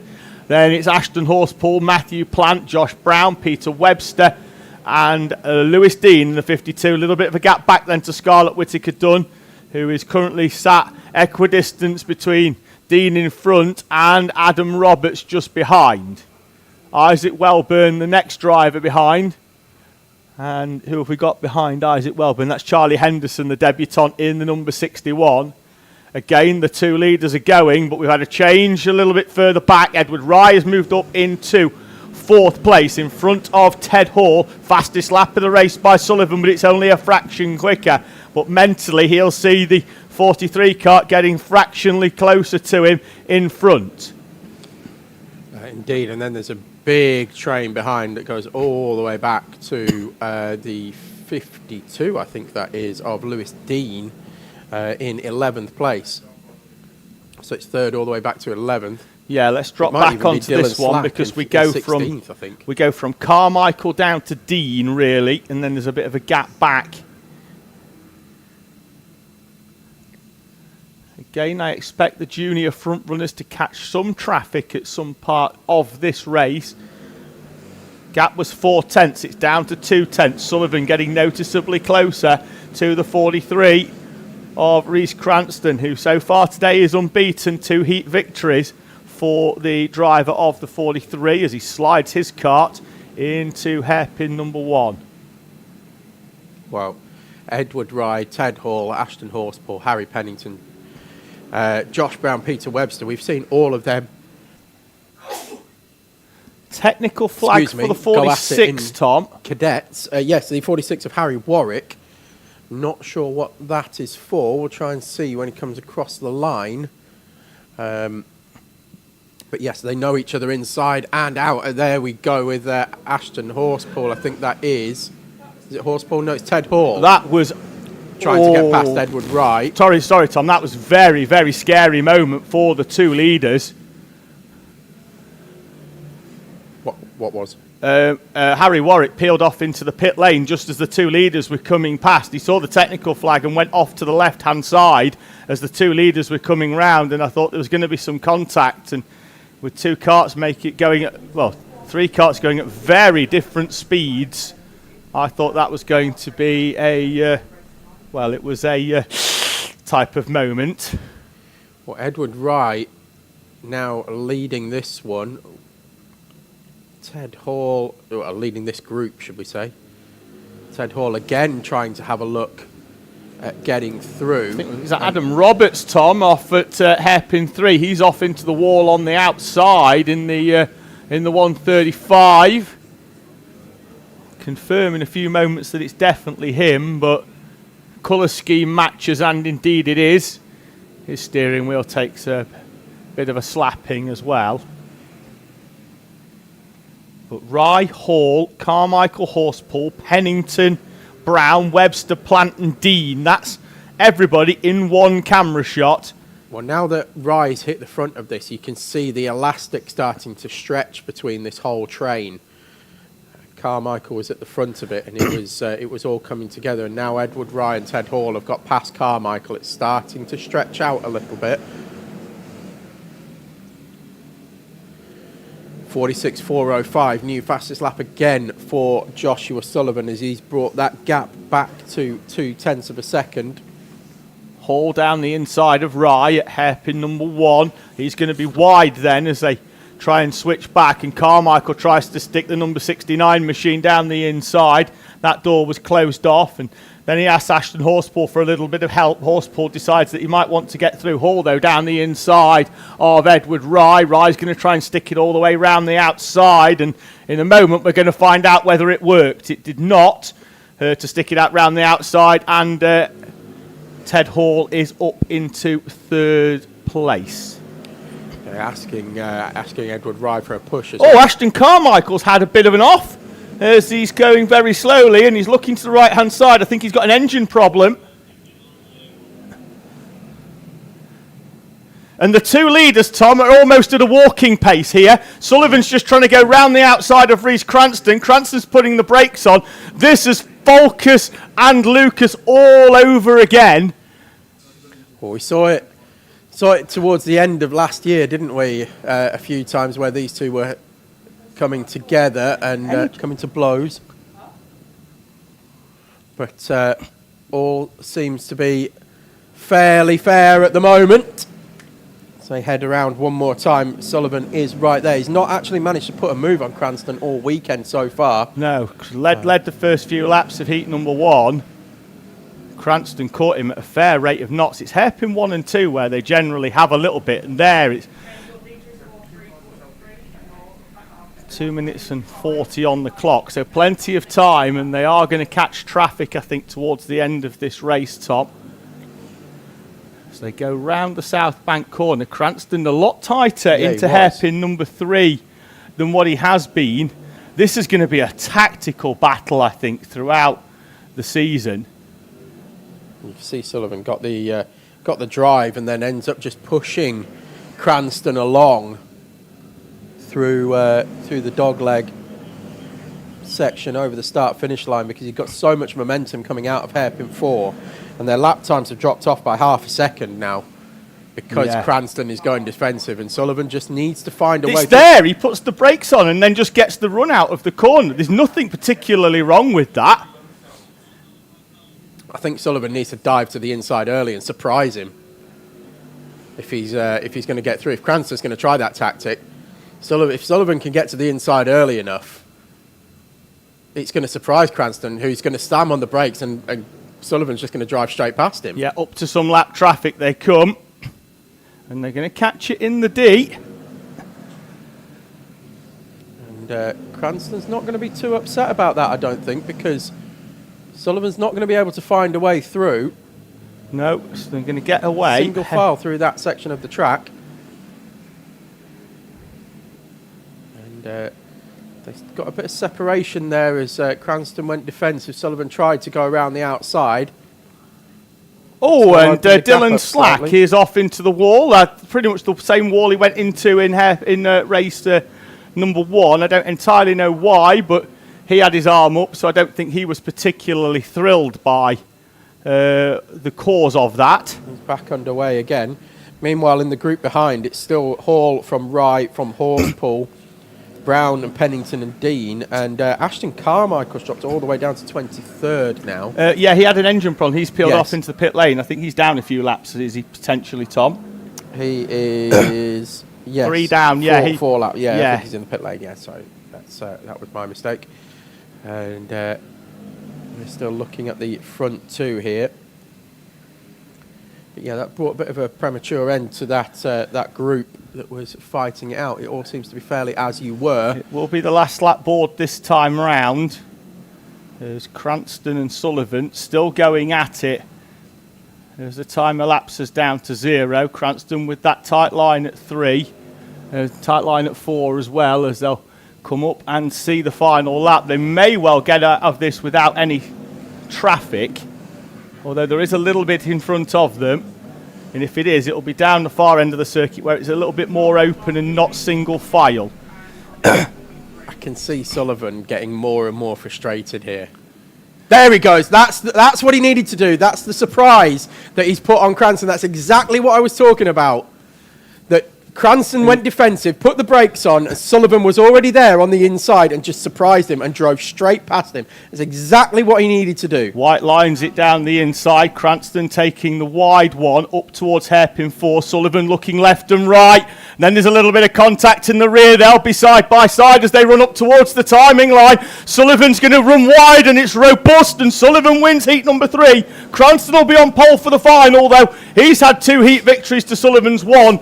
And the story of last season is certainly continuing to this one, Tom. 34 races won out of the 36 between the 2 of them last year. 3 from 3 between the 2 of them this year. Cranston 2, Sullivan 1.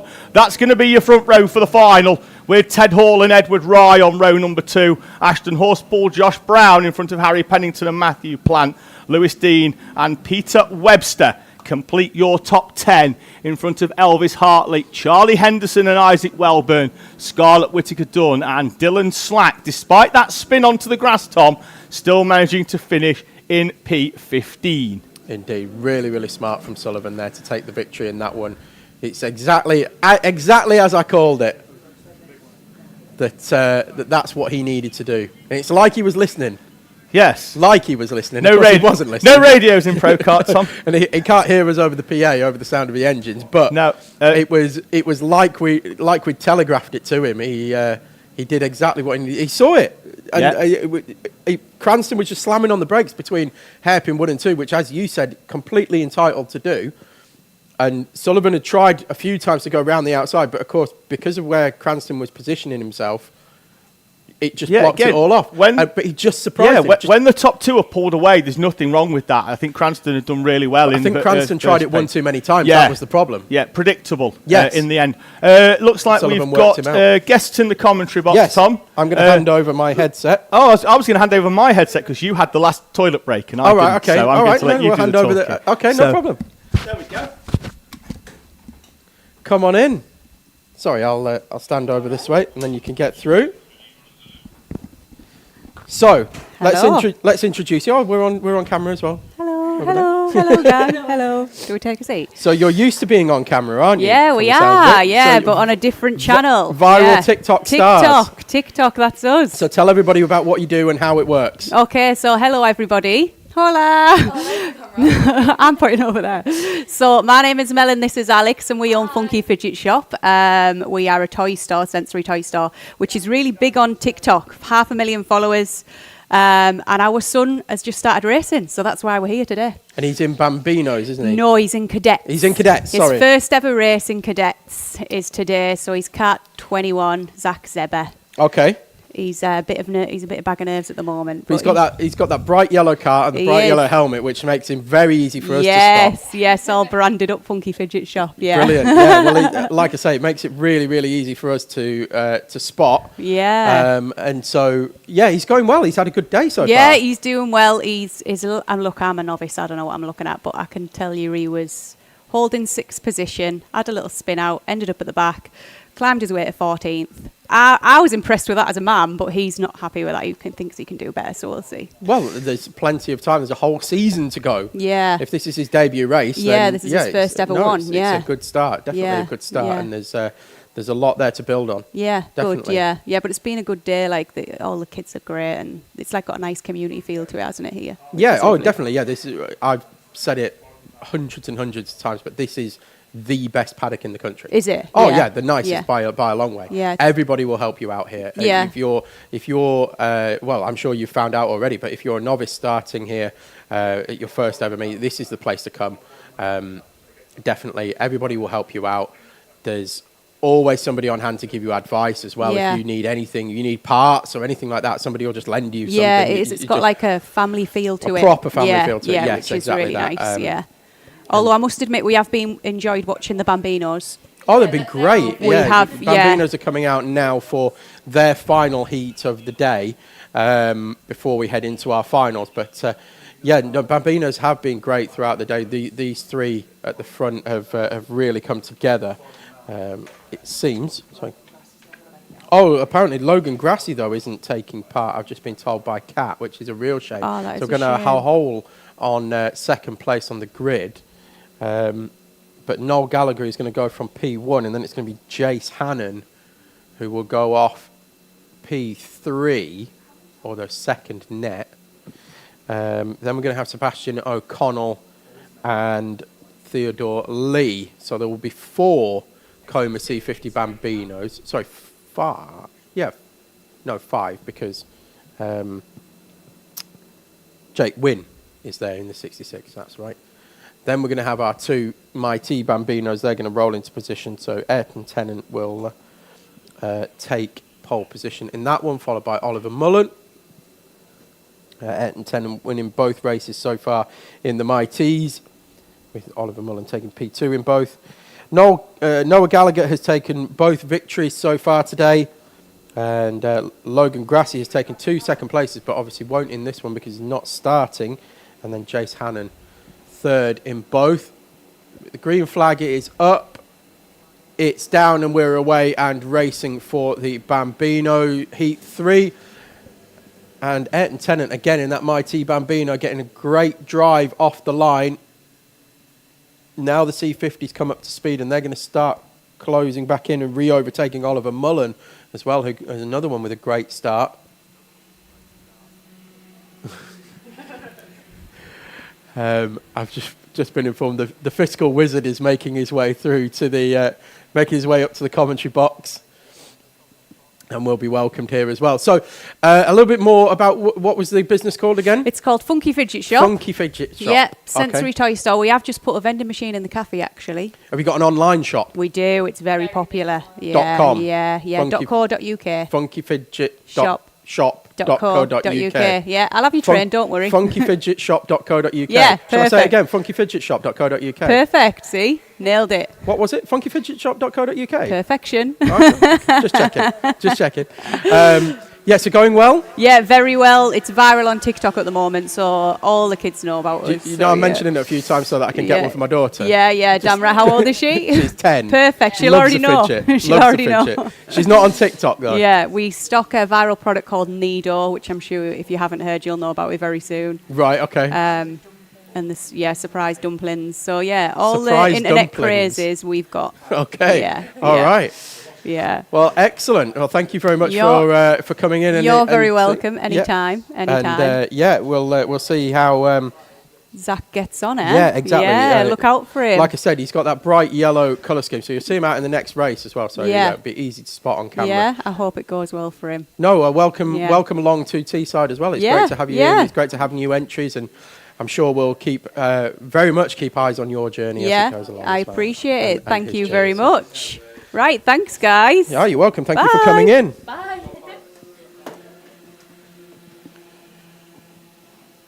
And then we will welcome into the commentary box once again. It's becoming a routine now. Every round that we welcome Peter Webster into the commentary box. Of course, stepping up in class into Junior Pro Kart this year for Peter.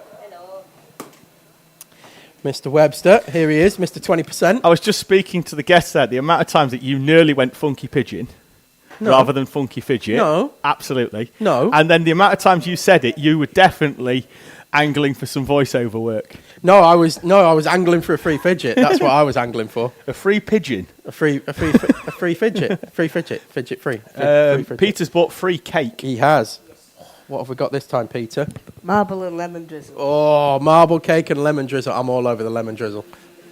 Tom, I haven't been keeping up to date with the Bambino because I've Right. been to the toilet, come back, and then I was talking to Peter. Well, Noah Gallagher's leading from Jace I was about Hannon to and say, Sebastian O'Connor. where is the Grassy? It didn't start. Didn't start. No, didn't appear on the grid. Who knew? Haven't got to the bottom of why yet, but will do. But I am going to steal a slice of lemon drizzle. Thank you very much, Peter Webster. Chuck- And also, David sent me a picture. Don't be so hasty. David sent me a picture of your new sticker on the front of the cart, which we're going to try and find a way to get onto the stream somehow, For the next round, I'll take the picture in the right frame. and we'll get it onto the stream so that everybody can see it, because it is brilliant, isn't it, David? Quality. It's a wizard. It's a wizard with pound And signs. pound signs on the hat. Because Peter is the fiscal wizard. The fiscal wizard. No, I'm fine, thank you, Peter. I'm sure one slice will be more than enough for these hips. As he tucks into a slice of marble himself. I'm having them both. Shows because it's good. I'm having them both because I want to try them both, because I don't want to. Got nothing to do with. It's got nothing to do with my BMI.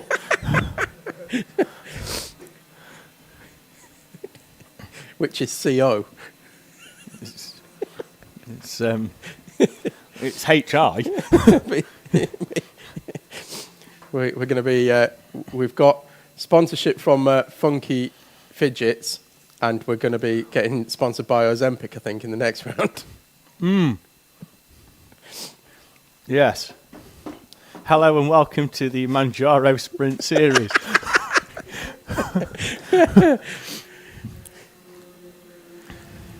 Well, thank you very much, Peter. Lovely to have you with us once again. How have you found this step up? Hang on, do you know what? I'm going to hand that over there. Quality. How have you found the step up? Interesting. It's obviously a much bigger grid. A lot of new drivers who have done well, actually, to remember that the back of their car is twice as wide as what the Cadet one was when they were in the Inters and the Rs. But it looks really tight in that sort of upper mid battle. You know, Yeah. nobody could really break away, whilst Edward Rye has perennially, and Ted Hall have been the ones to come through to be at the front of that train of karts. They're not dropping anybody. And No. last time we saw it was going down to, like, Lewis Dean was like sort of 11th, 12th, and you were all there. And what's gonna happen, Tom? And this is, we predict it'll be two at the front, and then it'll be that, and then eventually somebody will go bang, the switch up, and they'll go bang, they'll join the front two, and then it'll start becoming, and then somebody else will go. For the benefit of those at home, I'm nodding. It will be, and then it'll be a front three, then a front four, and then all of a sudden we'll end up like we were in the Honda Cadet days, where it ended up being a top 10, and anybody could take a win. And R200 last year. Yeah, well, to be fair, R200, you could just spin the roulette wheel for the winner in that one, couldn't you? I think we had 6 or 7 different winners. I remember the Honda Cadet year when we had 8 different winners back in 2023. You all right there? I'm just having a moment. Tom's having a moment with some marble cake that should probably be post-watershed. He is a big fan of that. Oh, the lemon drizzle. I was tucking into that as well. Absolutely banging. So how are you finding the extra weight, Peter? He's just eating loads of cake and dealing with it. No, I meant like with the obviously with the car. Yeah. Just quickly at the front, Tom, in this race, whilst we started talking, because everybody was sort of spread out, we've got 2 off down at hairpin number 3, but we've got the leaders closing up here.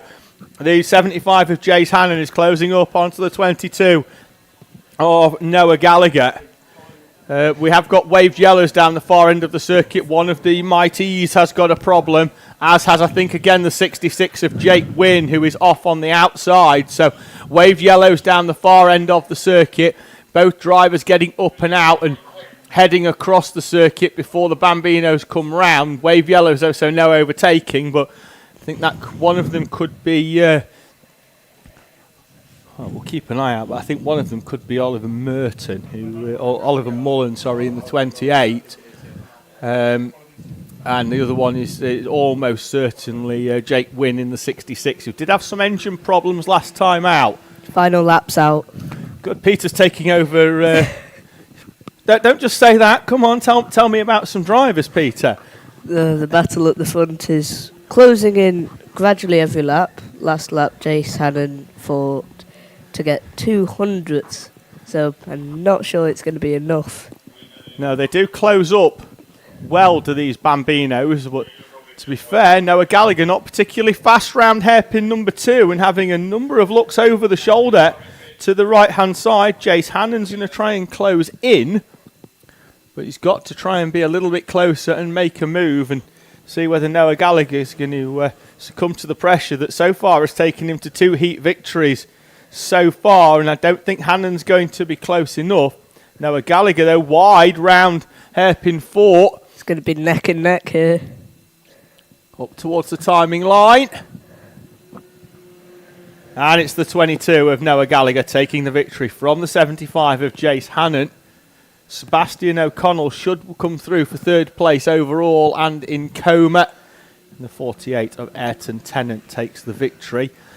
And again, Theodore Lee this time, Tom. Well, he's 41 seconds behind. That's like Is a lot closer. He was half. last time round he was almost lapped, and this time round he's nearly half a lap in front and is in no danger at all of being caught by the leaders on their final lap round. So more improvements for, on debut, the ever impressive Theodore Lee, who does a 1:04 this time. His best lap time, a 1:03.5, I think is a second and a half faster than what he'd done in the previous race as well. So Correct, yeah. more improvements, more confidence for Theodore Lee in the 95. Yeah, so Peter, tell us. I'm gonna have to share a mic with you. Right, so Peter, tell us the extra weight and the extra power that you find from the Junior Pro Kart to the Honda R200. How are you finding it? I want to know. So the extra weight is quite challenging to battle with. It's another 50 kilos, which is basically an extra driver. So you have arms like Giant from Gladiator at the end of the race. Sometimes. You need him at the start of the race. Yes, especially in the carnage of 25 down international. But you're loving it. Yeah, really good. Only issue is when you're on the outside, you always get swamped. So you have to be on the inside. And then the extra power is quite significant. I think it's about 3 miles per hour on this back straight difference from the R. Acceleration isn't as good because the engines themselves have lessened. What on earth has happened there? Oh dear. Oh dear, What's happened there? we're going to need a recovery quad for the recovery quad. No, the fire extinguisher in the back of the recovery quad has gone off. You're not really going to see the aftermath of that now because we caught it on camera a bit late. But there was a massive balloon just off into the distance. It's like somebody was doing burnouts at hairpin. Yeah. The quad's on stars in the right. Tonight, Matthew, I'm going to be a recovery quad. Nobody will know what that means. No, we're far too old. Would you like to have your rant about how old No, we are? I'm saving that for the start of the finals. Quality. Right, we shall. We'll allow Peter to get back into the paddock. I think he can, whilst I tuck into the rest of this lemon cake. Because don't forget the marble either. and I won't. Don't you worry. I don't need reminding to eat cake. But thank you, Janet, for the absolutely banging cake. I mean, that is proper good. It caused me to have a mini moment. That is. My knees did go a little bit weak at one point. That's more lemony than a lemon, isn't it? It's genuinely. I'm like. I think what we'll do is we need to get Janet to start posting a recipe in the YouTube comments. I'm going hashtag to make a controversial statement here. I, along with you, despise carrot cake. Yes. But I think if Janet made a carrot cake, I might like it. No. I shall pass that on. No. Don't pass No. the message on. Don't. I'm just throwing random ideas out here. No. Don't. No. No. No. That is a step too far, David. Step too far. for the avoidance of any Is the cake doubt, too if there far? is anybody watching that does like carrot cake, There we- are other race meetings on this. yeah, weekend that you're welcome we to go don't and need your energy. Here we go, back into the comments. So we've got Henry Armitage Racing who says, shout out to all the medical staff and marshals for their response time and support after my flip. Yes, you were... Amen to that. yes, and you were attended to very, very quickly, but you were also up and about very quickly as well, actually. give the marshal a hug within about 5 seconds. So, yeah, glad to see that you're okay. And that is echoed by Caden Clark and Ronnie Harrer as well. Sharon McCrosser says, wow, what a race. Well done, Joshua. Oh, quickly, Sharon's been on earlier on. I don't know if we've mentioned it. Yes, to say Sophie McCrossan, part of our camera crew. Camera Sophie, who is down at the outside of the National Loop. Happy birthday. It's her birthday next Friday. Happy 18th to Camera Sophie. Happy Who birthday. is on this camera here, Tom, that is bringing the pictures as they exit the dummy grid? That's the birthday cam then. Birthday cam. So yes, good. We've ticked that one off. And Darren Rogers saying good luck to Phoebe Rogers in the 154, who is going out now. Who is in this race. So, gridding up then, Oscar Somerset and Abel Hutton off the front row with Architosh and Oscar Wills as high as he'll start in P number 4. Jack Thompson, penalties in heat number 2, drop him down to P5. He goes off the inside of the third row with Calais Tennant for company. Harlan Pritchard and Aston Wilson are on row number 4. Lily Moore and Thomas Chalk are on row 5. Alex Hartima and Josh Finley in front of Phoebe Rogers and Zach Sieber with Jacob McDonald, Harris Grafton and Sam Vout, your Hondas. And we're going to roll them round again. They weren't quite in the correct order, which gives me enough time to tell you that the microgrid will be led by Archie Mostyn. He'll have Tyler Gruffity alongside him, Daniel Thompson and Matty Smith, with Riley Whittaker Jenkins in 22nd place overall. 5th in micro, as we've got a stationary car on the outside. And that looks like it's the number 23 of Harlan Pritchard. He is up and over the barrier already. And he is Out of the car, you mean? Oh, yeah. He hasn't. He's done that on his own. There we go. It actually was helped over. It was Callum lifted him up and over the barrier. If anybody can hear crunching, it's me biting through the sugary top of the lemon cake. It is banging that lemon cake. Yeah, my tingling teeth later will thank me not. Okay, no. And we're going to go round again. Let's go round again. It's better Singing than, isn't a strength of mine, Tom. It's better than you spin me right round. It is. Baby, right round. Like a record. Like baby. like a formation lap. Right round. Right round. But it took him ages to write that. I know that you didn't take one. Grab a bit of that marble cake, mate. It's quality. I'm still enjoying the lemon cake. Janet was quality, but Janet's up to a game even more over the winter. The problem is she's peaking too early at round 1. Right, good I don't know if we can... We can't sustain this for 9 further rounds over 7 weekends. You might not be able to. I Well, reckon I can. Well, after this weekend, it'll be 8 rounds over 6 weekends. 2 double headers, Tom, for rounds 4 and 5. And See how he round 8 shoehorned and that 9. in there, ladies and gentlemen. King of the Segway. King of the Segway. Ever the professional. With a mouthful of cake. I don't think in my entire commentary career I've ever been referred to as professional. And long may that continue. And we're going to get going this time. The flag is up, it's down, and we're away and racing for the final heat of Honda Cadet.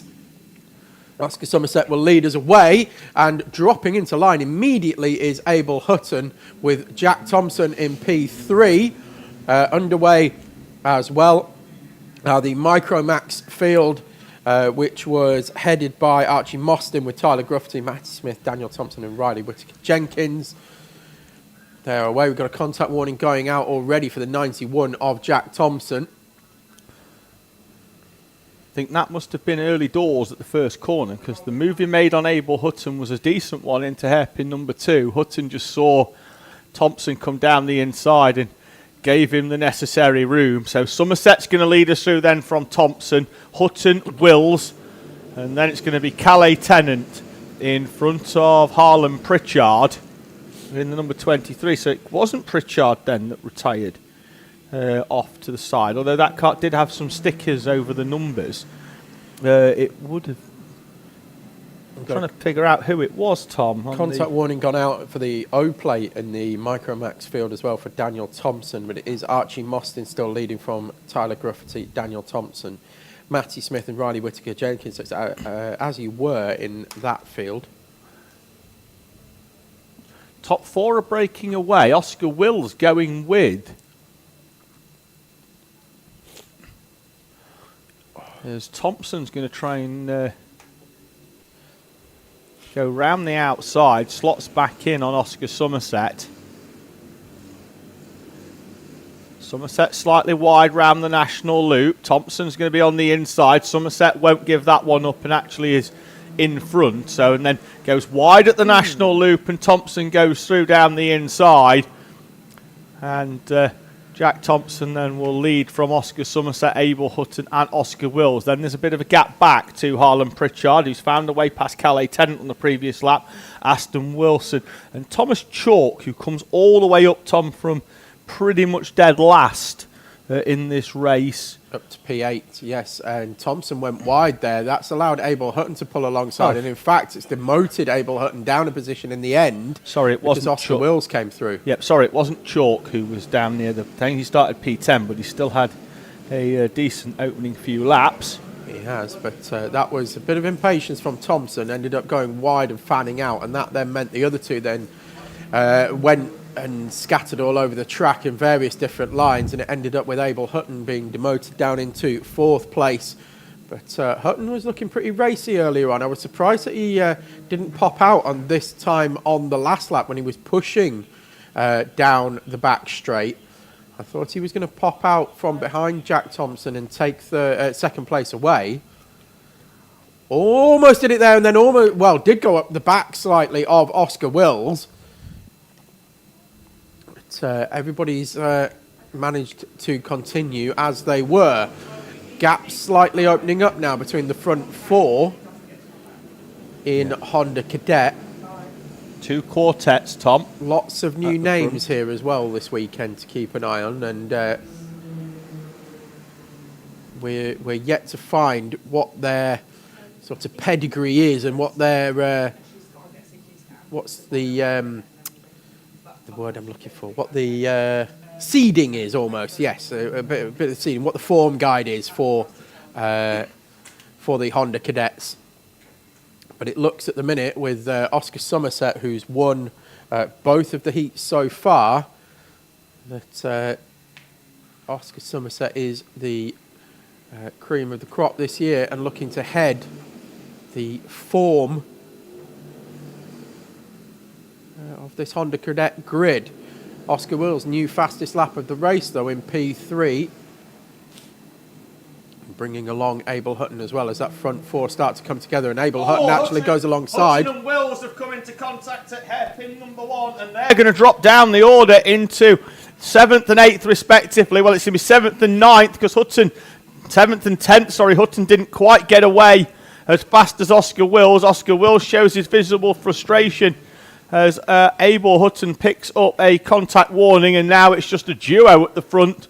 The quartet behind that were in 5th down to 8th, and now 3rd down to 6th, with Wills still having enough time in 3 minutes, Tom, I think, to potentially catch back up onto the back of the 23, who's leading this train of Harlan Pritchard. So I think he's still got an opportunity, but they lost nearly 5 and 7 seconds respectively, did Oscar Wills and Abel Hutton. I think there was a gap there, enough for Abel Hutton to get alongside. I just don't think he could get it stopped enough. That was the problem. There was definitely enough room for a kart width to get down the inside there of Oscar Wills. But then the door closed very rapidly, and I don't think Abel could get out of it quick enough. But it has promoted Calais Tennant up to P4, one of our Bambinos that's graduated up to Cadet. Change for the lead, Tom. Thompson and Somerset swap round again. Now, Somerset with the heat wins doesn't necessarily need to win this to be on pole position for the final, but every bit of confidence helps.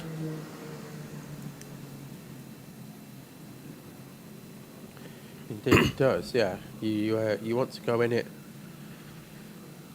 into the final with 3 wins rather than 2, because it gives you all that confidence. But just dipping into the chat once again, we've got Brian Fraser saying it wouldn't be Teesside karting without the guys discussing cake. Well, you know, traditions are traditions, aren't they? It's just above the racing in the list of the priorities. Only just. Fractionally. Some Lots lap of personal traffic. bests coming in that time around, and the previous lap as well. Lap traffic in front for our leaders that they should catch towards the hairpin 3 and 4 part of the track. Now, Thomas Chalk's up into 3rd place in the number 15. He's come through from a 10th place start. Another warning for the O plate in the micros. He's currently in 3rd place in that class behind Tyler Gruffety. And they're 3 wide coming into South Bank. They managed to get themselves into some sort of order. But there goes Oscar Wills coming through now to retake a position. Jack Thompson just didn't quite navigate the 51 of the lap traffic as cleanly as he'd have hoped, and that has allowed Oscar Somerset right up onto the rear bumper of the race leader, Abel Hutton. Angry Abel Hutton now in 8th place sets the fastest lap of the race. I don't think he'll be in 8th place for long with that kind of speed. His potential 3rd place is still up for grabs for both Oscar Wills and Abel Hutton if they can find their way back through this traffic after their earlier coming together. There goes Abel Hutton down the back straight.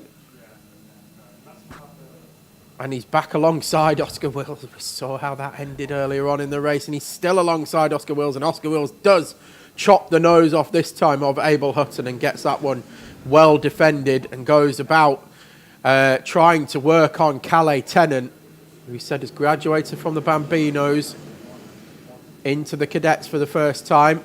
So much like Peter Webster, who we spoke to a moment ago, is going to be dealing with a lot more weight and a lot more power than what they're used to last year. There goes Oscar Wills again down the inside at hairpin 1. I think that was on Calais Tennant. It was, and Abel Hutton's got the switch back as well. We're going to have a change to the lead, Tom, up at hairpin number 3. Oscar Somerset goes down the inside of Jack Thompson into hairpin number 3. They'll still run side by side out of hairpin 4 up towards the timing line. Somerset's going to have track position. Somerset goes 3 from 3 in the heats in front of Jack Thompson. Sorry, Tom, to cut across you there. Tom Chalk's going to come through for 3rd place overall. Harlan Pritchard in P4. Oscar Wills, Abel Hutton recover to 5th and 6th respectively, minimising the damage of their incident earlier on, with Calais Tennant, Aston Wilson, Sam Vow and the debuting Zach Schieber in 10th place. Archie Mostyn makes his way through the Hondas to finish in 11th place in his micro, in front of Harry Scrafton, who finishes 11th in Honda. Alex Otima, Lily Moore, Phoebe Rogers, Jacob McDonald. And then we've got some of our other micro max runners with Tyler Gruffety, Matty Smith and Daniel Thompson, with Josh Finley, the final one of our Hondas, Riley Whittaker Jenkins as well. So Matty Smith with a podium on debut here at Teesside in 3rd place in the Micromax class. So a podium in the heat. Of course, we still do have our finals to go, and the finals is where you get the trophies. Just a quick update, Tom. We have had an update regarding Evelyn Bye, which we'll do this one now, and we'll do another one during senior from Rotax. from earlier on. Evelyn, who was involved in the red flag earlier on, has been taken to hospital. She's got a fractured wrist and she's going to have a precautionary CT scan before they let her leave the hospital, but largely is okay, Tom, and has asked us to pass on our thanks to the marshals and the medical team that attended to her earlier on this morning. So Evelyn, on behalf of everybody here at Teesside, hope that you're back on track as soon as possible, and we look forward to seeing you racing again later on in the season. Very much so. Very, very much so. CT scans are not a nice thing at the best of times. Or is it an MRI that I'm thinking of? What's the one with the big magnet? That's an MRI, isn't it? Yes. Oh, I've just been told by Kat they're both magnets. They're just different types of magnets. One's north and one's south. One's like a tunnel and one's like a thing that goes round you like a donut. Okay. Can't just say The donut. CT's the donut one, isn't it? Yes. I like that one. Right, your grid for Honda R200 heat number 3. So George Allison will be your Rotax sole runner, very much like Joey Swan was last year. Now we move on to the R200's P2. Pole position is going to be Jensen Charity, then it's going to be JJ Allen and Tom Nichols, Max Platts, Freddie Battersby and George Wilson. That is your grid for the R200s. And they are already getting ready to go.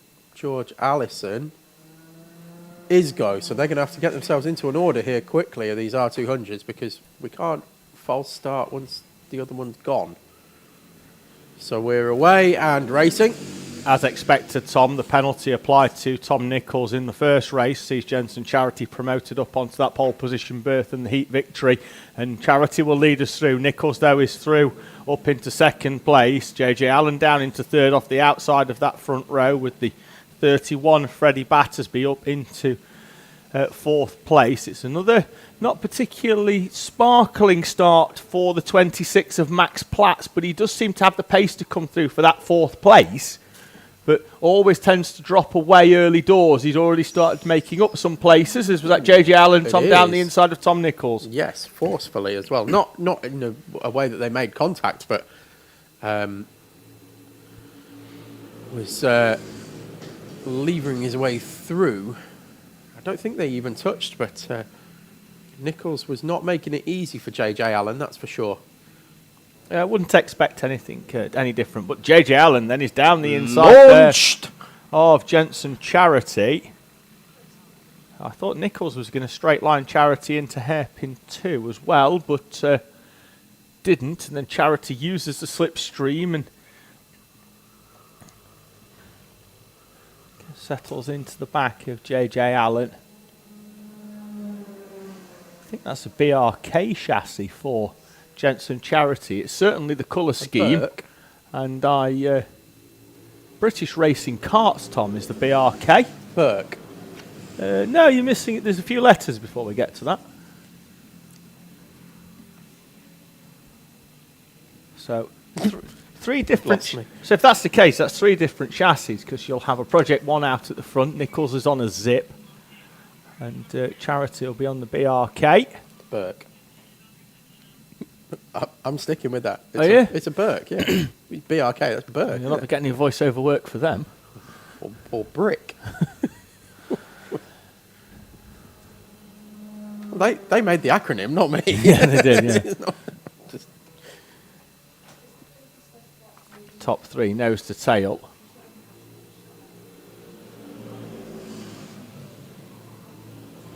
As Charity then tries to go down the inside mid-corner on the 10 of JJ Allen. Didn't quite work out correctly, but I'm just doing some admin, David, bear with. it's all right, mate. I'll anchor down. There's Nichols once again pushes Jensen Charity down that back straight up towards South Bank. Here they are. And then we'll go slightly wider so he can brake where he wants to brake. But even though we know Nichols has got the pace, he's not going to be able to do it from third place as we head towards half race distance in about a lap's time. Whilst it's never nice being in second, particularly when there's a driver right behind you in third, because we often see you go for the lead and you come out in third place if things don't quite pan out. But Nigel, just to let you know, Joe Brixell made a complaint about Nick being unprofessional rude.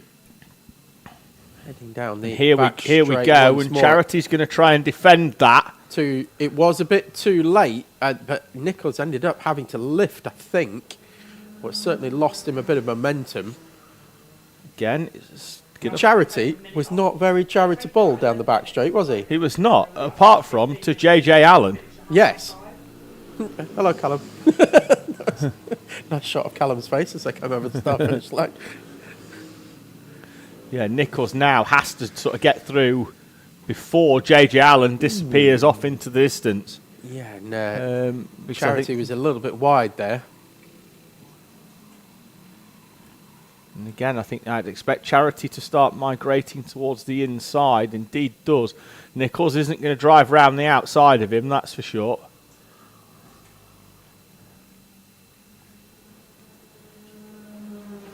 And for me, he's got half a lap, Tom. First half of the lap. He's probably got from here to the entry into South Bank to put himself up into second place. Or push Charity closer to... But he can't Allen. try and do both. That's the thing. He can't try and overtake on one corner, push him. You're going to work. But again, you're only really going to push a driver that you know is going to start trying to overtake. You know, you'll push a driver to that point where, yes, it's going to get you up there, but unless you're going to say, right, well, I'm going to go with them and let them overtake. Charity looks one side. It was a side Nichols was at on the previous lap, and Nichols is on the inside this time, but not enough. I don't know whether Nichols lifted down the straights. He looked to be more than alongside. As he came out of hairpin 2, he scrubbed a bit of speed off trying to get to the inside of Charity before Charity could look over his shoulder. And it actually cost him a little bit of momentum. He's got his arm up in the air now. I'm not sure why. I think it's more just mental frustration with the position that he finds himself in, which is that he can't find a way through.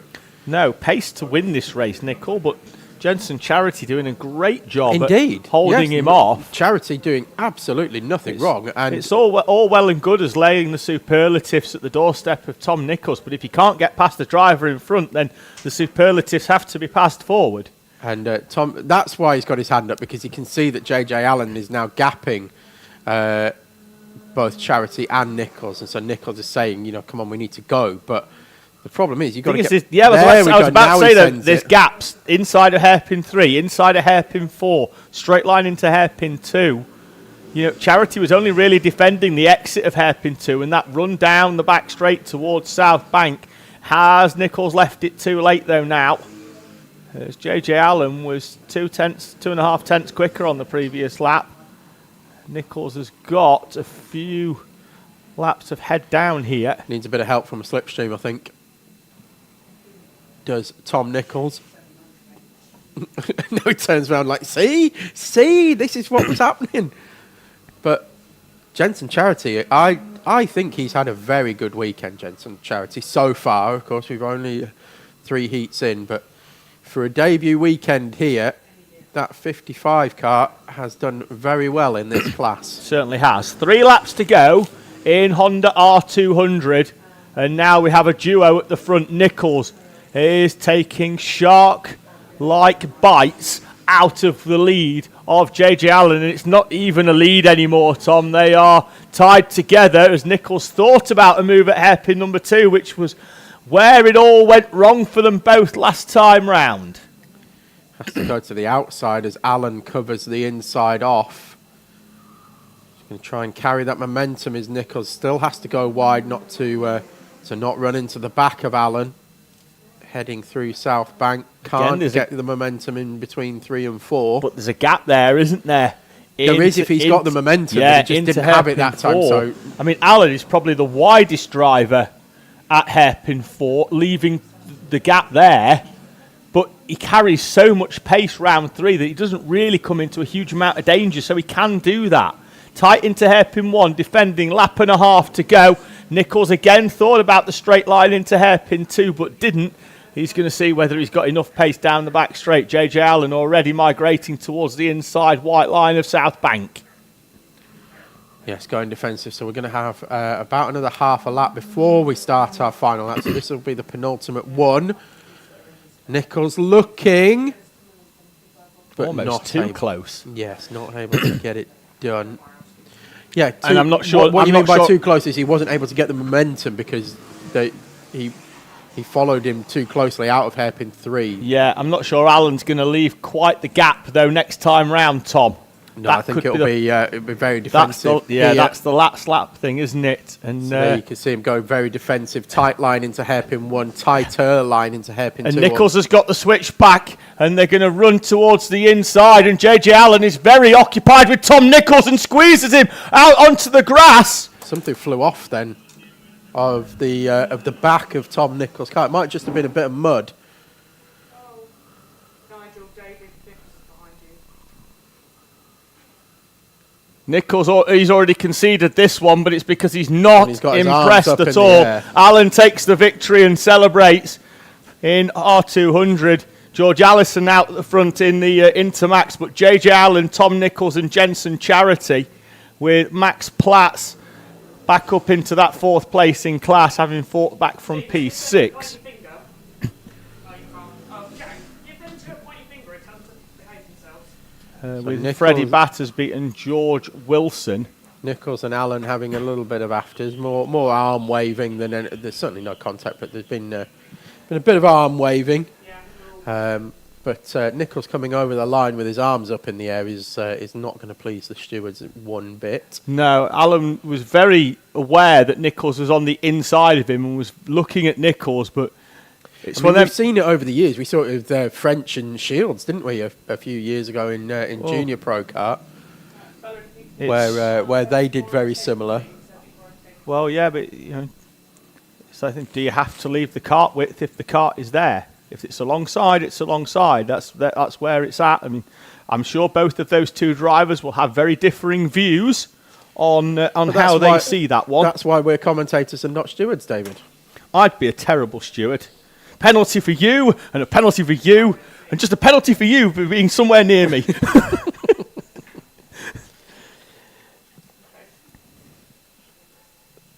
So we had JJ Allen winning that one from Tom Nichols. So Tom Nichols will still take pole position for the final. So although he did finish second in that one, hang on, No, because he penaltied. That was down to a 3, wasn't it? So that'll be a 3. Oh yeah, Charity was a 1. yeah. And then that gives Allen the 2. So that's that would give, as it stands, Allen's on pole for the final. From Nichols, then Charity. In R200. We think. I'll tell you who is on pole. George Allison. Correct.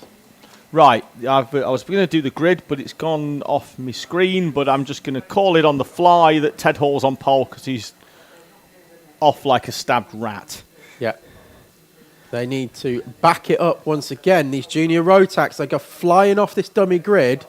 They're way too fast coming through South Bank. Got to get heat in the tyres. Yeah, but look, we're not going to go racing this time. We will go racing this time. You think? Calling it now. Okay, all right. He's backed it Calling right it up now. now. Don't you dare. All right, Don't fair you enough. dare question me. Fair enough. Hall then, for the Prop- first time, will lead us through at a rolling start for Junior Rotax, and we're away and racing up towards the National Loop as Tyler Grufford takes a little bit of grass down the inside, but moves through into second place with a dab of Oppo for the rally fans, as Alex Lind makes a similar move up and over the curb on the 99 of Daniel Ziad. Everybody else getting round the opening lap, missing a few, of course. Drivers that have had problems throughout the day. Adam Causer not out for this one. I don't think we'll be seeing Henry Armitage either, but we'll confirm. We're down to 12. Henry Armitage is out. Is out there, but Adam Yeah. Causer isn't, and Charlie Eyeball as well. No, well, Eyeball's not been here all day, but which is a bit of a shame because would have been a nice return for Charlie Eyeball. We'll see if we can get an update on Adam Causer as well. See how So- he is. 2 for 1 into hairpin number 1. Sees Ted Hall drop down into 3rd place with Alex Lynn going through the gap created by Tyler Gruffity. Jake Gruffity, sorry, Tyler's his brother. He's just been out in micro. And then Alex Lynn is down the inside. So whatever engine gremlins he may have had in heat number 2 have been fixed for heat number 3 so far anyway, because he's got loads of power around the corner that he had no power on earlier. There's Gruffity tries a bump and run round the National that on this occasion failed. That's Jacob Carnes on the inside. Is that Down the inside of Ted Ted Hall. Hall? Yeah. Thought it was Oliver O'Donovan for a second, but Not for another 10 minutes. He's No. out in seniors. exactly. If he's okay, of course. Yes.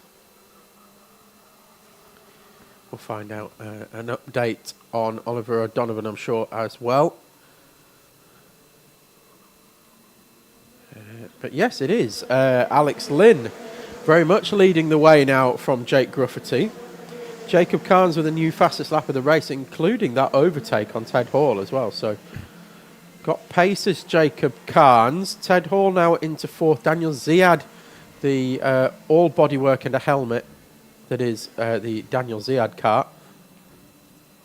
Because there's no person in that other than a helmet. So, world's smallest junior. It's the world's smallest junior, yes, indeed.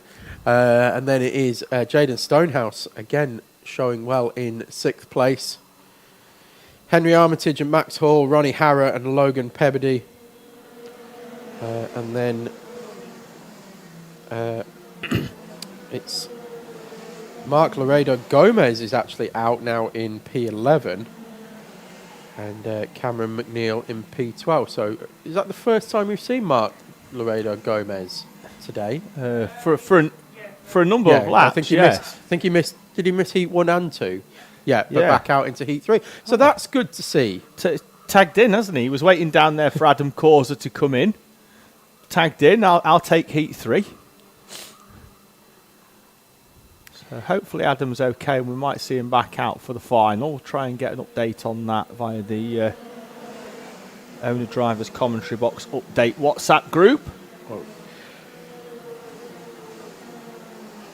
Carnes has made this a front 3 now.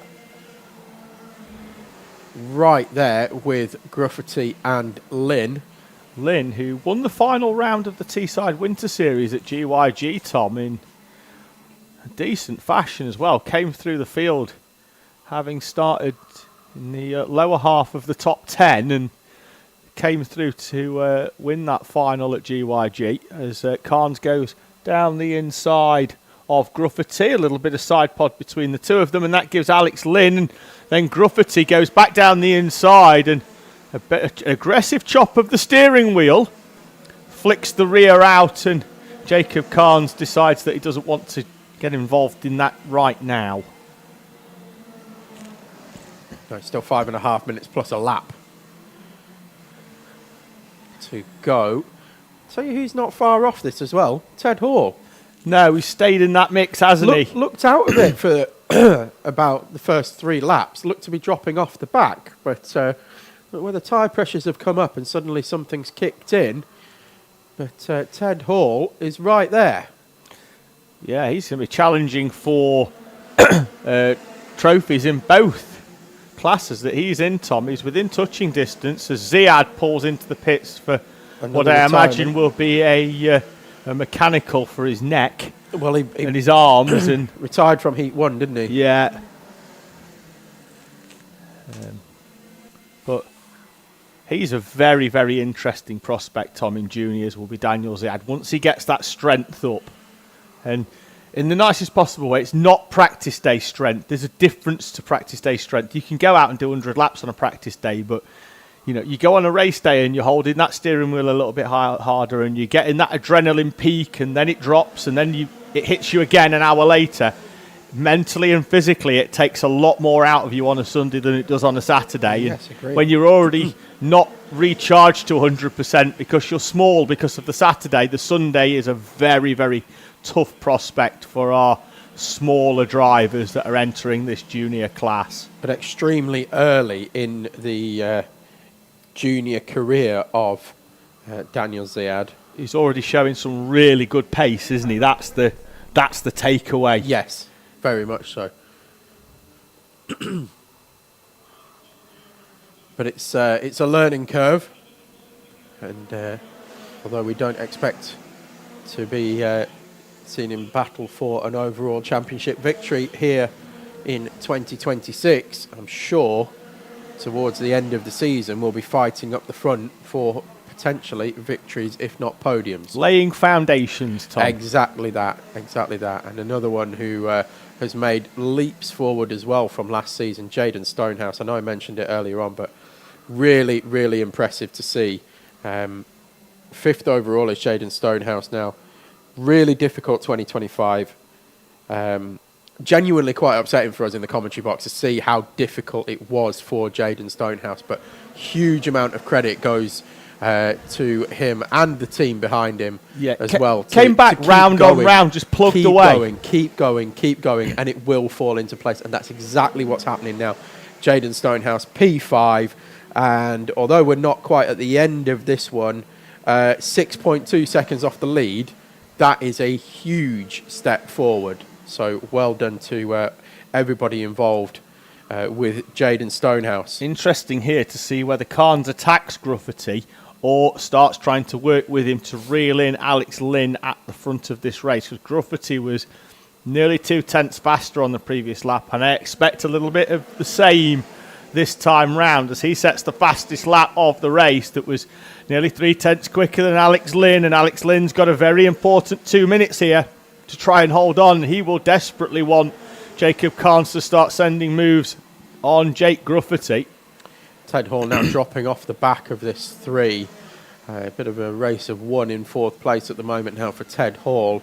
A little bit like Max Hall as well, who's obviously no relation. We did say that earlier on, no relation to Ted Hall, but Max Hall in P6 has dropped off the back. And another one who's really good to see, Henry Armitage back out there in P7 after going up and over in the previous heat, but back out there P7. 4 laps to go in junior Rotax, and Gruffity and Carnes have reeled in Alex Lynn at the front, and Gruffity's going to try and go down the inside, is he? On Alex Lynn. Alex Lynn's not going to have any of that. Then they're going to switch back down the back straight. Who's going to have a little bit more top end? I think it's going to be Gruffity because he's got track position. That's going to allow Carnes down the inside as well, although he is being squeezed ever so slightly by Alex Lynn. Lynn gives him the kart width that is required, and Jacob Carnes is through and up into 2nd place. Yeah, well, Jacob Carnes is extremely smart there through hairpin 2. I thought he was going to chop up the inside, but saw the cutback coming from Gruffity and managed to avoid it all, pick his moment, and got through to 2nd place. That was incredibly smart driving from Jacob Carnes, because that could have very, very easily, if he'd taken the wrong decision there, been a massive accident. So well done, Jacob Carnes there. Really smart driving. Not only has he stayed in the race, everybody else has stayed in the race, and he's gained a position as well, and he's now lining up for a potential victory here over Jake Gruffity. Just needs to be able to find a way through. Good move by Ronnie Harrer off camera up at hairpin number 2. He's gone downside the inside of Henry Armitage, and that has moved him up into 7th place. 2 to go. Yeah, Gruffity still holding on to the lead just from Jacob Carnes. They had built a little bit of a gap through the opening half of the lap, but already Alex Lynn has closed that up through hairpin 1 and 2, and now gets a good slipstream down the back straight and closes right back in on that front 2. Lap and a half to go. What has Carnes got left in the bag for Gruffity? Gruffity, who's won all the heat so far today with the first 2, could be making it a 3rd here unless Carnes can do anything about it.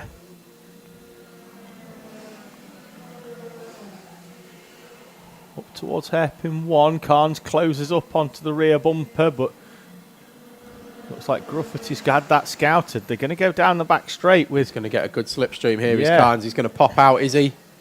Is he going to pop out? No. It's going to be hairpin 3. Yeah, I am surprised, but he clearly didn't have the momentum. Not hairpin 3, not hairpin 4 either, and it's going to be Jake Gruffety is going to take heat 3 here to go with heat 2, to go with heat 1. The triple whammy has gone Jake Gruffety's way. I do wonder there whether Carnes has played the long game, really. Didn't necessarily... That getting past Gruffety's not going to take the pole off Gruffety. He's already had them 2 heat wins, 2 first and a second. So I just don't think he had the momentum. No. I thought to I genuinely get through, thought he'd come out of the slipstream down the back straight. It looked like he'd made a really good run of things out of hairpin number 2. So did I. But no, good action there in Junior Rotax as well, and good, clean, fair racing all up and down the field.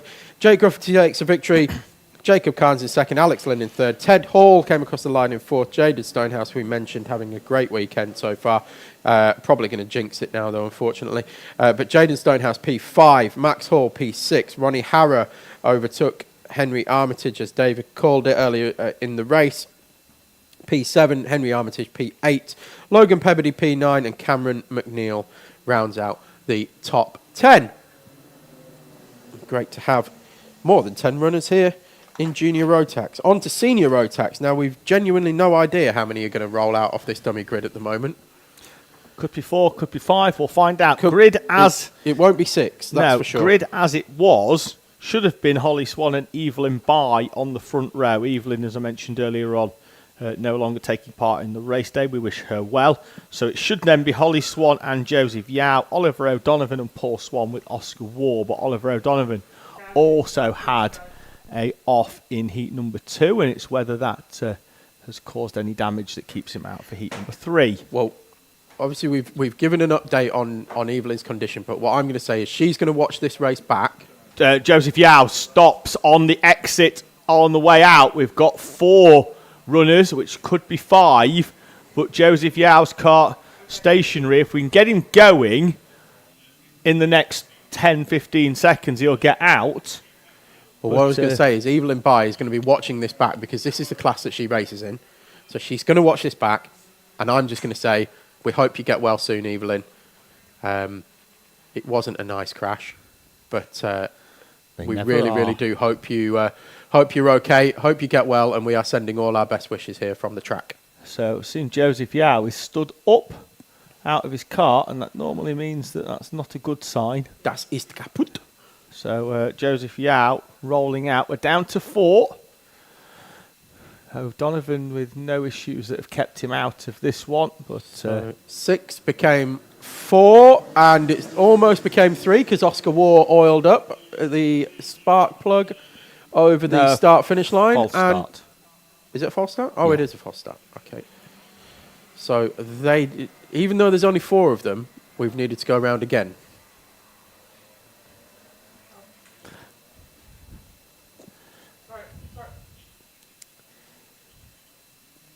I think the silence spoke volumes there. Going to see what we've got in the live chat, see if I can entertain oneself. No, they've been shown full stop flag. Well, just a reminder, if you do want to get involved, if you do want a mention from us here in the commentary box, first of all, you need to be, I believe, subscribe to the channel, and then just click the like button, pop your chat, whatever you want to say, in the chat box, and we will endeavour to mention it as quickly as we can. Looks like Holly Swan has oiled up this time, But we are away. and has struggled to get away. Does now get the power down, but that has allowed Oliver O'Donovan to go round the outside, and then immediately Oscar War down the inside. He didn't oil up this time, did he? No, he did not. And Oscar War, with a good start, moves himself up into the lead.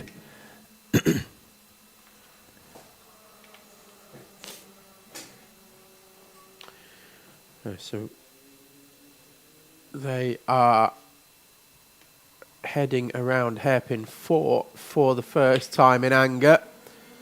It's going to be Oscar Waugh from Oliver O'Donovan, from Holly Swan, and then Paul Swan. And Holly Swan has had good pace here today. She just hasn't been able to find her way through those who have been a tenth or so slower than her. But now there's only 4 drivers out there. She's already dispatched with UPS, Uncle Paul Swan. He's now demoted to 4th place. And now we'll see what Holly Swan can do about Oscar Waugh and Oliver O'Donovan in front. I'm very disappointed it's taken us many years to use that acronym. What, UPS? Yeah, I'm better than that. Well, I've got an Uncle Paul and I call him UP. Yeah, so Holly, she raced here last weekend actually in the 4-hour endurance Pro Kart race that had some hires out there as well. But she raced Pro Kart with Paul and with Paul Rye, who was supposed to go to the checkered flag, and I'm going to call him out for it. Did about half an hour, promptly came into the pit lane without any of his team waiting for him, and just went, "That's me done, I'm retiring."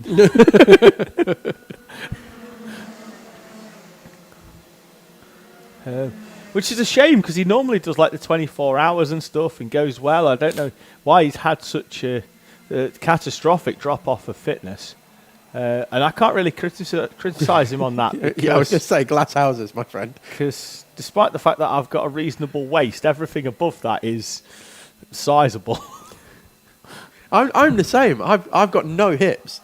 Oh, yeah. Like I wear a waist size of jean that is about 6 inches shorter than it should be.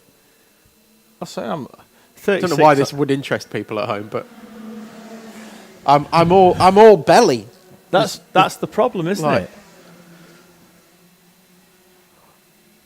Okay, Swan closing in then on the back of Oliver O'Donovan. Tom can't segue quite as well as I can. I didn't really know how else to follow that up. No, hard reset. Holly Swan is closing in on O'Donovan and Waugh. Fastest lap of the race that time around as well. He definitely got pace in that well, it's not a Teesside Academy car, is it? It just looks like a Teesside Academy car. No, it's a Swan Motorsport livery. Which looks like the Teesside Academy ones that are the 2 in front. It's the colour, yeah. It's Especially on that camera. Very similar colours, isn't it? When you actually see it in person, it's bright pink and blue. And the Teesside Academy ones are red and blue. But on the camera here, you can't tell it apart. Not when it's moving at 70 mile an hour.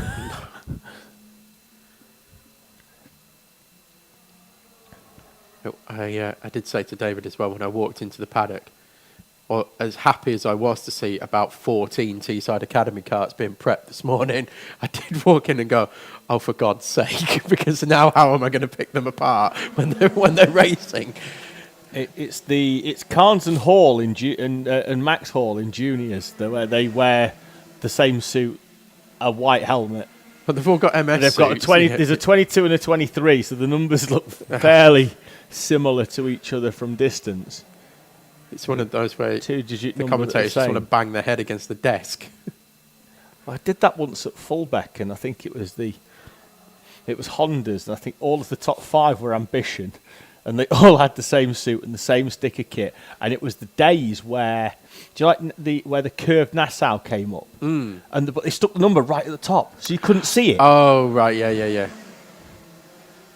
So you got no chance. Not an easy day. Just doing it off the timing. No, luckily the timing had 3 sectors updated at each of the sectors, so you could largely wing it.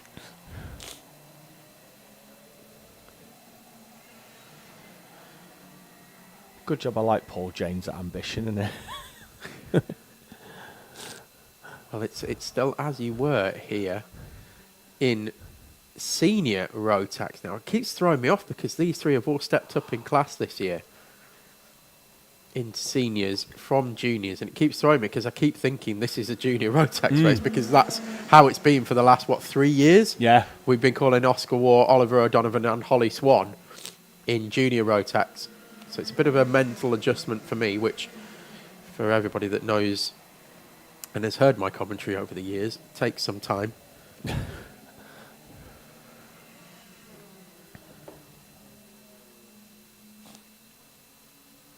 Equidistant as well. So Holly Swan did have the pace to catch these two, and now she's got there, hasn't been able to put any moves in. It's actually dropped off the back a little bit over the last few corners. Personal best for Oliver O'Donovan as he started to reel back in Oscar War.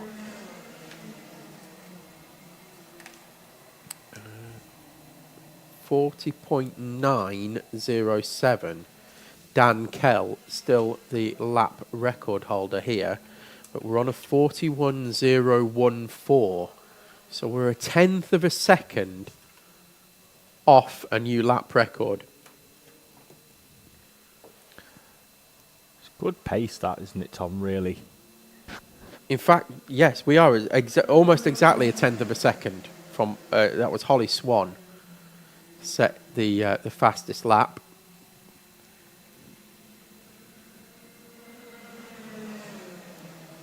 But yes, you're right, it is good pace. Good pace for round one, that's for sure.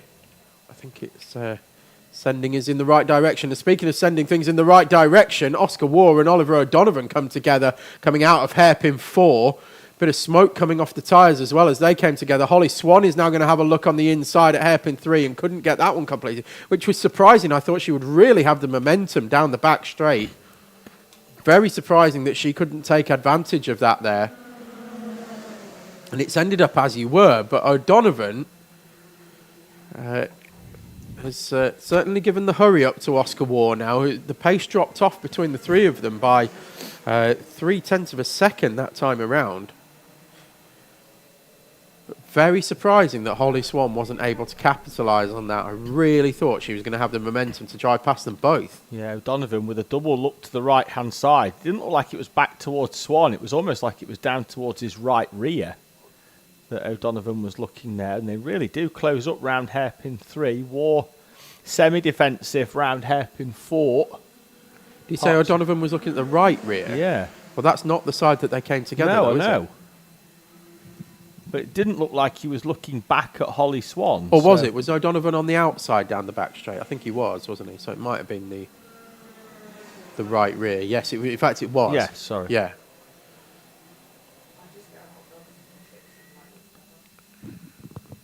Leans forward this time. In fact, very difficult to see where he's looking. He's got a black helmet with a black visor. Could spin his head round like a barn owl and you wouldn't notice.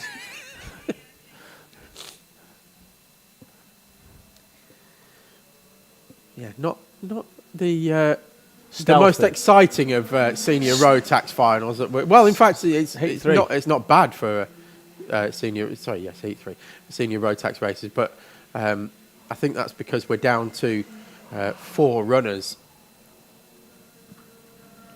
as opposed to the 6 that we started the day with. Hopefully Yao can get back out for that final. To be fair, at the start of the day, the top 5 were all together, weren't they? Yeah. Certainly a day of what could have been. Gives us hope for round 2.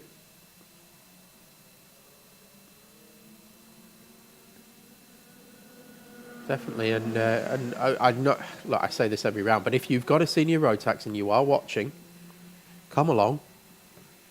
Grow the grids. Yes, come and enter. You may well walk away with a trophy. Oh, that'll be the last lap this time round then, when they see the flag the next time, because they're down to 0 at the top of the screen. Oliver O'Donovan still looking very interested in the back of Oscar War's kart. Tried that move earlier on, but hasn't done anything since.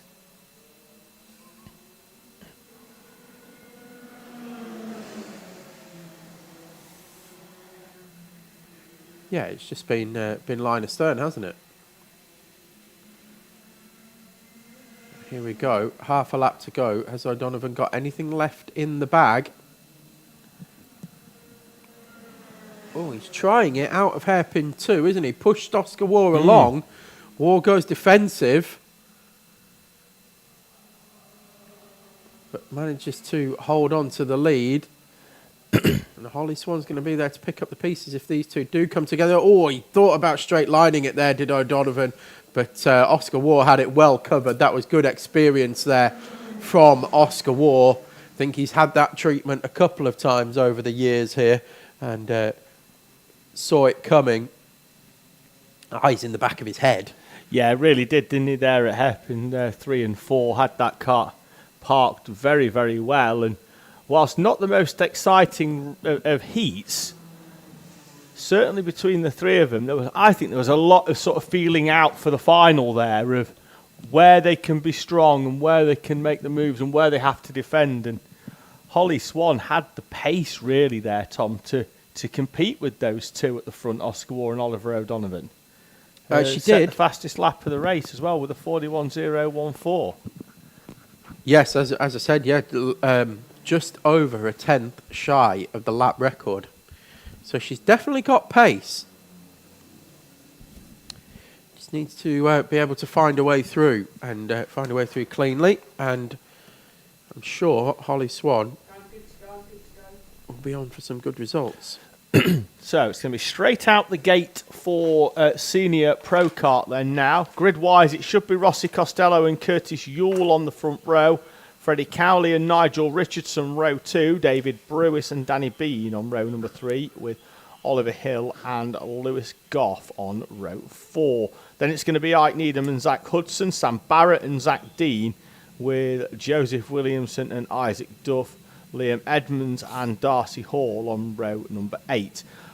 Mark Elsden and Lewis Blench, row 9, with Mark Tate and Maximus Shields on row number 10. Then it's going to be Zach Dawson and Bradley Rowe, Sam Neri and Scott Tate, Lewis Jolly, Matthew Hauschby and David Brown.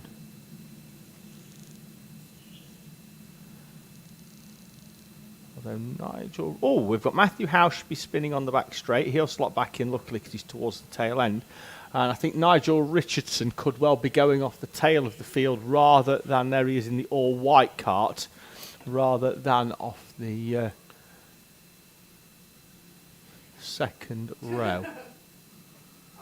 Some of them have gone to the back. So Freddie Cowley, Nigel Richardson have gone to the back. So It's a big... a few of the others have gone to the back. I think Freddie Cowley, Nigel Richardson have headed towards the tail end of the field. Curtis Yule asking Rossi Costello where he is. He's now alongside him, and we should be in a position to head towards the start line and get this third heat underway. And the flag drops and we're away and racing for Heat 3 of Senior Pro Kart. Right around the outside goes Ike Needham, which is brave and doesn't normally come off. And in fact, it hasn't come off. He's dropped way down the order once again compared to where he was. Probably lost about 3 or 4 places. Max Shields already making inroads into the field. Oh, we've got a few around. Hauschby's been collected. And that wasn't really his fault either. He's in a little bit of discomfort. That was Zach Dean, who went into the back of the cart in front and tipped himself into a sideways spin. And as the cart spanned out in front, Hauschby didn't have eyesight and went straight into... it's going to be Rossi Costello and Curtis Yule leading us over the line from David Brewis. So it's as you were from the start of the race. Lewis Goff leads the Pro class in 4th place with Isaac Duff and Danny Bean. Max Shields already up to P7 with Joseph Williamson 8th, Sam Barrett 9th, and Zachary Hudson P10 leading the novice class. There goes Shields 2 for 1 past Bean and Duff into hairpin 1. Now he's going to drive straight past Brewis down the back straight for P4. And there he goes, and already having a look on the inside at Lewis Goff as well for P3. So Shields wasting no time. There he goes into hairpin 4. Gets it parked on the apex, gets the drive out, and he's going to go past Lewis Goff. Goff didn't want to give it up, though. No, he didn't. And Shields responded robustly by putting Goff out onto the rumble strip on the exit of Hairpin Fort.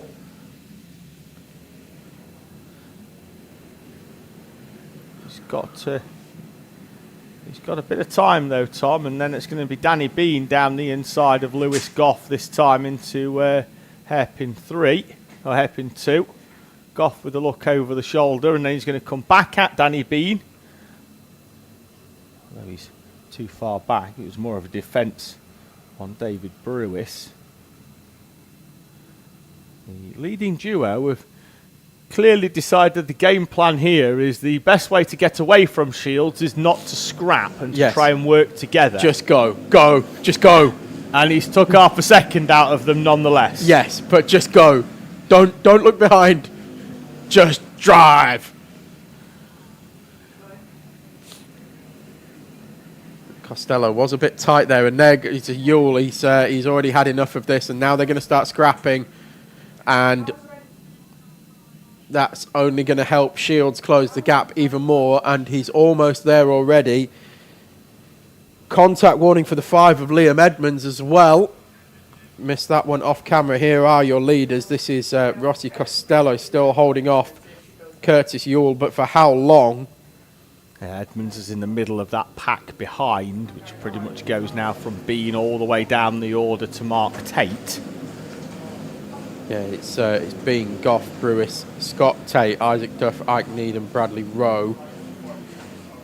They are the rest of your top 10. Shields is now there, and in fact got caught out slightly by how slow Rossi Costello was compared to his own speed through Hairpin 1, and had to sort of bail out of the corner. Scott Tate down the inside of David Brewis. Now just drives clean past Curtis Yule down the back straight.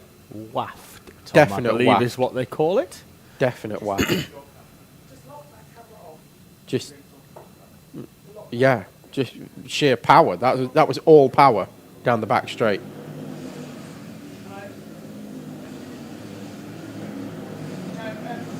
And he's going to be working on Rossi Costello, I would imagine, into Hairpin 1 to try and take the lead, and needed a bit of compliance from Rossi Costello and did actually get it, and now takes the lead. Max Shields once again trying to go 3 from 3 here this weekend, which will easily put him on pole for the final and gives him one hand on a 4 from 4.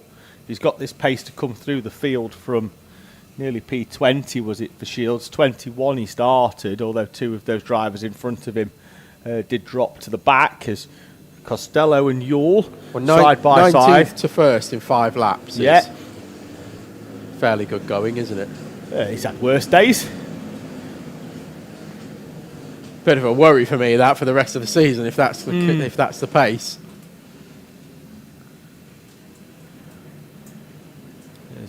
Yule and Costello trade places once again. Yeah, it's a good fight between these two, actually. And it's been very clean and fair so far as well, from what I've seen anyway. Being in 4th place, Goff 5th, Tate in 6th. Then there's a gap back to Ike Needham, Bradley Rowe down the inside of David Brewis. Let's pick it up here, and it is in fact Needham leading then. Brewis, wide goes Bradley Rowe. That could allow Isaac Duff to get through, but he slots back in. Behind them, Joseph Williamson, and then the 51 of Lewis Blench. Yeah, big fight going on here, right the way down the order now. So Shields is already gapping at the front, but then we've got 2nd, 3rd, 4th, 5th, 6th. They're starting to come together. Then there's a gap back to Needham in 7th, and then that group goes all the way down to Darcy Hall in P22, who's actually just in P21 now. Hall and Neri battling it out then. Well, Sam Neri had an extremely good Heat 2. Yeah, but hasn't. But did have a front start though, didn't he? Yeah, hasn't come through the field quite as quickly as he'd have hoped, I imagine.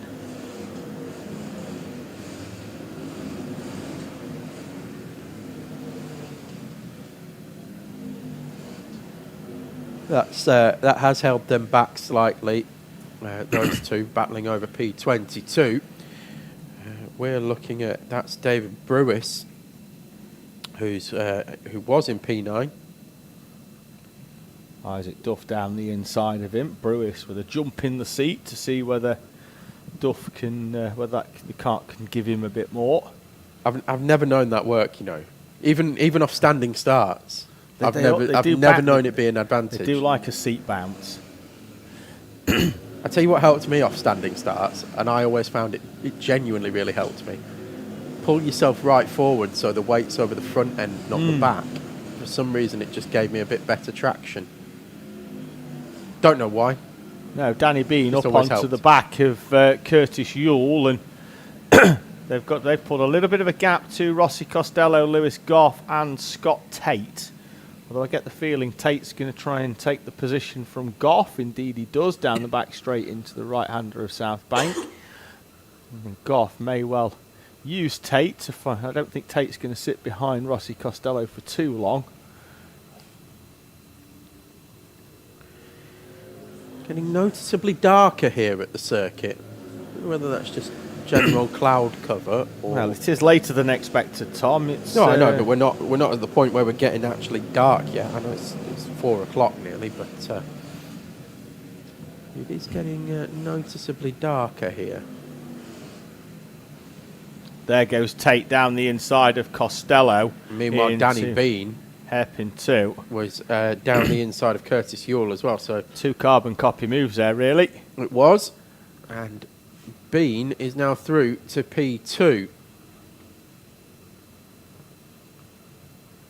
Curtis Yule now in third with Lewis Goff actually moving through past Rossi Costello now as well. So that'll be P5 for Goff and puts Costello down into P6. So we'll run you through your class orders. So Maximus Shields and Danny Bean and Scott Tate, first, second and fourth, they lead your pro class. Curtis Yule, Rossi Costello and Bradley Rowe, third, sixth and eighth are your club class. And your novices, Lewis Blench once again leading that class in P13. Lewis Jolly P14 and Zach Dean in P18. Your 3 leaders in novice. 44 seconds on the clock. Oh, so we've got a it'll be hand 2 up here. laps. Was that the 5 of Liam Edmonds? I think it was. Yeah, has he got a I think he's got a problem, I think Tom. he's definitely got a going problem because he's punching the steering wheel. very slowly for Liam Edmonds. He's got a motor down, I'm sure of it. Something definitely wrong for Liam Edmonds and not happy. No, unfortunately, you can't control the things that are out of your thing. He's missed the pit entrance. Oh, he has. Oh, no, he's diving straight into No, yeah, the but west track. I don't know whether he's going to try and get the motor started. Is that what he's trying to do up there? No, he's just retired the kart. He's walking off in anger. Oh. Yes. He's starting the final lap now. Maximus Shields. Followed by Danny Bean and Curtis Yule. So Yule, Goff, Costello, Needham, Brewis all setting personal bests that time around. All of which were quicker than Max Shields. Just trying to make it exciting because, I mean, he's got a 3.5 second gap at the front. Do you not want to scream that it's really closing up? No. No.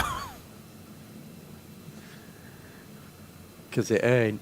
Although there might be some action into hairpin 4 if Scott Tate can have anything to do with it. But no, it's as they were. Coming out of there, although Danny Bean has a bit of... he was very close to being overtaken by Curtis Yule coming out of there. So Max Shields takes victory in heat number 3 to go with victory in heat number 2 and going with heat number 1. Danny Bean finished P2 with Curtis Yule P3, Scott Tate, Lewis Goff, Rossi Costello, Ike Needham, Bradley Rowe and Isaac Duff. And then Zach Dawson rounded out the top 10. Great battle, Tom. Throughout that race. So, heats complete. Time for the finals to commence. Just going to fill out Tom's sheet. Right, Callum and everyone on track. Before we go into the finals, does anybody need to come off?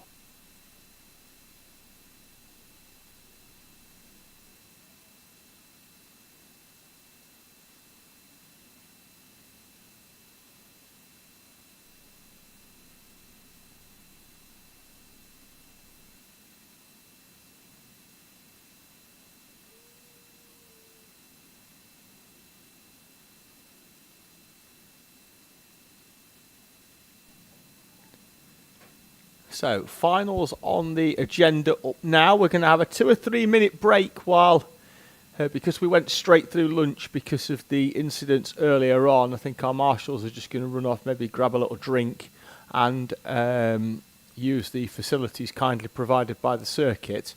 And then in around about 2 or 3 minutes time, we will get our first finals of the day underway.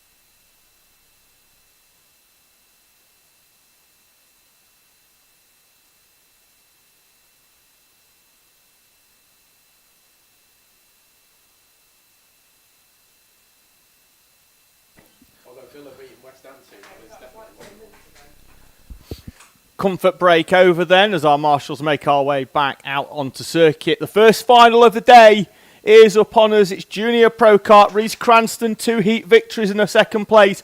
Put him on pole position for the final. Reverse for Joshua Sullivan, 2 second places and 1 heat win. Put him second on the outside of the front row. Ted Hall and Edward Rye are on row number 2, with Josh Brown and Harry Pennington on row 3. Matthew Plant starts 7th. Ashton Horspool alongside Peter Webster and Lewis Dean complete your top 10 in front of Ashton Carmichael, who has had a retirement, with Scarlett Whittaker Dunn in P12. Isaac Welburn starts 13th, Adam Roberts in 14th, Charlie Henderson and Lennon Wright in front of Ashton Kennedy and Dylan Slack, with Nicole Allardyce and Andrew McCrossan completing your top 20. Rhys Dodds and Ben Edwards are 21st and 22nd. Fen Wheat, Harry Warwick and Elvis Hartley, who has had at least one retirement earlier on. So we'll see how he goes, see if he can get back out, but he'll be coming through from the tail end of the field. Oh, round goes Reece Cranston on the opening lap. That's one way to warm the tyres up. You got me checking football results while we had that little break. Who have we got there? Is that Andrew McCrossan as well, who's struggling to get going? Where are we looking? Here, on the screen, David. Oh, yes, I believe it could be. Sorry, Tom, I was looking out of the window at hairpin 1. No, you had me checking football results during the break. Don't mention that Sunderland beat Newcastle. Don't mention that Sunderland beat Newcastle. Okay. Oh. I won't do that then. We won't mention that Sunderland beat Newcastle. I believe by the score of maybe 2 goals to 1. With the final minute goal.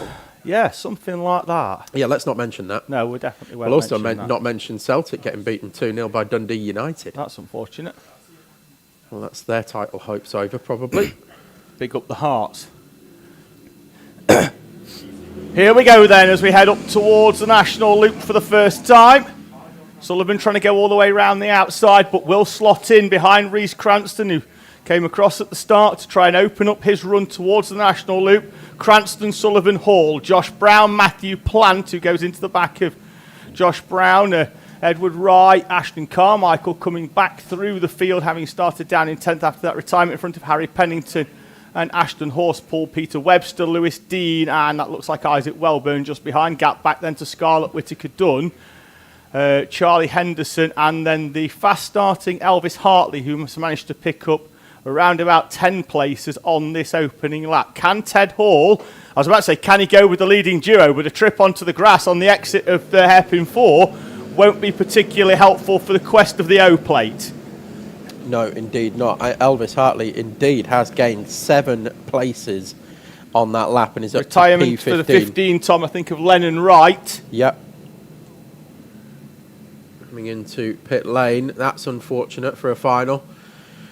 So your top 10, Reece Cranston, Sullivan, Ted Hall, Edward Wright, Josh Brown, Harry Pennington, Matthew Plant, Ashton Carmichael, Ashton Horspool and Peter Webster, although they're not in that order anymore. No, they came out a hairpin too, like they were boarding Noah's Ark, 2 by 2.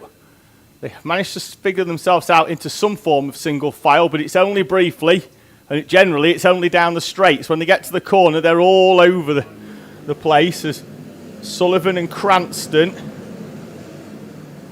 split by 0.07 of a second. Be interesting to see what tactics are employed this time from Cranston, who leads the way once again from Sullivan, as it was in Heat 1 and Heat 2 and Heat 3. But Sullivan managing to find a way through at the end of Heat 3 and took that victory away from Cranston. It'll be interesting to see what they're going to do here. And don't count out Ted Hall either. If Cranston decides to take this as 10 minutes plus a lap of pure defensive driving, then Ted Hall could well come into play here. Edward Wright has moved back to the front of the following group in front of Josh Brown and Harry Pennington, Ashton Carmichael, Ashton Horspool, Matthew Plant, Peter Webster. So they are back as they were or have been throughout the day, with Edward Rye heading up the best of the rest, I think it's fair to say. Yeah, the top three have been the top three throughout this day. Rye has always had to come back through the field though, Tom. That fourth place start is not an easy one. It is extremely tricky because you're on the outside. You've got carts in front of you, so you can't accelerate as you would wish, and you've got carts behind who are going to push, and I've got a little bit of overspeed potentially as well. So they're going to try and come around the outside as well. So yeah, it is arguably there. I think there. Oh, Elvis Hartley spins at the D, and I don't think there was any contact. But 4th, 6th, and 8th places are the most tricky here off a rolling start, I would say.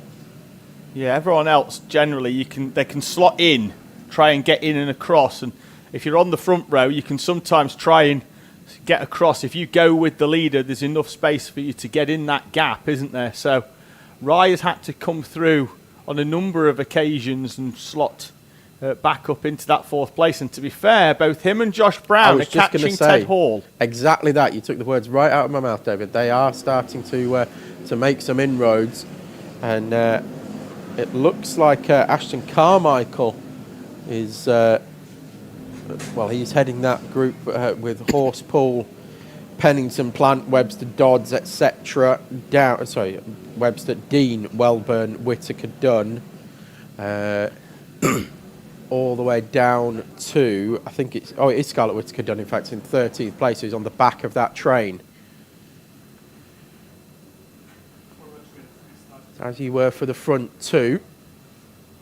There is Scarlett Whittaker Dunn on the camera now, following on the back end of this train that is being led by Ashton Carmichael. Another one stepping up in category, Carmichael. Horspool as well. Saw him in R200s last year.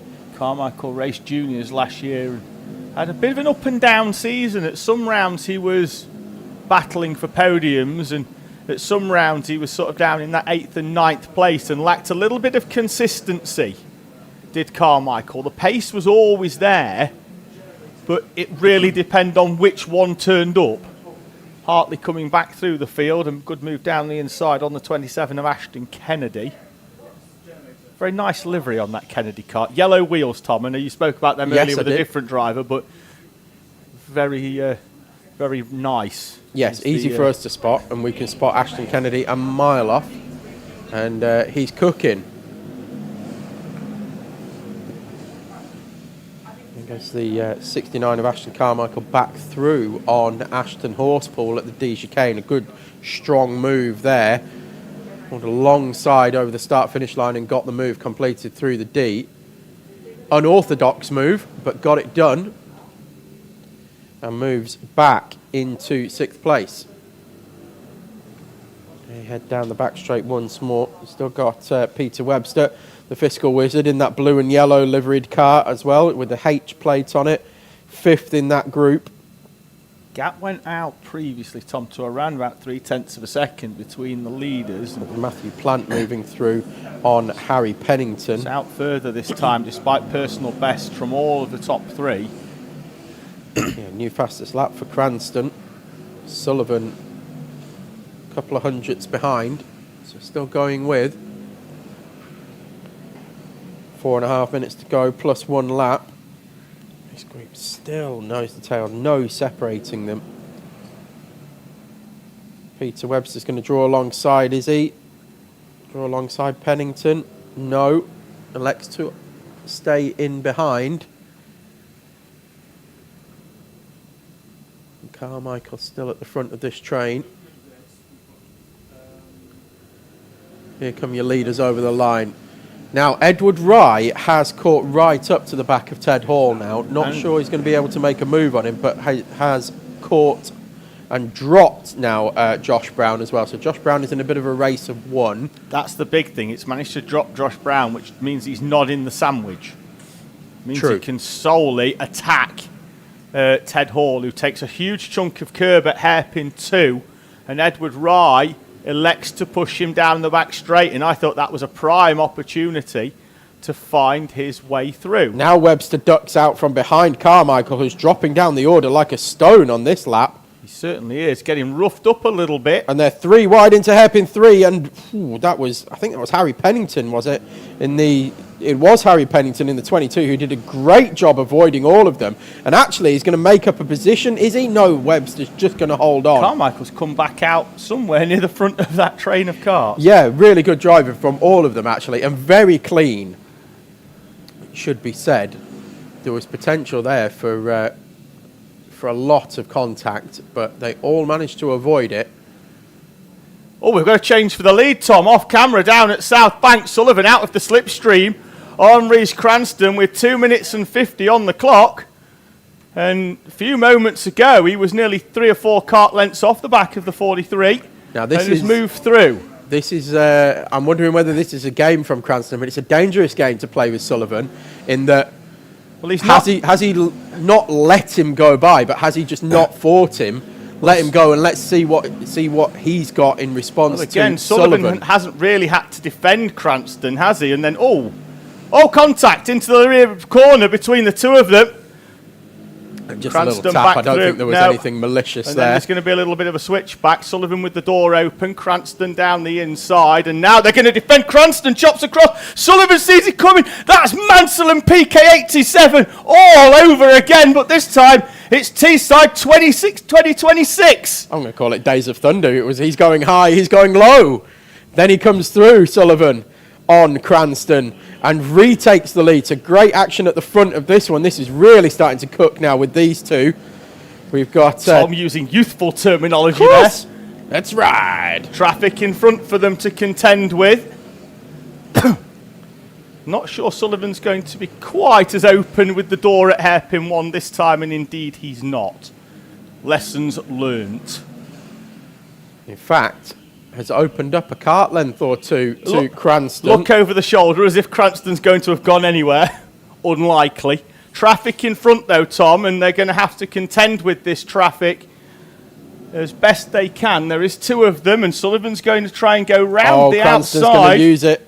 He's going to use him as a pick. Yeah, there he goes through. Good move by Cranston actually there. Actually, great awareness from Cranston. The really, really good racecraft. Saw it coming, positioned his kart perfectly, took advantage, and through he went. Yeah, really good move there by Rhys Cranston, actually. Just boxed Sullivan in. I remember Sullivan doing a very similar move to Cranston last year in a heat, coming through the Wiggles, actually, where Cranston was that close to the kart in front, he just couldn't get out, and Sullivan chucked it down the inside, and it was exactly the same. It was a classy move by Rhys Cranston. It's the karting equivalent of a screen in basketball, isn't it? Yeah, exactly. And just get blocked off. Yeah. Fully justifies why he is our reigning champion. Indeed, excellent racecraft, but also Sullivan has not been dropped. 2 laps to go. We are going to keep our eye on this one on camera. Off camera, I'm keeping an eye on Ted Hall and Edward Rye, who are separated by less than a playing card, as they the width of a playing card, as they go across the start-finish line.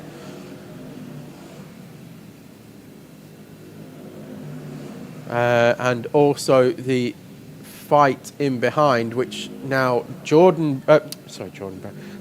My stepbrother's Jordan Brown. Josh Brown. Ashton Horspool, Matthew Plant, Ashton Carmichael, Peter Webster, Harry Pennington, they're all starting to come back together. Cranston parks the kart in the middle of the circuit. Last lap board will await your top 2 from last year's championship, and they're going to go at it again, Tom, in 2026 as Cranston bids to become the first driver to defend that junior championship, and he's got a few kart lengths on Sullivan, but on the brakes into hairpin 1, Sullivan closes slightly, needs a good run out of hairpin 2, but Cranston's got the measure, and they've got 2 or 3 kart lengths as Cranston's bouncing in the seat and willing that kart along. Half a lap to go as they head up towards the South Bank corner, and round they go, 2 from home for Rhys Cranston and Joshua Sullivan. Up towards hairpin 4, Sullivan's going to try and get a switch back, is he? Don't think he's going to have enough. Cranston looking left, right. Sullivan's going to try and dip it down the inside. Cranston celebrates. Cranston takes the first round of the season from Joshua Sullivan. Nothing between them. But it's Cranston who's going to stand on the top step. His head goes back as he goes round the national loop. He's worked hard for that one, Tom. He takes P1 from Sullivan and Ted Hall in front of Edward Rye and Josh Brown. Ashton Horspool, Ashton Carmichael, Matthew Plant, Peter Webster and Harry Pennington complete your Junior Pro Kart top 10. Fist bumps and handshakes down the back straight between them all, because that was excellent racecraft from the pair of them. And also, you've got Ted Hall and Edward Rye as well, also celebrating with each other the end of a clean race, because Ted Hall finished P3, Edward Rye 4th, Josh Brown 5th, Ashton Horspool 6th, Ashton Carmichael 7th, Matthew Plant 8th, Peter Webster 9th, and Harry Pennington finished 10th. But that was excellent racecraft from all drivers there that we saw. And yeah, I think they can all be proud of themselves. I thought that was excellent from Joshua Sullivan to send Cranston the dummy, and then I thought it was equally as smart for Cranston to use the lap traffic there as a screen to pick his way back past Sullivan and retake the lead. I genuinely thought that was a really, really smart race from all drivers. It really was, Tom. They were really smart. I think the only criticism you can really have was Sullivan getting boxed in behind that lap traffic. I don't think so. No, he put his kart where he could to get past the traffic. But again, Cranston being the driver behind has that time to react and see what happens in front of him, doesn't he? So, look, it is what it is. Those two are going to be split by little more than that all season. I can assure you of that. Cranston from Sullivan and Hall, then, your first podium of the 2026 season. Yeah, really enjoyed that one. We see it a lot in, particularly in junior pro karts and junior Rotax as well, where aggression becomes the theme of the day. But today, definitely, thinking was the theme of the day. Smart driving, good racecraft. That was really, really good to see. So Bambino's already making their way around. It is going to be Noah Gallagher going off P1 with, I think it's going to be Jace Hassan going off P2, because he, by virtue of Logan Grassi not starting heat number 3. So then it's going to be Sebastian O'Connell and Jake Wynn. Theodore Lee will go off P5. And is Logan Grassi out there? He is. He is, which is good to see. Bright yellow helmet down the far end of the circuit. He will roll off the back row. Then yeah, he'll go off P6. But then it's going to be Ayrton Tennant and Oliver Mullen, your two mighty Bambinos.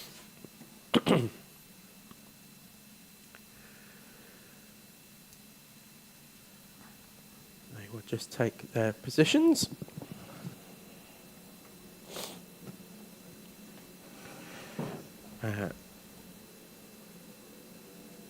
And while he's out there, we can give the shout out from Squidward Triley, who said, "Hi guys, can you give a shout out to Ayrton Tennant from his grandma and granddad Riley, who are watching in Wooler, Northumberland. Many thanks." Well, you're welcome. And Dan Boogard off of the Boogie Bunch. He was here last weekend, actually. Is did watching. The 4 hour all by himself. And yes, so I heard. And podiumed. Podiumed. Yes, he did. Doing 4 hours by himself. So I feel a 24-hour effort coming on. I bet he doesn't. No. I hope. And I wonder how he felt after that, and whether he got. Well, it's like, do you know what? I can do 24 hours. I hope, and it's just me. Feel free to shoot me down. That there isn't any 24-hour solo attempts this year. It's been done for the last 4 or 5 years. I just want a year without it, where we can focus on how amazing that race is. Yes, I agree. I agree. Still, I like the fact that it's a charity event. Yeah, very much so. and it raises a lot of money for charity. So. Good start by the Mighty. The immediate burst of power for the 48 of Ayrton Tennant sees him flying past some of the Coma Bambinos. And let's see whether he can create a bit of a hole for Logan Grassi to get through as well. At the front, Noah Gallagher and Jace Hannon are off into the distance already. And let's see whether Hannon can go with Gallagher this time round. There goes Logan Grassi to the inside, down the back straight with the yellow helmet.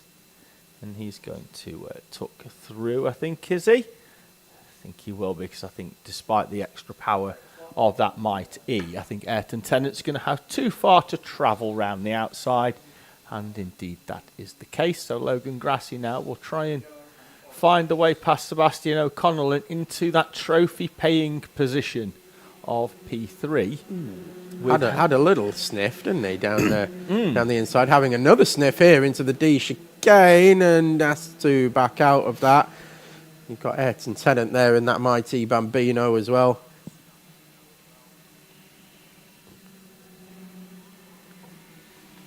Rolling along. Oh, sorry, David. Just want your pen. Oh, Cheers, mate. sorry. Logan Grassi still putting O'Connor under pressure. Now gets the switch back down the back straight and will draw alongside and through. I'm sure will go Logan Grassi. There he does. Just got the switch back there and got a bit more momentum going on to the back straight. Of course, the Ayrton Senna helmet for Logan Grassi, celebrating his Brazilian roots, which we've mentioned a few times. Oh, who have we got there going? Sorry, is that Noah Gallagher? It is Noah Gallagher. He's been unbeaten so far today, and it may well be that the only thing that can beat him is the mechanical. And he's being pulled to the side of the circuit. Game over. Oh, that's such a shame for Noah Gallagher as well. 3 heat victories from 3 and pulled to the side of the track and into retirement for the final. That's going to be absolutely gutting for Noah. A real shame, but I would say definitely worth coming along to the trophy presentation for you, Noah. Agreed, Tom. I think there may be a special trophy for you based on your efforts today. There's not many days, Tom, where we disagree with each other, which is great, particularly when it comes to the special awards at the end, and annual awards. I normally message you and go, what are your thoughts on this trophy? And you mention a name and I'll go, agreed. And then you send me one and I go, agreed. Simple. Yes, job done. It's the easiest conversation ever. Logan Grassi, a 58.7, was a second and a half quicker than Jace Hannon up front. He's got 0.8 of a second to catch to the lead. So Logan Grassi coming through after that did not start in Heat 3. And potentially, here we go down the back straight. We're just missing it off camera because we're looking at the battle behind for O'Connor and Tennant. But it looks like we could have potentially a change for the lead here.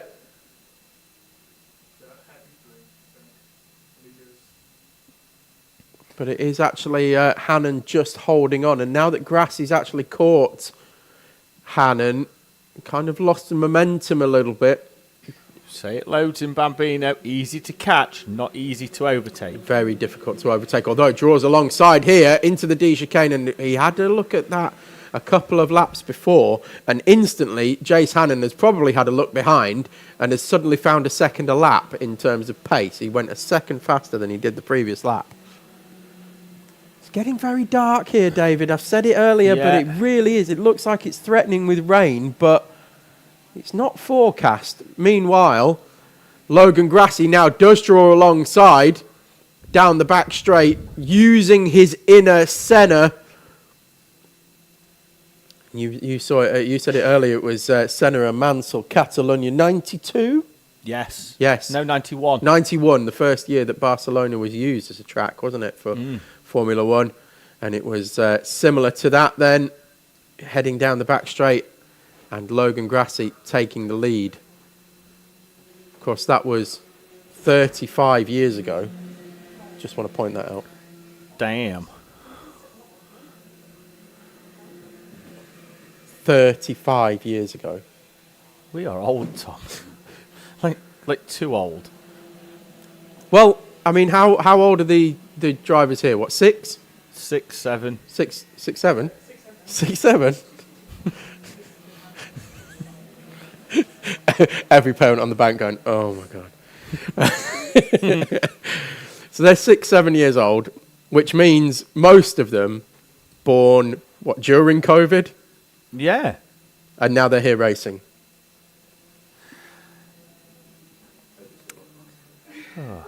There's, I was texting David during the week and saying that I watched American Reunion this week. It was on telly, on Sky. Part of the American Pie part trilogy. of the American Pie series, which was the 4th one in the series. Yes. Where they're all grown up and old. Which isn't a trilogy And that was then, is it? 14 years ago that came out.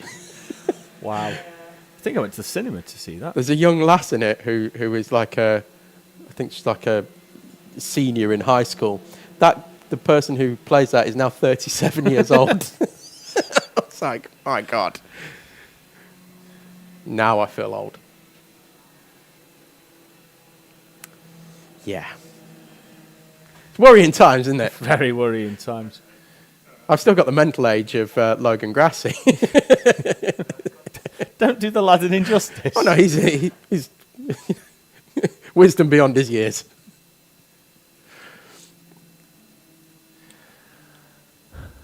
Minute and 12 on the clock, and Grassi starting to pull away at the front then now.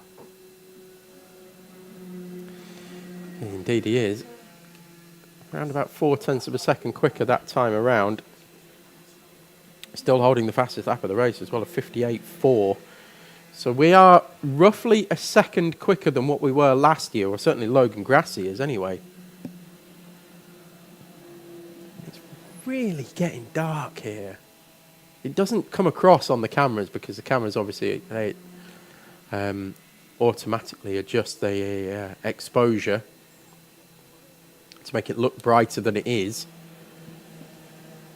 Really getting dark, and it's not the fact that it's the sun's setting, it's clouding over like it's threatening. Yeah, thicker than David.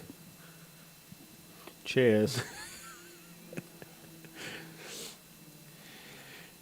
This is Ayrton Tennant in the purple number 48 liveried mighty Bambino, who is still trying to find a way past the podium sitting Coma C50 of Sebastian O'Connor.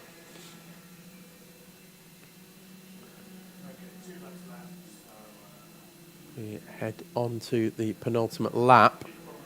Logan Grassi still moving away at the front of this one now, 0.9 of a second.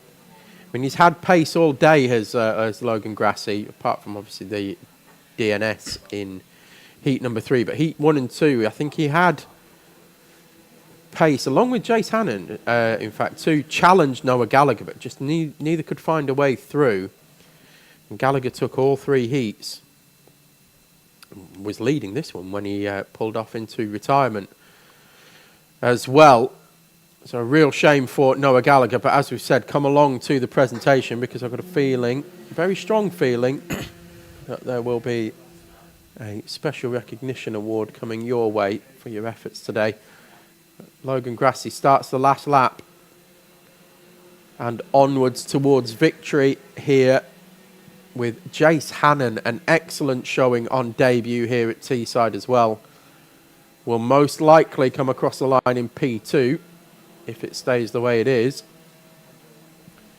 Sebastian O'Connor, another one, making steps forward. Theodore Lynn as well, Jake Wynn as well in P5, I should mention, but Theodore Lee Yeah. in P6, 103.5, another second quicker. So his best lap is a 103.5, so he's gone another second quicker than what he did in Heat 1. But coming across to take victory, Logan Grassi. At round number 1 of the Owner-Driver Sprint Series here in 2026, Jace Hannon comes across the line in P2, and it is going to be Sebastian O'Connell in P3, followed by your mighty Bambino, class winner of Ayrton Tennant, 4th overall on the road. Then it will be Jake Wynn. And Theodore Lee ended up only 45, where are we going to be? About 46 seconds off the lead. So he's gained another 10 seconds. Great effort throughout in terms the of day. race pace through the day. Yeah, great effort throughout the day. For Theodore Lee. Theodore Lee. He's done very, very well. Oliver Mullen taking 6th over the line. And then it's Theodore Lee, and then Noah Gallagher has retired.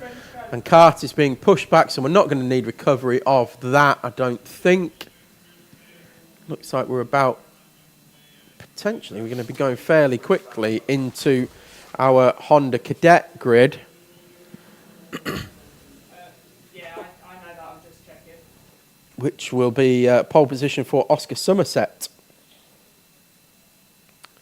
With Jack Thompson, I believe. In fact, I believe it. I don't know.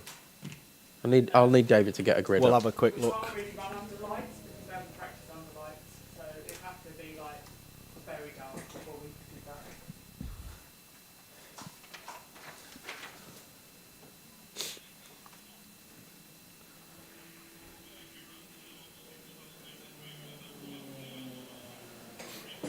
So, Honda Cadet final then, as Tom mentioned, Oscar Somerset will roll off pole position, and Abel Hutton will line up alongside him on the front row. Row number 2, Jack Thompson and Harlan Pritchard, with Aston Wilson and Oscar Wills on row number 3. Calais Tennant starts 7th with Thomas Chalk alongside Zach Sieber and Sam Vout on row number 5. Alex Hatima will start in 11th with Lily Moore in 12th, Harry Scrafton and Jacob McDonald, Phoebe Rogers, Josh Finley and Archie Tosh. Oscar Somerset and Jack Thompson moving away at the front already. Off the front row, Abel Hutton didn't quite get the start that he was hoping for. He's dropped down into 4th place. And your Micromaxes are now underway as well, which is headed by Archie Mostyn. And then Daniel Thompson has slotted into P2, and it looks like Matty Smith is in behind there, and then Tyler Grufferty in 4th. Already coming across the line for the first time in anger, the Honda Cadets, with that distinctive rumble.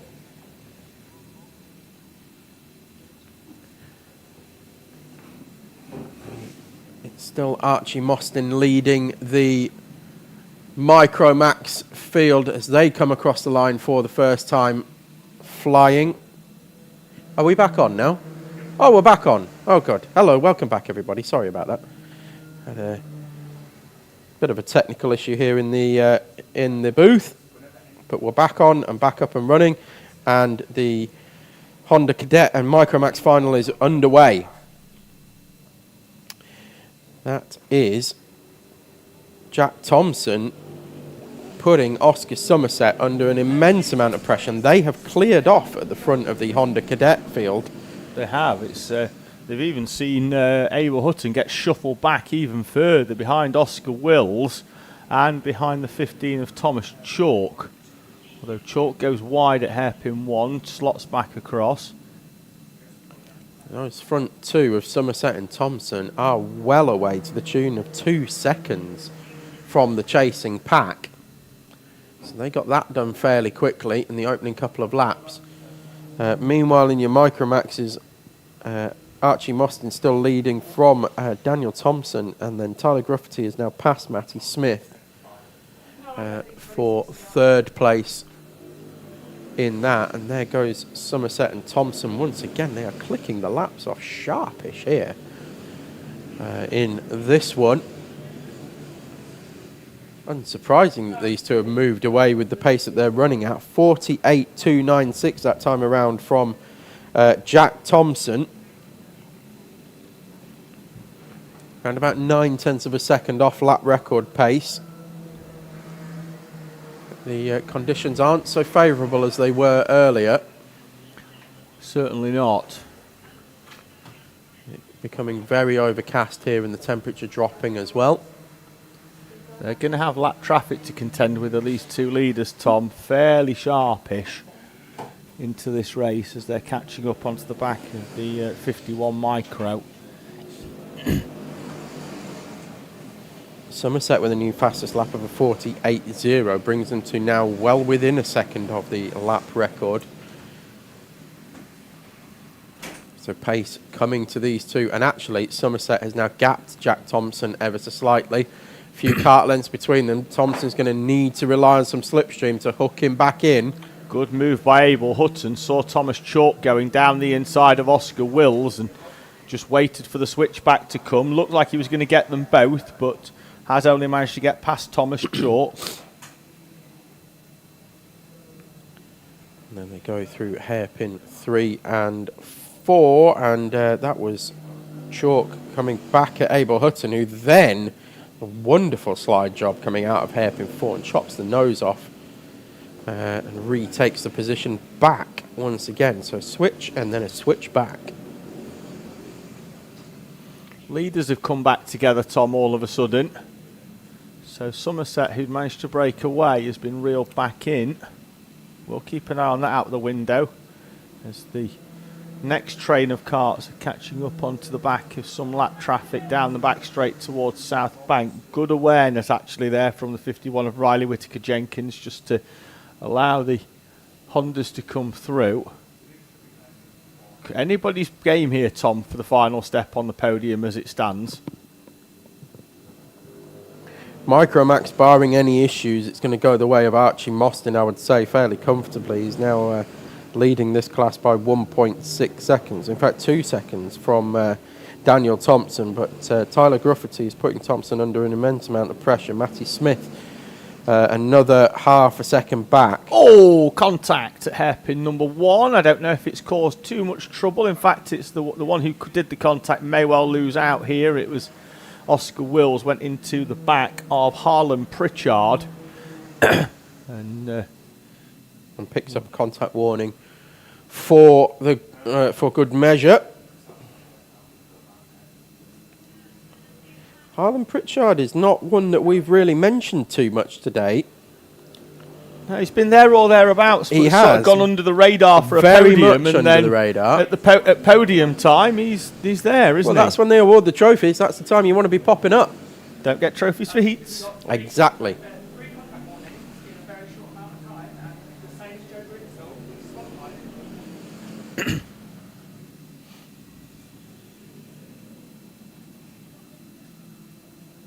So, heading round the back straight for one more time. Abel Hutton pops out of hairpin 2, and it looks like he's going to get the drive on Oscar Wills. Certainly has the high ground in terms of positioning, and does take that position away. And he's going to hold it tight. Oh, I thought he was going to do 2 for 1 there. And Harlan Pritchard take that final step of the podium away. Gets good drive out of hairpin 4 and pulls alongside. Does he? No, elects to push Pritchard along. Jack Thompson with a new fastest lap of the race in second place, but they are miles clear of this chasing pack behind. Oscar Somerset and Jack Thompson, 2 new names here at Teesside for the Owner Driver Sprint Series, but already showing class.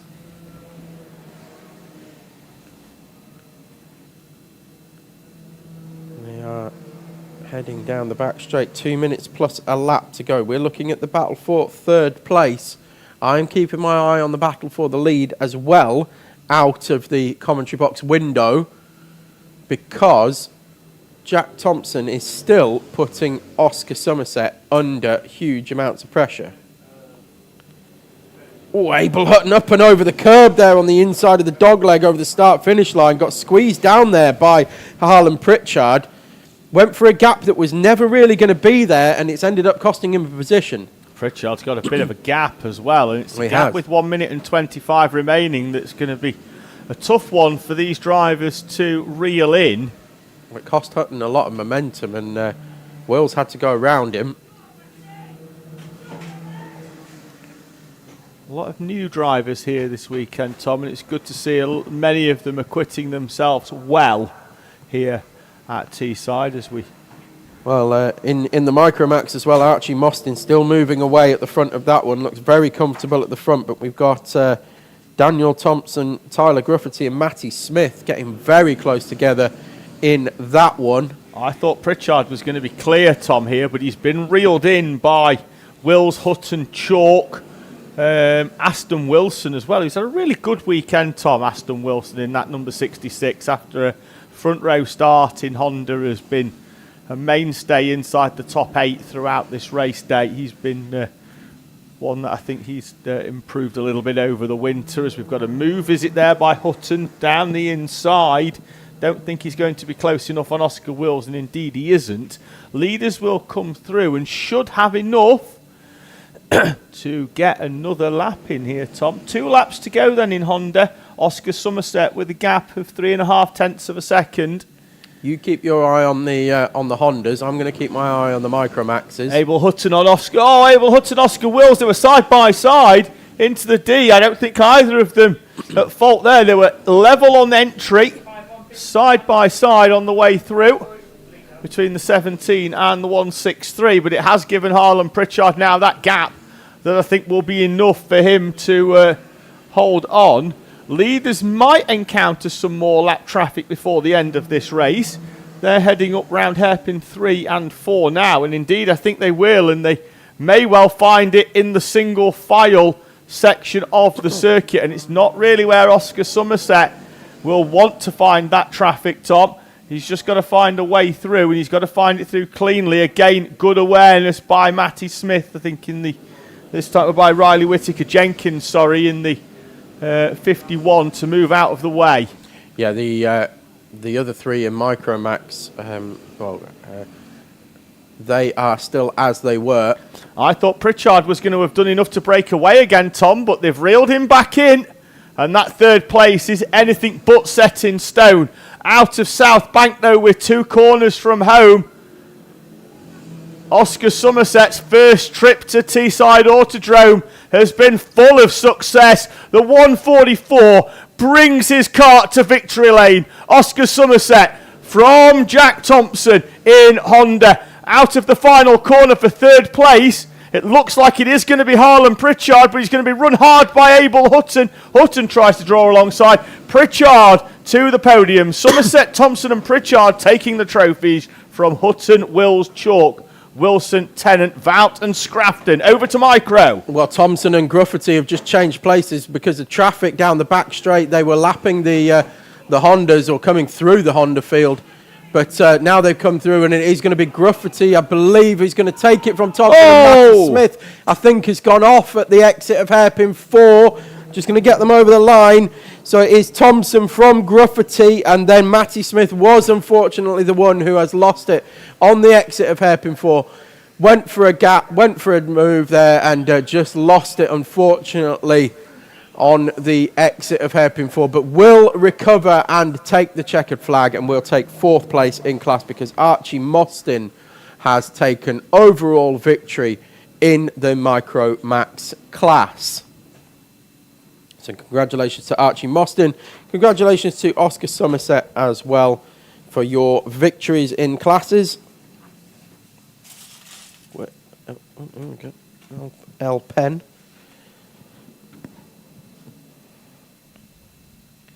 So Oscar Somerset, 3 wins from 3, and then taking the final as well. 4 from 4, the full house. Didn't have it all his own way, though. Jack Thompson really ran him all the way, and as we said, popping up right at the right time when the trophies are given out. Harlan Pritchard taking 3rd. Believe it's his first podium of the day as well. So doing it when it counts for Harlan Pritchard, and congratulations to you as well. Archie Mostyn taking 1st place in that class with Daniel Thompson, Tyler Gruffity and Matty Smith in the Micromax.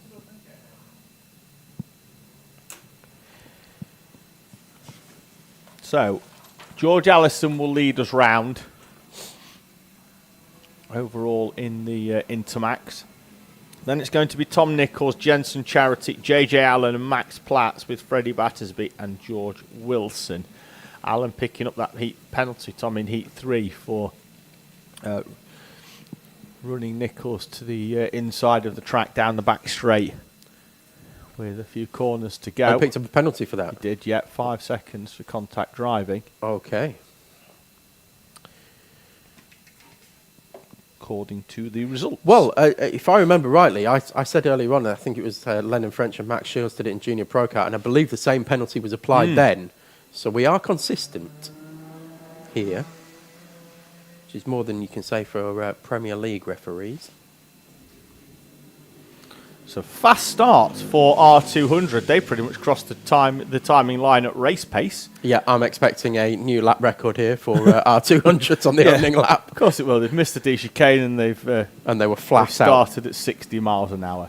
Nichols then from JJ Allen, Jensen Charity, and this time Max Platts hasn't dropped from down to 6th place. So let's see whether he's got the pace to go with what has been the front-running trio thus far in this Honda R200 grid.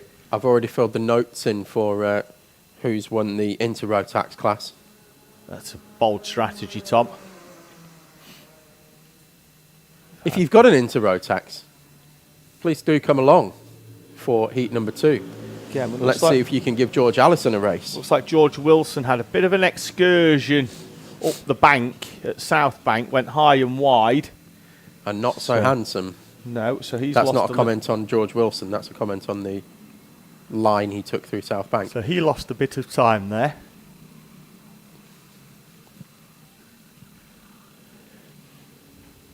JJ Allen, a 46.0 in the R200s.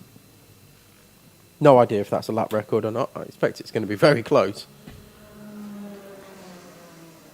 Top 2 are breaking away, but then Max Platts isn't falling away off the back of Jensen Charity, so that final step on the podium isn't a foregone conclusion either. Oh, Max Platts, another one who's flown under the radar somewhat today. Making an appearance at the right time.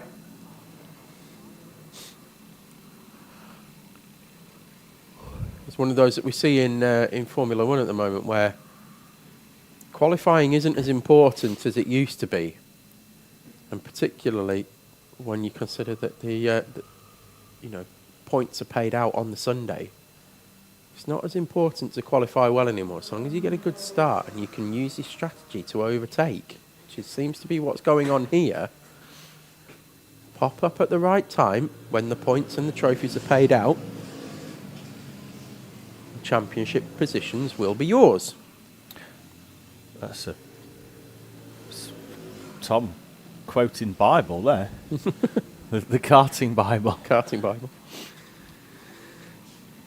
Famous quotes.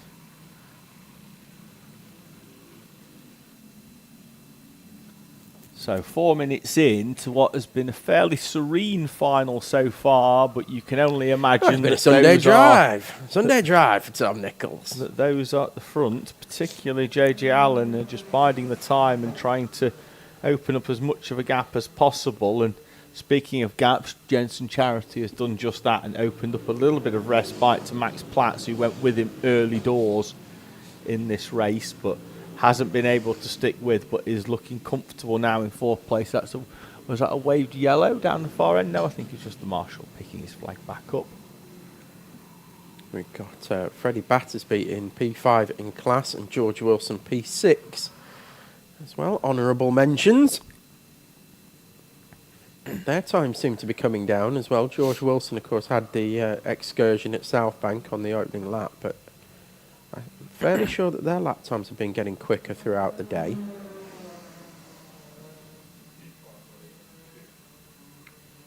Need to have a look back to be 100% sure.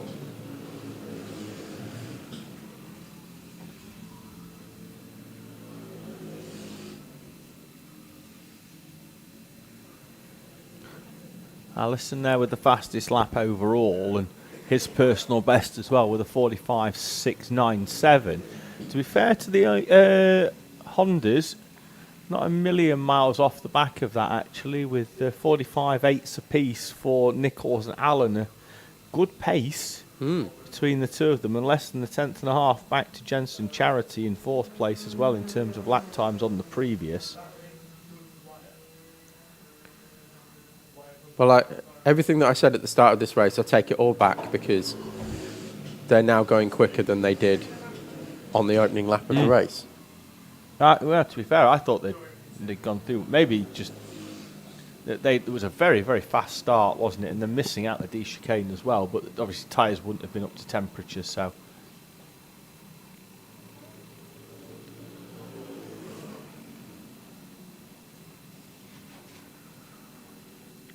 So last lap around, 45.7 for Tom Nichols and JJ Allen, matching each other. And in fact, it looks visibly like Allen has closed that gap slightly. We'll get the lap time across the line this time.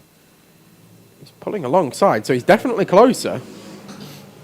Yeah, oh, he was a whole 900ths quicker. At the moment, Allen looks like he's probably got a bit more pace, albeit that is slipstream assisted as well. But got to find a way through, and that's not going to be an easy task. On Tom Nichols? No, not at all. Tom none shall pass Nichols. Down the back straight towards South Bank, 3 minutes to go, lapping in the 45, so 5 laps to go, I think. We saw it last year in the R200s as well. He's first of all, he's difficult to overtake, as Tom Nichols, and then he's feisty. He'll come and get you back at the next corner. I like to call it the Troy Bayliss move, which Troy Bayliss in World Superbike used to do the exact same thing. When he got overtaken, it didn't matter how much time it cost him, in overall race pace. He was coming through at the next corner no matter what. If he was fully locked up, fully sideways, had to speedway style block pass, he was coming through. And Tom Nichols, I think, channels the spirit of Troy Bayliss. Certainly from what we saw last year, anyway.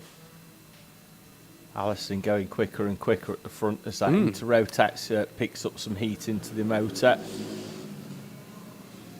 He's now some 4/10 a lap quicker rather than the 10th and a half that he was earlier on, and will start making inroads into some of the Honda R200s. But apart from these front two, we're fairly spread out now, with Max Platz has dropped off the back of Jensen Charity to the tune of 1.7 seconds, and then it's 8.1 back to Freddie Battersby, and another 16.8 back to George Wilson. So, yeah, it's a fairly spread out now. We're rightly looking at this battle for the overall victory in Honda R200. Still nose to tail coming over the line. Just wondering when the blue touch paper is going to be lit between these two. JJ Allen looking very racy through the wiggles, right up to the back of Tom Nichols. Nichols very strong on the brakes into hairpin 1. Gets away as well out of hairpin 2, doesn't he, down the far end. And earlier on, Allen had a bit more at the far end. I wonder if there's been a slight gearing change for Nichols to maybe counteract what JJ Allen had been doing. But Allen did seem to be stronger at the end of the straight, and I do wonder whether they've tried something a little bit different there. 25 on the clock, 2 laps to go in Honda R200 for the first round of the 2026 NRG sprint season. And Nichols and Allen. George Allison going quicker once again. Look over the shoulder from Nichols, and that was because he went wide out onto the curb on the exit of hairpin number 2, and it wasn't his best exit from hairpin number 2 for Tom Nichols. Final lap board will wait them because George Allison has just come through, and he's the one that triggers the last lap board. So Nichols and Allen nose to tail up and over the timing line as they commence their final lap here in Honda R200. Nichols pulls a gap of a kart length round the national loop through the wiggles and should have enough at the very least into hairpin number 1. Semi-defensive line, it'll be the same at hairpin number 2. He needs a good run. Allen knows going to be able to open that corner up, and he's within touching distance, and Nichols is going to come across to the inside to hold off the track position. Allen then sweeps out wide. Can he get a mid-corner switch back around South Bank towards hairpin number 3? Allison comes through to win outright up towards hairpin number 4 between Tom Nichols and JJ Allen. Allen draws alongside on the exit. They'll run side by side up towards the checkered flag, but it's going to be Nichols at round number 1 from JJ Allen and Jensen Charity, completing your podium here at Teesside in front of Max Platts and the debuting Freddie Battersby, his first race weekend.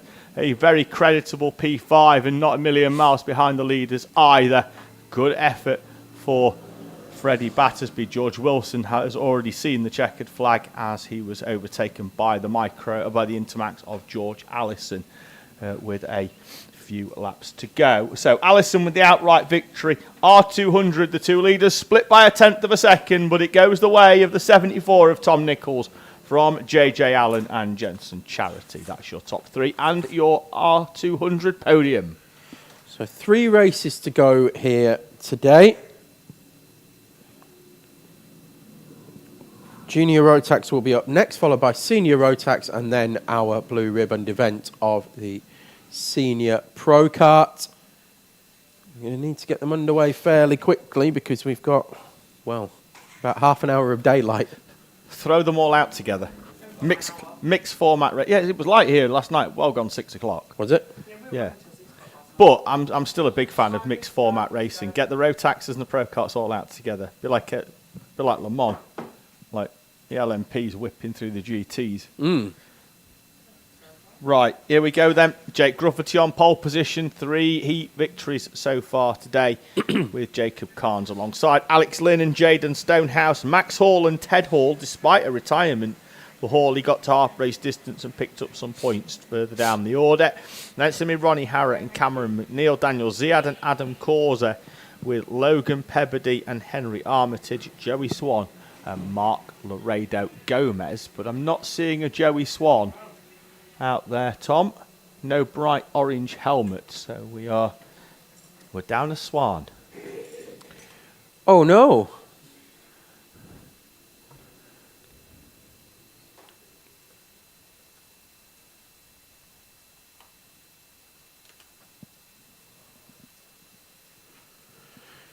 Here we go then for the first of your two-stroke finals.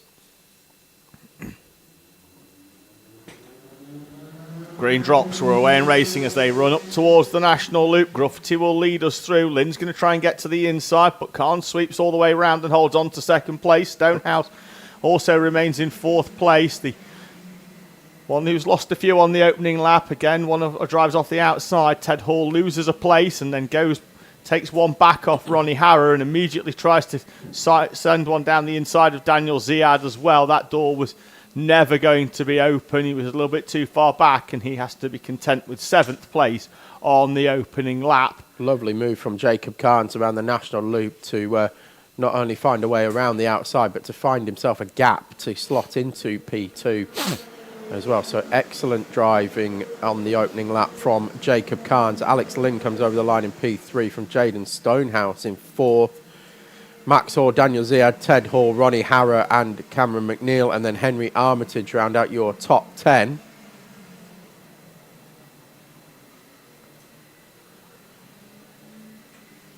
And Carnes is right there with Grufferty now. He's closed that gap that opened up initially through the first few corners. Carnes has really reeled him in. And I think Alex Lynn might be coming with as well. They head round hairpin 4 and over the start-finish line. Ziad's in a good battle as well with Max Hall, but it's whether Daniel Ziad can see out this 12 minutes. And that's all he's got to do. This is going to be the longest race of the day as well for for Daniel Ziad. He's had a few retirements today as well. Physical more than mechanical retirements. Yeah, but We believe. this is the last I mean, one. we haven't so got any further information, have we? he can head back to South Yorkshire, run a bath with some Radox in it, and just It's the Midlands. it's the North Midlands. It is the very North Midlands, but if you're from West Yorkshire, anything south of Barnsley is the Midlands.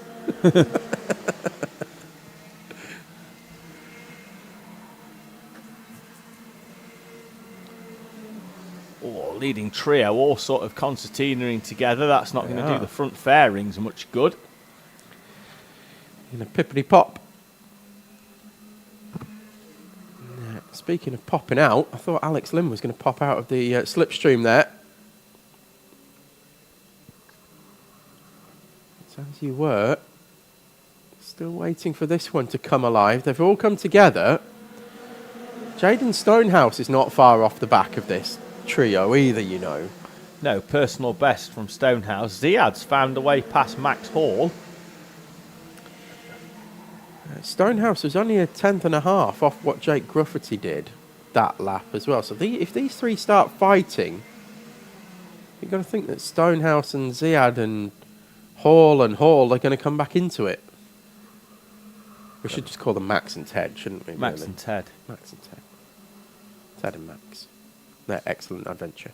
Karting. Tom, who will go home tonight and start his line of children's books about two lads that go karting Yeah. called Max and Ted. Max and Ted. Yeah. Why not?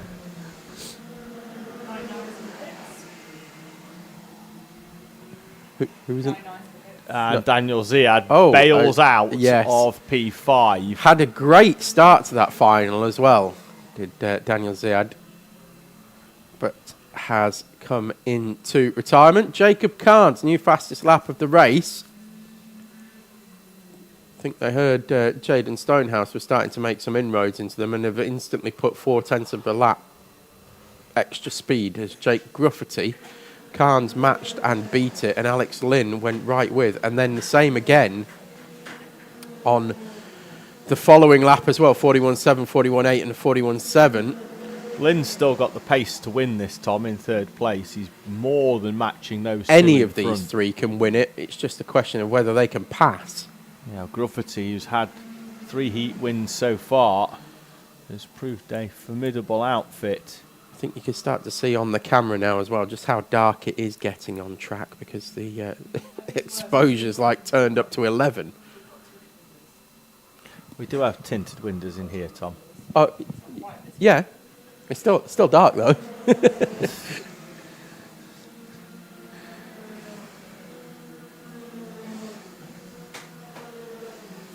There it is. That's where you can see how dark it is. Anyway, Grufferty still leading from Carnes, from Lynn. Like I said, I think either of these two behind have got the pace to go and take victory, but it's whether they've got the opportunity to overtake and take that victory away from Grufferty. It's all a bit calm at the moment. Everybody just playing it nice and cool, nice and cool. Play it nice and cool. Hope Trigger. nobody falls through a bar.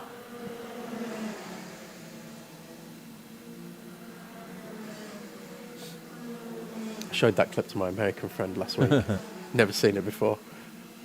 Wow. Crying, laughing. 5 minutes to go here, and again, it's been a final where we're just waiting for somebody to make that first move in this trio of karts at the front.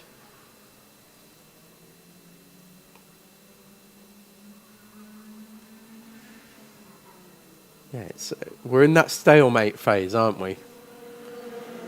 We see this a lot, particularly here at Teesside, where it just enters a phase sort of about a quarter of a way into the race until about 2 laps to go, where for want of a better phrase, not a lot happens. I know they're going round at terrific speed. Normally and they're all pushing really, really hard. Normally it's a mid-race lull, not an entire race lull, though. Yes, this has been after the first a 2 little laps bit or so. sedate. Jacob Kahn's getting a bit of oversteer through South Bank. Had to definitely have a dab of Oppo through there, and that's allowed Alex Lynn to close back in again, and now they are fully nose to tail, but again, nobody making a move. You see Alex Lynn put in a new fastest lap of the race there because Double slipstream. Jacob Kahn's got the swapper on, and Jacob Kahn's was also balked by the cart-shaped hole in the air of Jake Gruffity. Still plenty of this race to go, lapping in the... It's almost like it's 3 laps every 2 minutes or 2 minutes and 10 seconds-ish, so there's still plenty of time.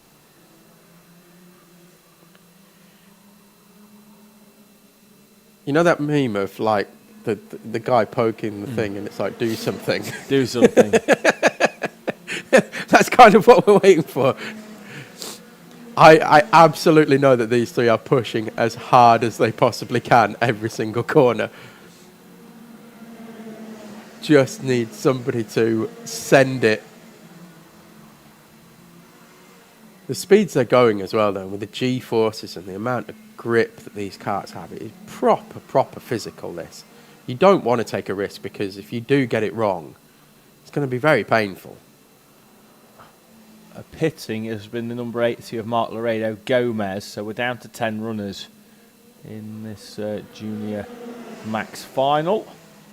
Alex Lynn, a new fastest lap once again using that double slipstream, 41.5.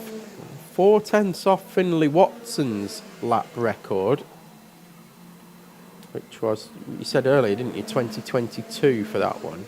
Correct. It's a long time that we've been commentating here, isn't it? 2019, Max Prentice. That was when we started, I think, wasn't it? Yes, February 2019, the first live stream here at Teesside. There we go. Well, that was when you started. Yes. I started late 2019. Mid to late 2019.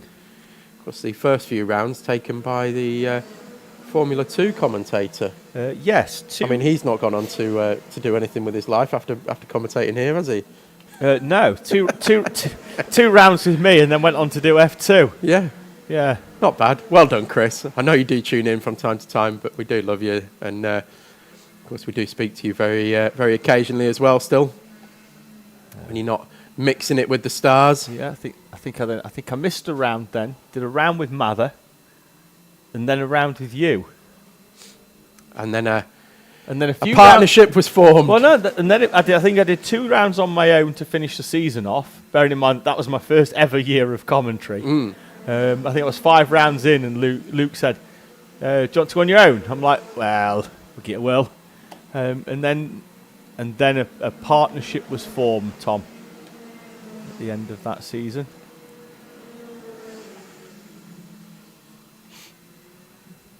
But you got. I'm gonna drop a clang here. You got interviewed, didn't you, at Kartmasters? Yes. And who did you say was your... No, not Kartmaster, Kartmania. Kartmania, that was what I meant, yes. And who did you say was your favourite person to commentate with? I think I might have said you. You did say me. I wasn't entirely sure. Me, ladies and gentlemen. I sent you that video, and I was 100% sure you wouldn't have watched it. No, I did watch it. And do you know what I'd have said if they asked me? Andrew Mather. Yeah, definitely Andrew Mather, yeah. Of course it would be you, David. Wouldn't have it any other way. Ted Hall reeling in Jaden Stonehouse here for potentially 4th place, but he's got a lap and a half to try and close in Stonehouse. Meanwhile, these 3 have got a lap and 1 corner now to sort it out. Do something. Jake Grufty's doing all he can, isn't he? He's absolutely Harry Flatters. That's the thing, is that it's not that they're not wanting to overtake. It's just that it's so unbelievably fast.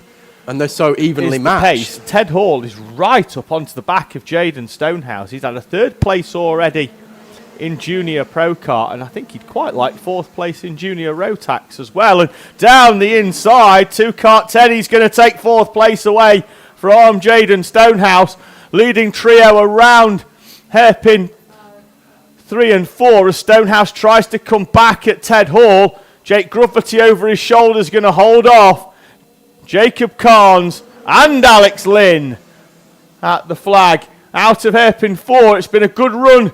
Ted Hall's chipped away at Jaden Stonehouse. Ted Hall for 4th place in front of Jaden Stonehouse and Max Hall. Complete your top 6.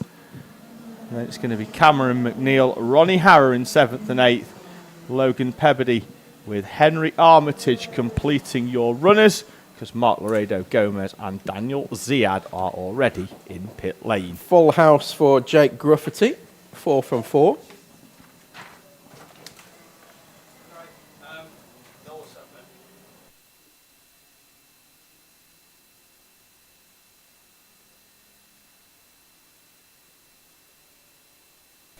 So Senior Rotax final will be coming up next, our penultimate race of the day. 4 entries, we believe, will be taking the start. Oh, no, it will be 5, won't it, hopefully, if Joseph Yao can get back into the race. Yes. So we're just missing Evelyn Bai. Yeah. And again, just in case she missed it earlier on and is just tuning in for the final, of course, we wish Evelyn Bai the very best and very speediest of recoveries as well. Yeah, absolutely. Right, 5 runners then as a maximum then out of Senior Pro Kart. We will have a quick look at that grid in a few moments' time. It should well be Oscar Waugh from Oliver O'Donovan, Holly Swan, Paul Swan, and Joseph Yao if he is out. We will keep an idea. Oh, we'll keep an eye, sorry. Well, I can see Is Dad? Yeah, he said it. Hello. he's on the bank, and yes, out? I've got the thumbs up. So he is going to be out there as Joseph Yao. So Good that's stuff. good stuff.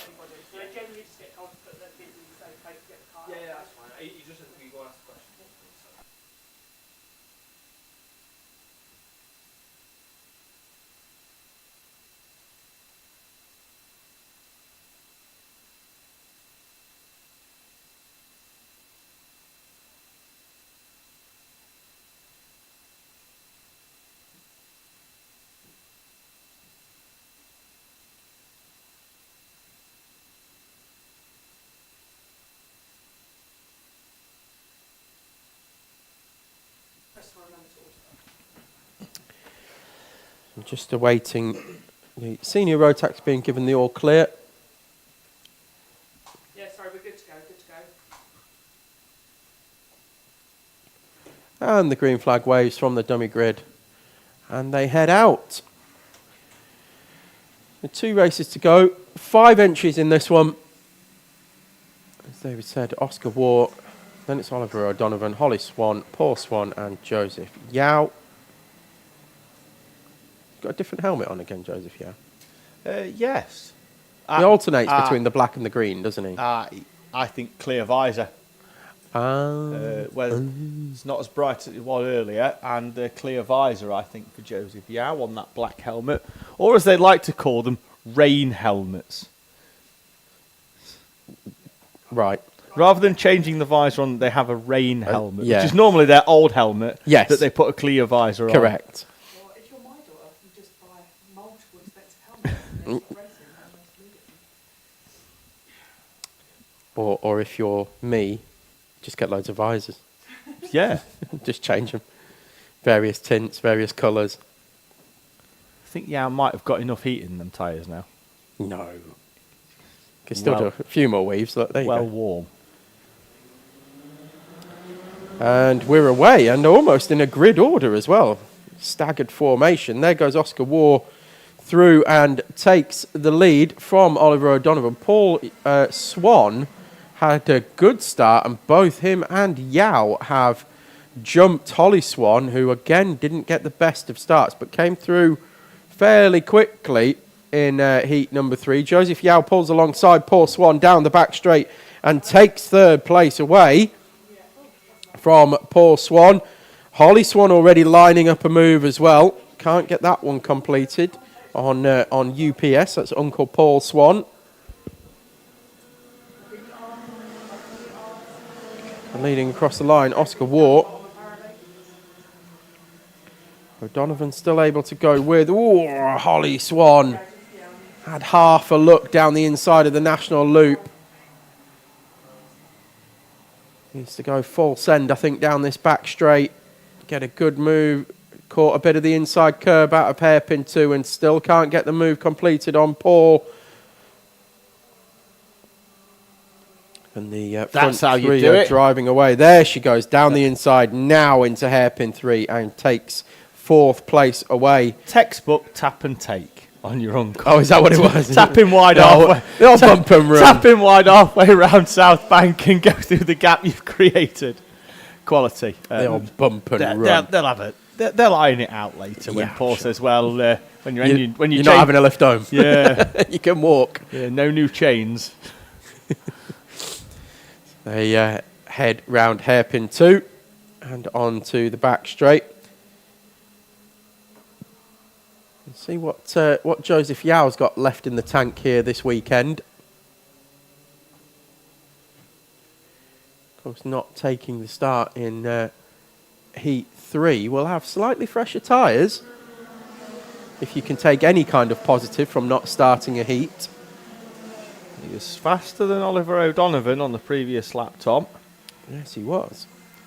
Oscar Waugh looking very comfortable, though, at the front of this one at the moment. Of course, we've seen with these Rotax karts, though, that tyre pressures can make a huge amount of difference in overall race pace.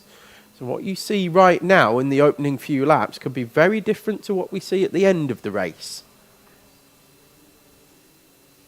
I'm trying to make it more exciting or anything, but what I'm saying is stick with us. And we'll see who's. War opens up a bit of a gap, and then it's almost an identical lap time between O'Donovan and Yao.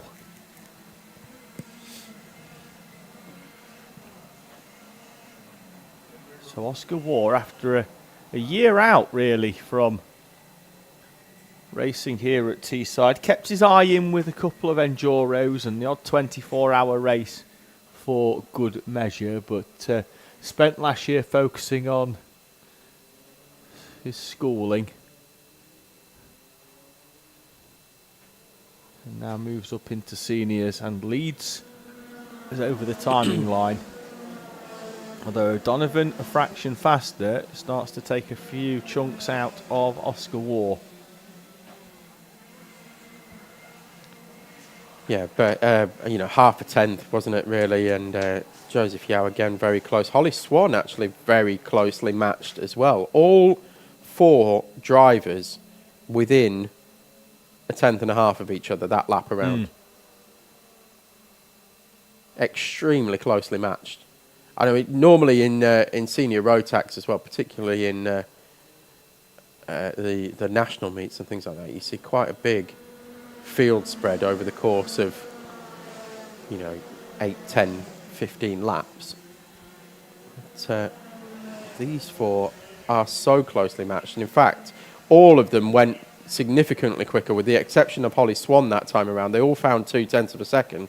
Joseph Yao setting the new fastest lap of the race. Again, a good time as well, Tom. 41.160 at this time of day. It's a really good effort for. When are we recording a podcast for the British 24 Cap? Yeah, so what the plan is to do like a beginning of the season one, and then like at each 24 do one like on a Thursday night. Oh, okay. So it would be like, instead of doing like a paddock show or interviews or whatever, we do like a free 24-hour podcast. Okay. Or Friday night. Well, that's good, especially if it's on the Thursday or the Friday then, because we can actually we'll grab people, can't we? We can grab people to bring them in and have a chat during. And then for the first one, what I think we'll do is we'll probably all be remote. Unless we'll all be at wherever we are, and then perhaps get some people who are going to join in.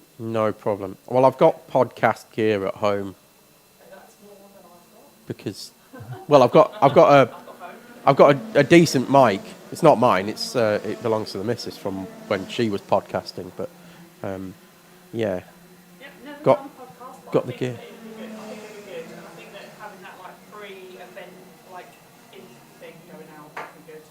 I agree. I think it's going to be a good thing. Like, and it'll save us a job on a paddock show as well, won't it? It doesn't mean we still won't be doing that. We certainly will at the British. Well, at the British, We will, because definitely, we use that as the intro into the event, don't we? We do. And probably the same at Le Mans, just because we like walking around in the sunshine. Oliver O'Donovan is starting to close Oscar War up here, Tom, and it's noticeable. He is. And we're heading, we're at half race distance now, aren't we? So, yeah, but it's whether Holly Swan and Joseph Yao have got anything in response. Gap has gone out to those two now. 2/10 quicker, Oliver O'Donovan, that time around. 41.085. Again, we're getting close to lap record pace. I don't think we're going to beat it here this weekend. I think as the season goes on, the right weather conditions, these drivers have got the calibre to be able to beat that lap record, which is still held by Dan Kell. Yeah, all the way back in 2021. It was a qualifying session, Tom. He wasn't even on new tyres that day, Dan Kell. And when I speak to him, he was absolutely adamant that had he been on new tyres, he thinks he'd have had too much grip and would have been slower because he'd have been effectively scrubbing it off in the corners. That was just a perfect day, really. It was sort of April, May time when the sun was out, the wind was sort of blowing, and we'd not had any rain for 3 weeks, so the track was incredibly rubbered in. It was, I remember it. I remember it now that you're mentioning it. I didn't remember it before you started talking about it. Now that you're saying it, it is bringing back memories, yes. I remember it was incredibly dry. I remember it because it was almost COVID levels of summer, wasn't it? But I remember it because of a story that I've never really told anyone. That I think in the week before, I think I'd thought to myself, do you know what? I'm going to offer like A3 canvases at the start of the season to anybody that breaks a lap record. And I forgot to put the post out. And 4 days later, 5 lap records went. And I am so happy that offer was accidentally not extended. It's a record that stood the test of time, 5 years, in fact. Which shows you as well, because it's 3 years since we've had, we've had Paul Swan, championship winner 2023, 2024 and 2025. It shows how long it's been since the Collinsons and the Ambroses have turned up here in Anger and run a championship, mounted a championship effort. O'Donovan is so close to Oscar War now that War surely has to consider going defensive in the next 30 seconds or so. We used to have a 177 class as well, didn't we? Emma, can't remember her surname. Emma Brown. Emma Brown. Been on the spanners this weekend down for the academy. In the 177 class.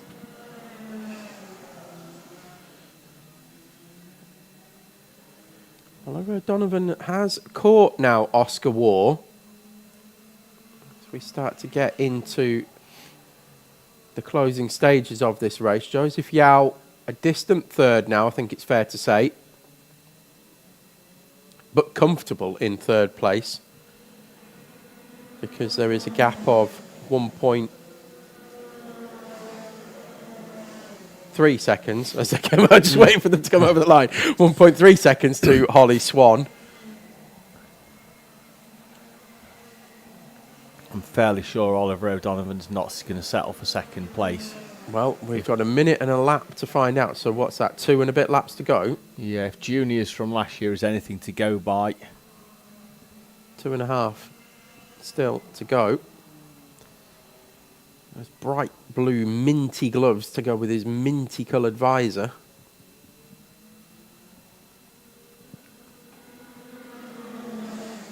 He's mint, that blood. I think it's going to be 2 to go. They crossed the line pretty much bang on 40 seconds and are doing the mid-41s. I think they're going to see that last lap board at almost the last minute. And there goes O'Donovan down the inside of Oscar War at hairpin number 2. And does really well to stop the switch back as well, does Oliver O'Donovan. And Oscar Waugh, who's won all 3 heats, is going to have a lap and a half here, I think, to try and maintain that 100% record. It's all 3 heats and the O plate as well. Oscar Waugh. Final lap board out now. Oh, just crossed the line. Another couple of seconds quicker and we'd have had to do another lap. The pace has been that quick, Tom. They couldn't have gone any quicker, really. No. Very, very fast. And Waugh's not close enough at hairpin 2 to go straight down the inside on Oliver O'Donovan. I think O'Donovan might have too much, Tom. I think he might. He's done very well here as O'Donovan to weigh and measure up Oscar Waugh. Has Waugh got anything here between 3 and 4? He's trying hard. Just got a little bit too much understeer through hairpin 3. And Oliver O'Donovan comes over the line to take victory here in Senior Rotax at round number 1, the Owner-Driver Sprint Series. Oscar Waugh, P2, won't be happy with that, but I think it was a very good effort nonetheless. And Joseph Yao will come over the line in P3, and Holly Swan taking 4th place. Paul Swan just comes over the line now in P5, and I think I'm going to sneeze again. You can tell I'm a little bit under the weather. Did get that in early this morning, didn't you? You said, I'm not feeling a bit ropey. Yeah, I've just got a bit of a sniffle, mate. That's all. We man up and get on with it. Final of the day, then. The final. The final. Not just the final. It's the final. It's the final. Yes, your last race of the weekend. The last race of heat number 1 until next month. Just to bring that in, that's the 26th of April will be the we will be here again for round 2. Good to go. So And circuit then, clear, the final weekend race. after we're away in Spain. We as in you, not me. I'm not in Spain that weekend. That weekend. Yeah, that's the end of April. Weekend before, not after. What? Teesside first, then Campillos. That's what I said. Oh, I'm sure you said after. Weekend after, and I was like, I'm fairly No, the sure weekend we've after got- we're in Spain. Oh, That's what I said. right. So the first 24 hour of the year will take place at the end of April and the beginning of May. The 30th, 1st, 2nd and 3rd of May. 30th of April is the day that we're travelling out. Campillos. 2nd and 3rd is the race day. In southern Spain. Place is still available, actually, Tom, because the circuit's massive, so we can accommodate loads of teams. So, yes, entry still available. If you do fancy a little weekend jaunt. Unlike Le Mans, sold out again in probably record time. British 24-hour in hires, sold out again. Full capacity grid of 60 entries there. Here we go then in Pro Kart. Shields and Dawson will go off the front row with Rowe and Tate behind them. Bean and Goff, Costello and Hauschby. Duff and Brown, your top 10 in front of Yule and Blench. Edmonds and Williamson. Barrett and Brewis. Neri and Tate. Jolly and Hudson, your top 20. And we're away in racing as we head up towards the National Loop for the first time. Everybody making their way through there. Oh, there's contact. Of course there is. Looked like Lewis Goff got lifted up into the air and he's fallen down from 6th place into what will be around about 20th place. Yeah, he's just in front of Ike Needham. For Lewis Goff, and I think he tried to stick it out round the outside and see whether he could slot back in, and it didn't quite work out for him there. He's, for I Lewis think Goff. he's about 22nd or 23rd now is Goff. Shields, meanwhile, moving away already at the front of this one. In front of, I think is that Bradley Rowe? It is Bradley Rowe up into second and place. Zach Dawson P3. In front of Danny Bean, Scott Tate, Isaac Duff. Liam Edmonds going well. Sam Barrett in the 58, running inside the top 10 in 8th place. Matthew Hauschby and David Brown. I'm just going to give a big shout out to how the class system works here at Teesside, because Zach Dawson, currently running P3, make that P4 as he just gets demoted, replaced by Danny Bean, or does he? Zach Dawson started off here as a novice a couple of years ago, then was in Clubman last year, and now is in the pro class and is running P3 in a final. Scott Tate not particularly happy with Danny Bean's bump and run effort round South Bank, and wrestles a way back through and up into 4th place. And well, he did, and Isaac Duff's going to have a go as well. Contact warning for Scott Tate for good measure. Shields well clear at the front of this one, and Bradley Rowe in that Clubman class showing extremely well in P2. Meanwhile, all the pro class runners are then piled up behind. Oh, and Ike Needham is tipped into a spin at his arms up. We've seen it. We've seen it. Contact warning for Rossi Costello in the 46. That wasn't for the spin, though, I don't think. I think was that it was for something the else. 318 of Scott Tate? No, that was earlier on, wasn't it? That was earlier on. I think it was David Brewis and Ike Needham that came to come together across the for line the and spin take at that hairpin one. 2. The personal bests all the way down the field as they finally get up and running and get tyre pressures and temperatures in. And, contact warning as well for the 80 of David Brewis. That was for the Needham incident. Curtis Yule flies down the inside of Matthew Hauschby by taking a huge amount of curb. Slide job done, and then Hauschby double switch back side by side down the back straight. There they are, just moving off to the right of the picture. Warning as well for Lewis Jolly in the number 4 machine. Trying to figure out where he is. He's just 2 places back behind Brewis. Yes, he's there actually in the middle of the screen with the red helmet. So this is the fight for 17th place. Fights going on throughout this field in Pro Kart, and that's the thing with such a large field of senior Pro Karts.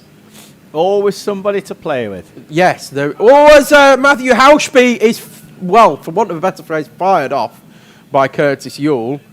That is the most sarcastic response by Matthew Hauschby. 7 thumbs up and a jig of the arms. Yes, he was... not the first time we've seen that number on that board today, Tom, either. No. Plenty of plaudits went the way of Curtis Yule last year as to how much that rough diamond had been polished up. Seems to have been and looks like through the sand a bit. Yeah. It's going to take him a couple of rounds, I think, to polish that diamond up again. Just looks a little bit ring rusty, Curtis Yule. Certainly for the sprints. He's gone well in the Enduros, though. Was sharing a kart with Oscar Waugh last weekend. They were leading that race at one point until the exhaust decided it didn't want to be attached to the engine for much longer. It went on an adventure. It did. Somewhere else. Meanwhile, speaking of going on adventures, someone I think has told Max Shields that the pub opens at 6 o'clock. Gone, hasn't he, at the front, 2.6 seconds. Because he's fancying getting in the car and getting on the way there. He can drive now, you know. He's Yeah, lad 17. Oh, maybe not on the way to the pub then. No. You can drive. Maybe somebody told him No. McDonald's shuts at 6 o'clock. You can drive. If he wins the race, No, he can get one. No, you can drive to the pub. It's the driving home bit that's frowned upon. Anyway, he's in a rush. He's definitely in a rush.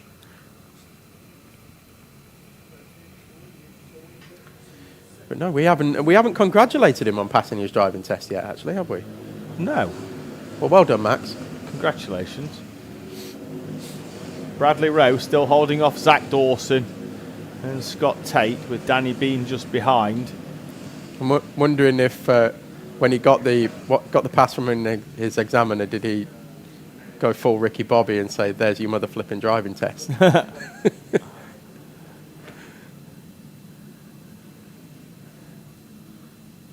That's Sam Barrett and Curtis Yule side by side down the back straight. That's for 9th and 10th. But they've got a big gap to the returning David Brown in front of them.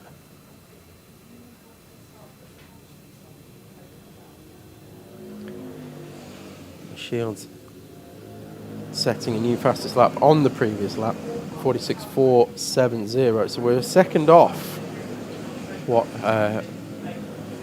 Scott Tate's lap record. I keep talking about lap records because I can see them going this year, and I'm keeping my eye on them. It's been a strange day, hasn't it? Rotax have been there or thereabouts on lap records. Pro Kart have not been in the same. No, I was wondering though, was that lap record from Scott Tate, was that set on the Bridgestones? Not sure, we'll check. That's what I asked earlier. Just not right now, but I will No, fair enough. Sam Neri with a warning. Shields clicks off another lap. It's 9 completed now.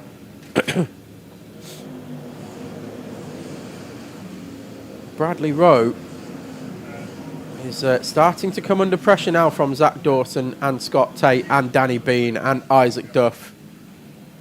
And don't count out Liam Edmonds and David Brown either.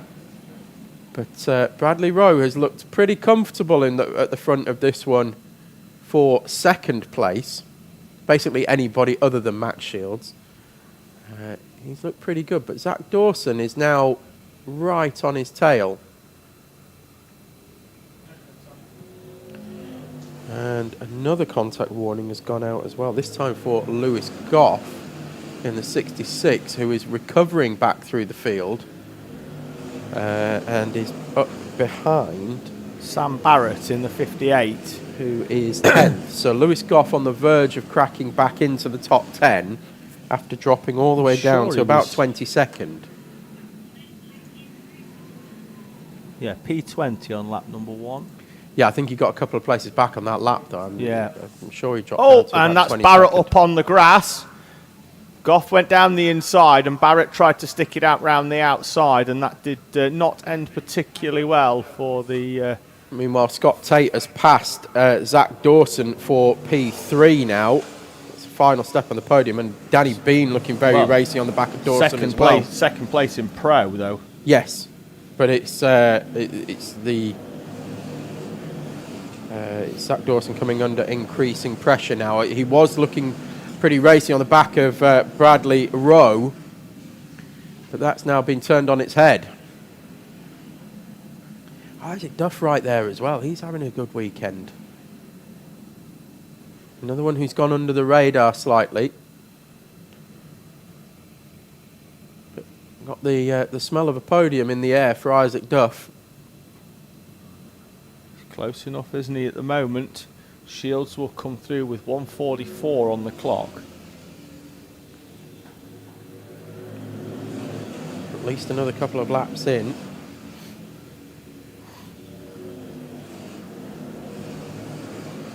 Bradley Rowe, of course, your club leader. Liam Edmonds in 7th place, and then Curtis Yule in 9th place. They are your club class podium. Your novice class is headed by Sam Neri in 13th, Lewis Blench in 16th, and Lewis Jolly in 18th. Danny Bean tries to be a hero at hairpin number 2, comes out as 0 as he shot it down the inside of Zach Dawson, went up and over the curbs, lost a place, albeit briefly, I believe, now to Isaac Duff, who comes back down the inside of Duff, Duff back down the inside of Bean, and they'll switch back round, and we'll see as they come up towards the timing line. Danny Bean acknowledging the warning with a thumbs up. He should have been acknowledging Isaac Duff alongside him over the start-finish line. That's brought Edmonds and Brown back into play as well. So it's gapped that the 3 in front have now gapped that group behind and brought that into a train of 4. So we've got a 3 and then a 4. 3 fighting over second place, and then 4 fighting over the rest. 18 seconds on the clock. Shields is going to come through. That's another contact warning for the 173 of Sam Neri. Second contact warning for the race as well. Needs to be very careful. This is a tightrope now for Sam Neri. Well, we've had two DQs today, Tom, for accumulations of warnings in races. Correct. So We're on a 3-strike policy, aren't we? yeah, As in 3 strikes and you are out, not 3 strikes and then it's another one. It's 3 strikes and you're out. So Sam Neri already on 2. Penultimate lap. That's Isaac Duff going side by side with David Brown down the back straight. They're heading through hairpin 3. It looks like Danny Bean has started to pull away now. David Brown does make a pass on Isaac Duff, who fights him all the way through and manages to have the high ground in terms of track position and hold on. But that has allowed Danny Bean to break further away, and I think that one's done and dusted now. So they're scrapping over the positions lower down the order now for Isaac Duff, who was in with a brief chance of a podium there. So we'll probably have to settle for 6th, 7th or 8th place. Max Shields, meanwhile, still pumping in fastest lap after fastest lap. He's going to come across the line and take victory in round number 1 of the Teesside Owner-Driver Sprint Series. Goes to the 43 of Max Shields, locks up and smokes the tyres over the line. Bradley Rowe will take 2nd place on the road and win Clubman class. Scott Tate and Zach Dawson, 3rd and 4th on the road, will take the podium in Pro. Liam Edmonds comes over the line in P8 to take 2nd place in Clubman, with Curtis Yule in 9th place, taking 3rd place in Club. Then we have Sam Neri in P12, who will win your novice class. Lewis Blench in P16 will be P2 in novice, and Lewis Jolly on debut in novice will take a podium and a trophy home for him. a long and at times, Tom, difficult day here at Teesside Racing. We get wrapped up at 10 to 6, which is normally the paddock's pretty empty by then, but we've as we've mentioned on a couple of occasions, when we do have incidents, we respond professionally to those incidents, and we take all of the time necessary to do that. We've just been joined in the commentary box by Andrew McCrossney, who's come to say thank you for the day. Andrew, who was our Commentator's Choice trophy winner at the annual awards. A superb night was had by all. Right, Tom, we're except me, apart from you, who wasn't there. Right, we're going to sign off because we've got loads to do. We've got some trophies to hand out before it gets dark, and then loads of people have got to go some distance home, including you. Yeah. You're not going to see 10 o'clock at home, are you? No. Well, maybe just. Maybe, depending on how I'm fast not going to see my daughter get into bed, though. Certainly not. So, yeah, thank you very much for joining us. It's been another great day's racing, the 2026 season. Certainly starting with a bang. We'll be back in a month's time for round number 2 of the NRG Karting Owner Sprint Series. And a week after that, we will be in southern Spain for the first of 4 24-hour kart races this season at Campillos. Tom, I'm going to let you sign off. Right, it's been an absolute pleasure, hasn't it? And once again, thank you, as always, to all of our series sponsors, NRG Karting, Optim Oil, Medics UK, Infratech, ARC Plant Repairs, Metro Plum, HRS Racing Engines, Garage 29 Graphics, and MS Kart Racing Technologies. Thank you to everybody who's been in touch in the comments section on YouTube. Please, if you haven't already, just give that like button a tap or a click, depending on how you're viewing us. It would mean a huge amount to us here and just gets us out across a few more people and puts us into their feeds. So thank you very much to all of you, and thank you to all of our competitors as well, and of course all our organisers and our marshals. It's been a wonderful opening round of the season for me. A great pleasure to be back, and we look forward to seeing you same time next month. Thank you and goodbye.